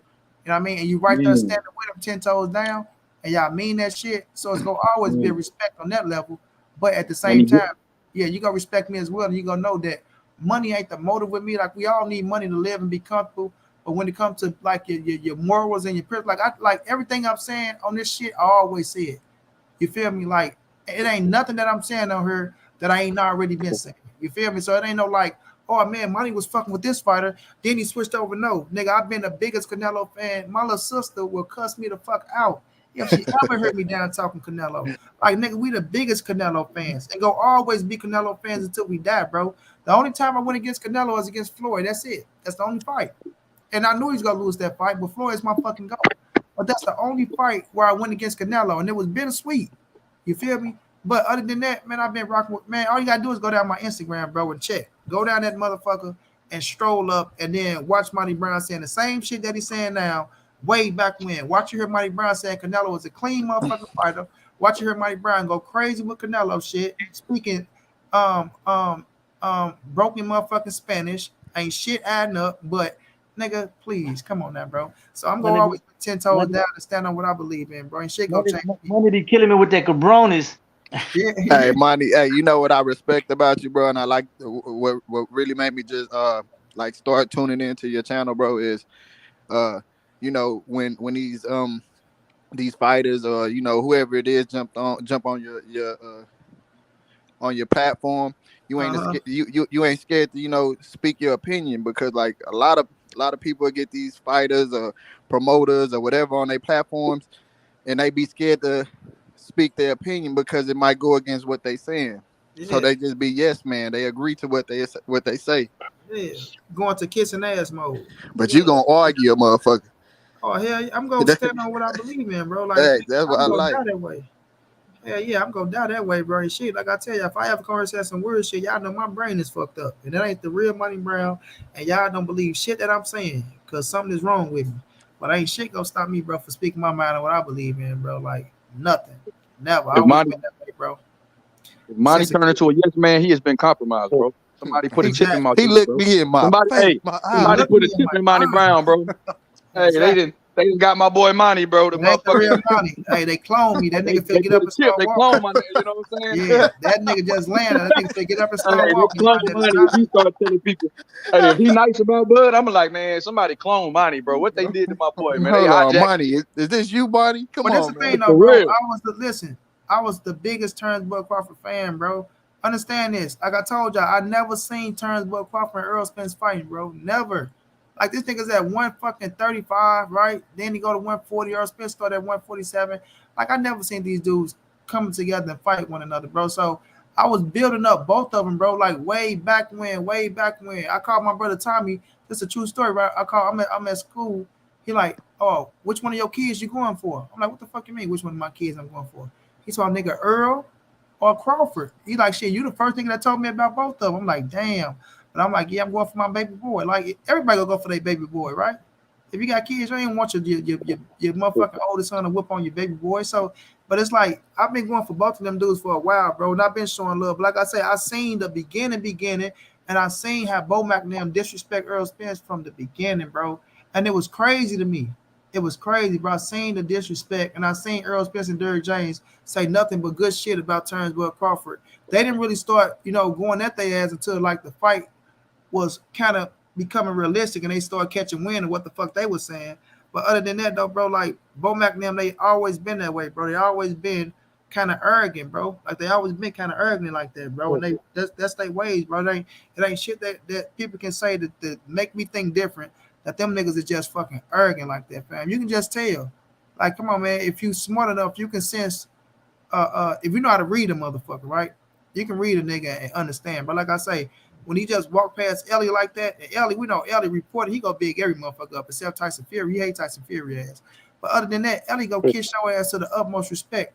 Hey, he got a championship fighter. Nigga ain't even turned professional yet. But you know, when he just kept walking on Ellie, just like fuck you. You like you see the ways of these dudes, bro. So I wonder. It changed my mind, Monty, when a lot of people that work in Texas, you know, they got channels or they work in journalism and all that, Bud wouldn't stop and talk to them, bro. Look at them up and down, keep walking. Yeah, like make eye contact with him, not speak, turn his head on him, and walk right like he did Ellie. Look him up and down like they his opponent or something, like some he got like a person like it's some serious personal shit, like they beneath him. That when people was telling me, I said, damn, because I met Errol in person too, and I seen Errol talking with everybody, bro. Even though Errol ain't the most talkative person, Errol ain't friendly though. See, it's even though he knows he got to promote, Errol ain't friendly, but he not gonna turn down people. Like if you in his space and you want a picture with him and all, he ain't gonna be like, nah, man, I ain't doing that. Nah, I ain't signing shit. Nah, Errol ain't like that. But at the same time, he's not overly friendly. That's not his personality. But even people that talk bad about him that he knew was in the building, he didn't look them up and down and not speak to them if they spoke to him, even if he knew about their channel or what they had said, he still gave them the time. And I that's something that I see that it started making me look at Bud a little funny. I was like, man, bro, it's not. I seen it for myself too when on the Virgil fight. I said, Bud was on some Michael Jordan shit. What? I'm talking about not doing no, bro. But but y'all seen it in Newark. I mean, at the Shakur fight. Y'all seen he was about to walk off on that fight hype interview until he seen the camera was rolling. You know the camera. Thank you, YB. He knew the camera was rolling, YB. And what he say? Don't ask me about my fight. What the fuck? And then he did walk on him a little bit, and then he thought about it. Like, I interview with. Ain't doing no interview. He's like, all right, come on, man. Like, don't ask me. Like, don't ask you about your fight. So what you want me to ask you about? What color is the fucking sky? I like your outfit. What you think about this fight? Like, come on, bro. Yeah, like, they had to make up some questions about Shakur. So what do you think about Shakur's next move after tonight? Bro. Everybody know why they want to interview him. And that's when I knew. That's when I started thinking the fight ain't going to happen. And Monty, I didn't want to bring it out, but that's what started giving me doubts. So people like, see, Bud wouldn't even talk about the fight, bro. And then it was right after Blue Blood came out with he seen me at the 7-Eleven and we just had these are contract talks. And then he asked me, don't talk about my fight. But Bomac was telling interviewers that it was gonna happen next. So I was like, oh shit, we still gonna get it. But I know it was real. YB just like, damn, I roll with money. I'm gonna rap this nigga to the end. You hear me? But I'm getting a little sense. I'd be like, money. No, you got a couple more months, champ. This shit ain't looking too good. We was texting. Hey, money, I was DMing you like, bro, I'm still gonna stay positive. Hey. Hey, bro, my little bro was, man, the fight ain't happening, man. Man, quit, nigga, don't call me, man. Don't text me, bro. Right, bro. Leave me alone, bro. Like, for real, bro. Like, this shit, And I'm telling y'all, bro, I promise y'all, bro, like, I used to be the hype kid in boxing, bro. Y'all don't understand how hard I used to go for this boxing, bro. Like, my Instagram, bro, every fight, from the smallest to the biggest. I made so many motherfucking relationship with boxers on Instagram, bro, just posting every fucking fight. I know so many fucking fighters, bro. But then right back to YouTube, bam there. I'm talking about just the passion for that shit, bro. But I ain't lose my love for the sport, but the hype. You know what I'm saying? I lost a little bit of the hype because I'm like, it's so many fights that you think will happen. That shit never happened. As you grow with the sport, you be like, oh, okay, you learn the business of which you know a little bit about the business, but as you grow with the sport, you get to learn the business. But when Errol Spence took me on his wings, though, bro, that was the best thing to happen to me. You feel me? I know a lot of people gonna say this, that, but that's the best thing to happen to me, bro. And I started seeing shit for what the fuck it really was. It's like, okay, I see what it is. And you start learning shit. You start saying this, you start saying that. Then you start fucking with bigger boxers. And then you start fucking with this promoter, then this football player, and that, like, nigga, you know what I'm saying? So everything just fall in place. But you still got to be realistic with yourself. You got to be real. That's why I say every time I say some shit and I speak on some shit, people be making like, oh man, you just be nah, nigga. What I be saying is facts and truth. And I tell them, go ahead and debate it and prove me where I'm wrong. You know what I'm saying? They can't prove you wrong. They're just, oh well, you just motherfucker get to saying Earl sexual. Like that shit was the weirdest shit right there. That's why I still call them niggas faggot nights. Like, don't sit up and think of some shit like that. You feel me? But at the end of the day, like I say, the facts will always prevail, bro. It doesn't matter whose side is on. Right, I'm gonna listen to everybody, even if I'm going off on you as I hear what you're saying. Right, if it's factual, right, I have to calm down and I'll be thinking like, damn, hold on, now let me go. Like, you know, you not like you ain't listen to a nigga YB like, but you heard him. So then when everything goes, man, let me go check this shit real fast. See if Yeah. right. So next time you get on, like make sure this nigga ain't right on me. And if it's right, I'll come back and apologize. I'll say I'm wrong. Like I ain't never been a nigga to act like I'm too good to say I'm wrong. So I'll for sure say I'm wrong. But majority of the time I'm right about the shit, bro. And it's just the ones that be wrong. They don't come back and admit they wrongs and they false. And then like right now, like nobody is saying shit about Terence Crawford. They keep trying to sweep it under the rug with, well, he got to stay busy. Nah, he ain't got to stay no busy with no motherfucking that dude. Nah, bro, you can stay busy with a tough fight, just like everybody else. I want to stay busy with a fucking tough fight. Period, bro. Hey, ain't that what sparring for? Staying busy. That's what you sparring for. Short. Facts though, Jeff. If you want to stay sharp and you stay in the gym like you say you do, like what they say about be never out of shape, gym rat. He never had a fat camp.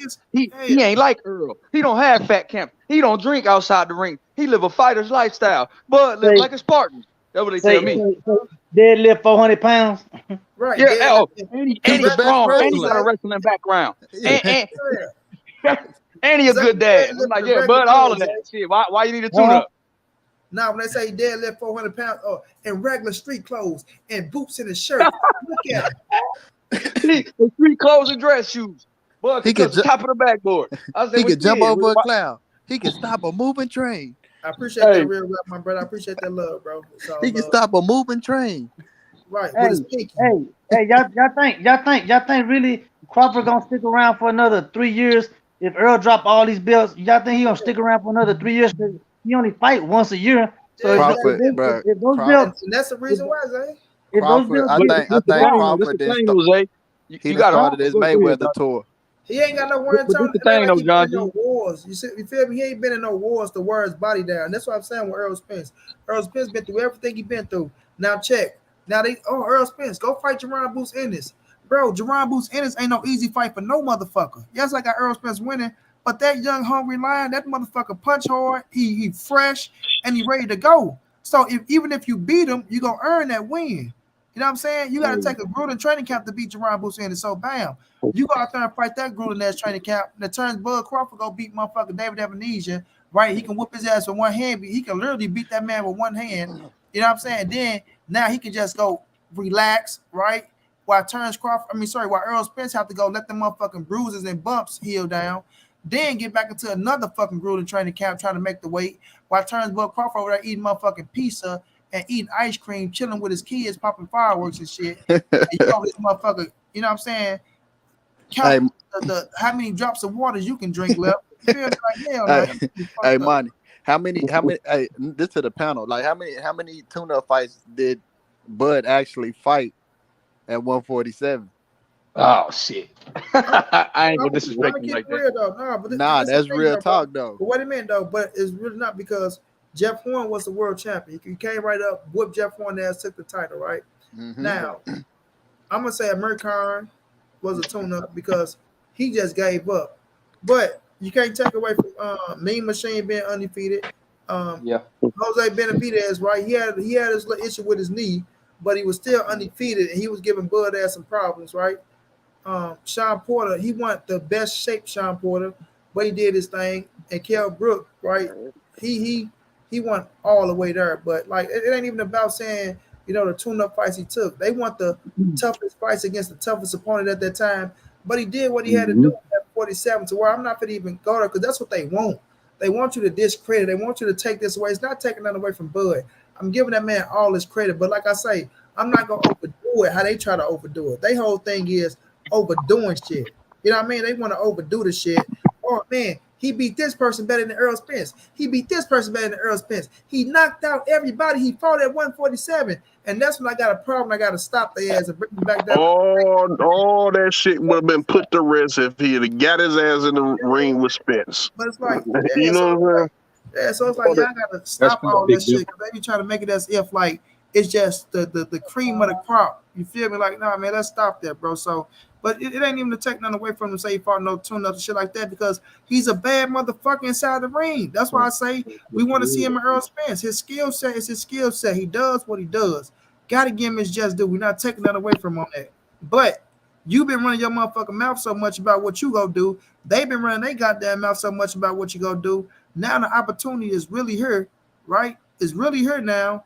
and this is the stunt you pull, bro. But Kwame say, even if EJ drops the belts, what promoter is willing to work with Bud after this? And Kwame, you gotta remember, all the fighters still with PBC. Facts. Everybody, Exactly. And this, Virgil Ortiz over on Golden Boy side, and Oscar De La Hoya, he don't miss shit. So he don't even really like, okay, Bud, you got a WBO, but I can still go put Virgil up against this person, and make for a good fight and make him a world champion. Just because you got the WBO don't mean we need the WBO. You know what I'm saying? Hey. Virgil still, you know what I'm saying? He's a hot commodity. So we'll So see. you think Bud blackballed himself doing this shit? well, this the thing though, Jeff. To answer that question, to be honest, to blackball yourself, you gotta actually care. And I don't think Bud give a fuck, because when you don't respond and let people know what you're doing, it shows that you don't care what your next move is. So when people like, what is Bud gonna do next? I don't think Bud cares, because Bud has been talking about, I could retire today. Since people started asking about this fight. If you go back months ago when he was on the Porterway podcast, he said, "Do you need Spence?" He said, "Nah, I don't need him. My legacy intact." Even this latest tweet when he said mic drop, listed all his accolades. If you go on his Twitter, he had a tweet where he said, "Your mama should have swallowed you." But I think right before that or after that, he put every accolade that he ever achieved in his career. Yeah, and when you say that, when you start saying I could retire right now, I'm already a Hall of Famer, already done more than your favorite fighter. I don't need the Spence fight. When you say those things, I think Bud Crawford said, "Man, I'm taking the biggest bag I can get right now, and if I don't get the Spence fight, fuck it," because I don't think Bud has any interest to work with PBC, even though he said my objective is to whoop Spence's ass. Bro, that's publicity. That's PR. I mean, That's saving face. You got to save face and break the fall, because you're gonna get some blowback for taking this deal. So you might as well say Spence didn't want to fight as much as me, and you might as well say the objective is to whoop Spence's ass. But bro, when you get $10 million for a tune-up, do you care about your next move? Shit. Right. And who gonna want to offer you $10 million for another fight after they see the numbers that this fight gonna do? So you got to look at it in every way. And you burn bridges and you do something unprofessional with companies that put on the biggest and best fights in boxing history, the most lucrative fight. Showtime did that. YB. And you burn bridges. And he's gonna take that $10 million flat fee for the Manny Pacquiao fight. So who knows? That could have been like, oh, if I get this $10 million with Pacquiao, because you got to understand, when they thought they had the Pacquiao fight, bro, they kept, go look at his nephew, go look at all of them. Oh, if we get Pacquiao, who on Errol Spence's resume bigger than Manny Pacquiao? They couldn't let that shit go. Yeah, who did more than Manny Pacquiao? Yeah, so if he took that 10, who knows? He probably would have been done there. He probably felt like that's the stamp that I need with the $10 million for me to go, not ride out the door, but to say, I don't need Errol Spence. I can go fight whomever else I want to fight now and just, put this shit under my belt and get the fuck on.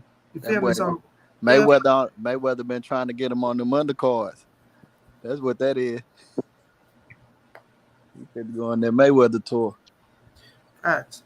But let me get y'all. We supposed to have last words and been about this bitch. We've been going for about a whole nother about 45, my brother. But John, let me get your last words, John. Yeah, I got 5%. I got 5% on my phone. Not that the fight gonna happen. Yeah, you better leave that motherfucker 5%. Look, I knew he was gonna come at it, man. But it's the same as yesterday. I'm gonna talk my shit until I can't talk my shit no more, and even then I still might talk shit, bro. Bud let boxing down, bro, and it ain't about being fans of the fighters. It's fans of the sport, bro. You make this fight, it gives a lot of hope going forward to future fighters that's in the same position that these fights can be made. So with that, it's just a big disappointment that we couldn't get this fight. But I got hope going forward that that this 5%. Nah, let me stop. Nah, man. I don't give a fuck about that fight, bro. Like, it's dead, bro. Like, yeah, I feel you, my guy.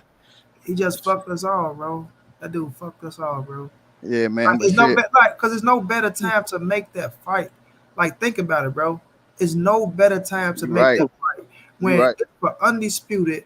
Both of y'all boys in y'all motherfucking prime, bro. You just come off your best win. People might say against Sean Porter. Errol just knocked out motherfucking Ugas, right? And man, come on, bro. Yeah, And it's crazy. It's crazy because Vegas already put out a favorite to win the fucking fight. You know what I'm saying? You actually Hey, go for them people you that can keep actually saying, bet that you can bet on who that they had Crawford as a favorite, right? Yep. yeah, they did. Crawford was They the had him as a favorite. slight Yeah, favorite. I remember. Yep. yeah. You know, I know somebody that actually got money. They showed me a ticket when they picked Spence, but I'm like, shit, you going to have to get your money back. This shit ain't about to happen, man. Yeah. That shit. yeah, but money, man, you just keep putting out the good content, man. Don't change who you is for nobody. You know, keep doing what you're doing. It's much more success in the future. Same to you, YB. You know, I like the content you put out also. So y'all keep doing what y'all doing, man. Y'all motivate me. And yeah, money until tomorrow or the next day and the next day after that, man. Y'all go like and subscribe to my man channel. And y'all donate, you know, help out on the Cash App. All right, I'm out, my guy. I appreciate you, bro. Much love, much appreciated, bro. Yeah. My hey, bless brother, up. my big brother, YB. Well, I'm gonna go to Zay, but I gotta go to you, YB. I gotta go to Zay last. You know, Zay is the everyday man of the hour. But YB, let me get your last words, bro. YB, where you go? Where you go?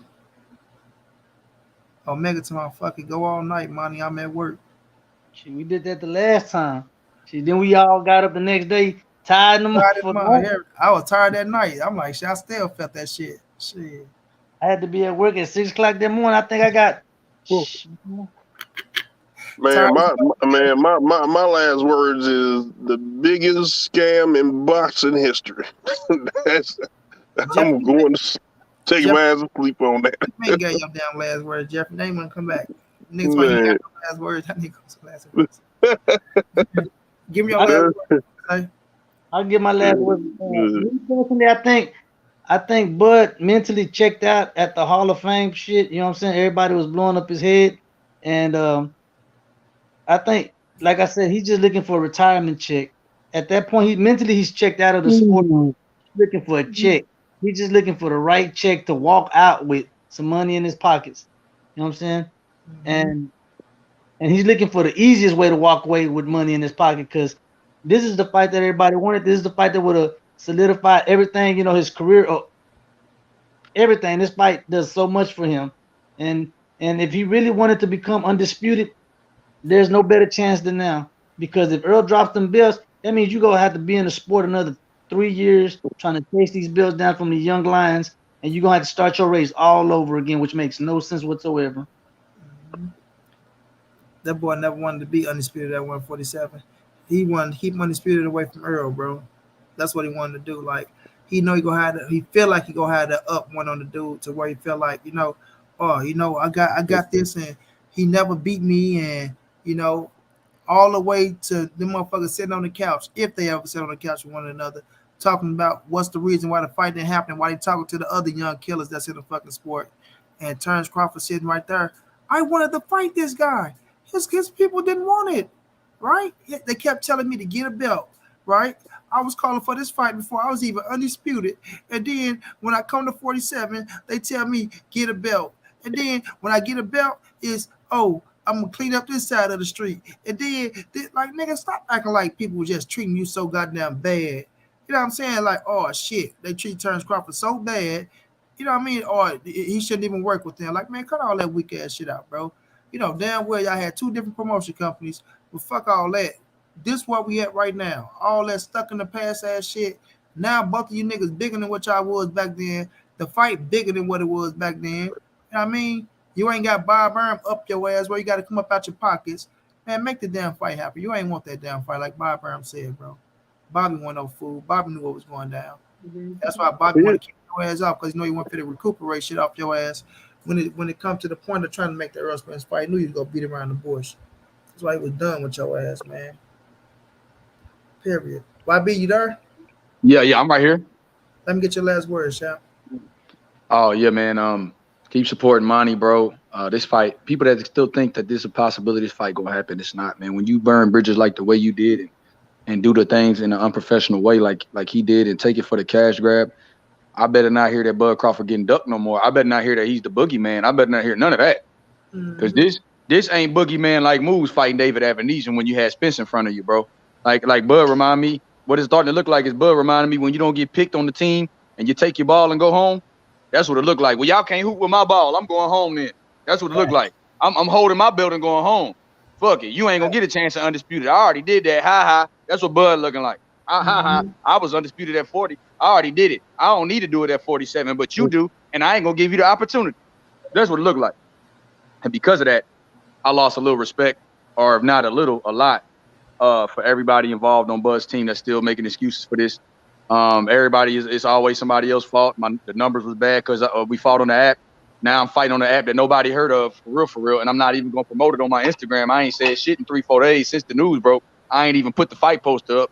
But BLK Prime and them already put out the press release, but I ain't even put it on my own IG yet. But they about to pay me upwards of $10 million or 8 figures, but I ain't put it on my own page. I ain't even gonna promote that shit, bro. But they giving me 10 mil, but I ain't even promoting it. Like normal, the normal Bud behavior. I need to promote it. Like his team say, Bud Crawford does the fighting. He don't need to do the promoting. That's why we work with Top Rank. We on ESPN. We on the biggest platform. Shit, you ain't never met him halfway though, champ. Besides doing what you do in the ring, and you do a great job at it. Like Monty said, we ain't never gonna take away you being a great fighter. But everything else, shit, you ain't the complete package outside the ring. I'll tell you that. And as a motherfucker in the negotiating room, people say you was hard to deal with. This just take the cake. So yeah, Monty, keep doing what you're doing, bro. Keep chopping it down. Keep calling it. Keep keeping it. My Baltimore people say, stay true, stay true, and you stay true, and keep putting the pressure on them because the proof is in the pudding.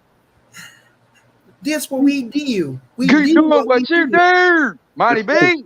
But Coach Cal Ford was on. We do what we do. We're going to do what we do, and that hey, Monty, we gonna do what we do. The proof is in the pudding. That's what I said. The proof. You sound like a redneck. You sound like a redneck, not the Baltimore boys. We do what we do. What we do. He sound like he from the boonies, redneck. Boonies, right? But man, I appreciate y'all boys, man. I want to say this too about the fight, because like I say, I was gonna battle fight and I was gonna show it to the people. But after Ricky woke me up, bro, and it's just real shit, right? This is no knock to nobody. Shouts out to Blue, man. I know Blue got, some type of investment into it to where, I hope he come out, on the right side of things. But, to buy that fight is to be like, fuck Errol Spence. It is. It's like, fuck y'all and everything y'all was doing, standing by that dude, trying to make the fight happen. It wasn't that important to where, we still finna go and buy this shit. So, no, I will not be showing that shit. December the 10th, I will be showing Teofimo Lopez. We will be kicking it with Teofimo and whatever else going down, on that day, because it ain't that he went and fought somebody else. It's how he went and did it, bro. You can't respect nobody that do no shit like that, bro. You can't, because he don't give a fuck about us. He don't. And for us to go out there and say, you know what, we go buy this, it's like he don't give a fuck, right? You sitting there, that motherfucker. Oh man, we sat up here, watched the whole game, cheering for him, bought his jersey. Now you sit in the hallway with your picture and your pen, and that nigga come out and just look at you and walk right past you. You know what I'm saying? Like you ain't no goddamn body, bro. So yeah, we can't support that shit, bro. It's trying to boycott it. Yeah, we can't support that, bro. I can't. So I ain't telling nobody to boycott it. I ain't even saying, hey y'all, don't do it. I'm just saying I'm not buying the shit. We talking personal. We talking as individuals, us personals. Oh yeah, for sure. You gonna watch it, I'm not telling you. And really, I don't understand why do you have to duck? Why you have to be ducking when really the fight is a 50-50 odds? It could go either way. So what's the whole point of you ducking away? You know what I'm saying? That's what I say too, bro. That's what I say too. But I'm about to get on up out of here, Jeff, man. I appreciate you, bro. All right, then I'll get you in a minute. Yes, sir. I appreciate everybody in the chat, man. Much love, y'all. Thank y'all for rocking out with your boy for goddamn me 3 hours and 58 minutes. We're roughly 4 fucking hours, man. Much love to everybody that showed love. Shouts out to my brother Omega, my bodyguard. I know you heard. Shouts out to all the queens that came through, show love. Shouts out to y'all boys, man. Y'all know what it is. This your boy Money, the NSBC. Moving everybody safe in these streets. Hit the thumbs up. Subscribe to the channel. You want to donate OG Money on Cash Out. Trey52@gmail.com on PayPal. If not, just tell a friend, hit that subscribe button, like, comment, share the videos, and y'all know how your boy get down, man. Big dog status, family. Y'all have a good one, man. Check y'all out tomorrow.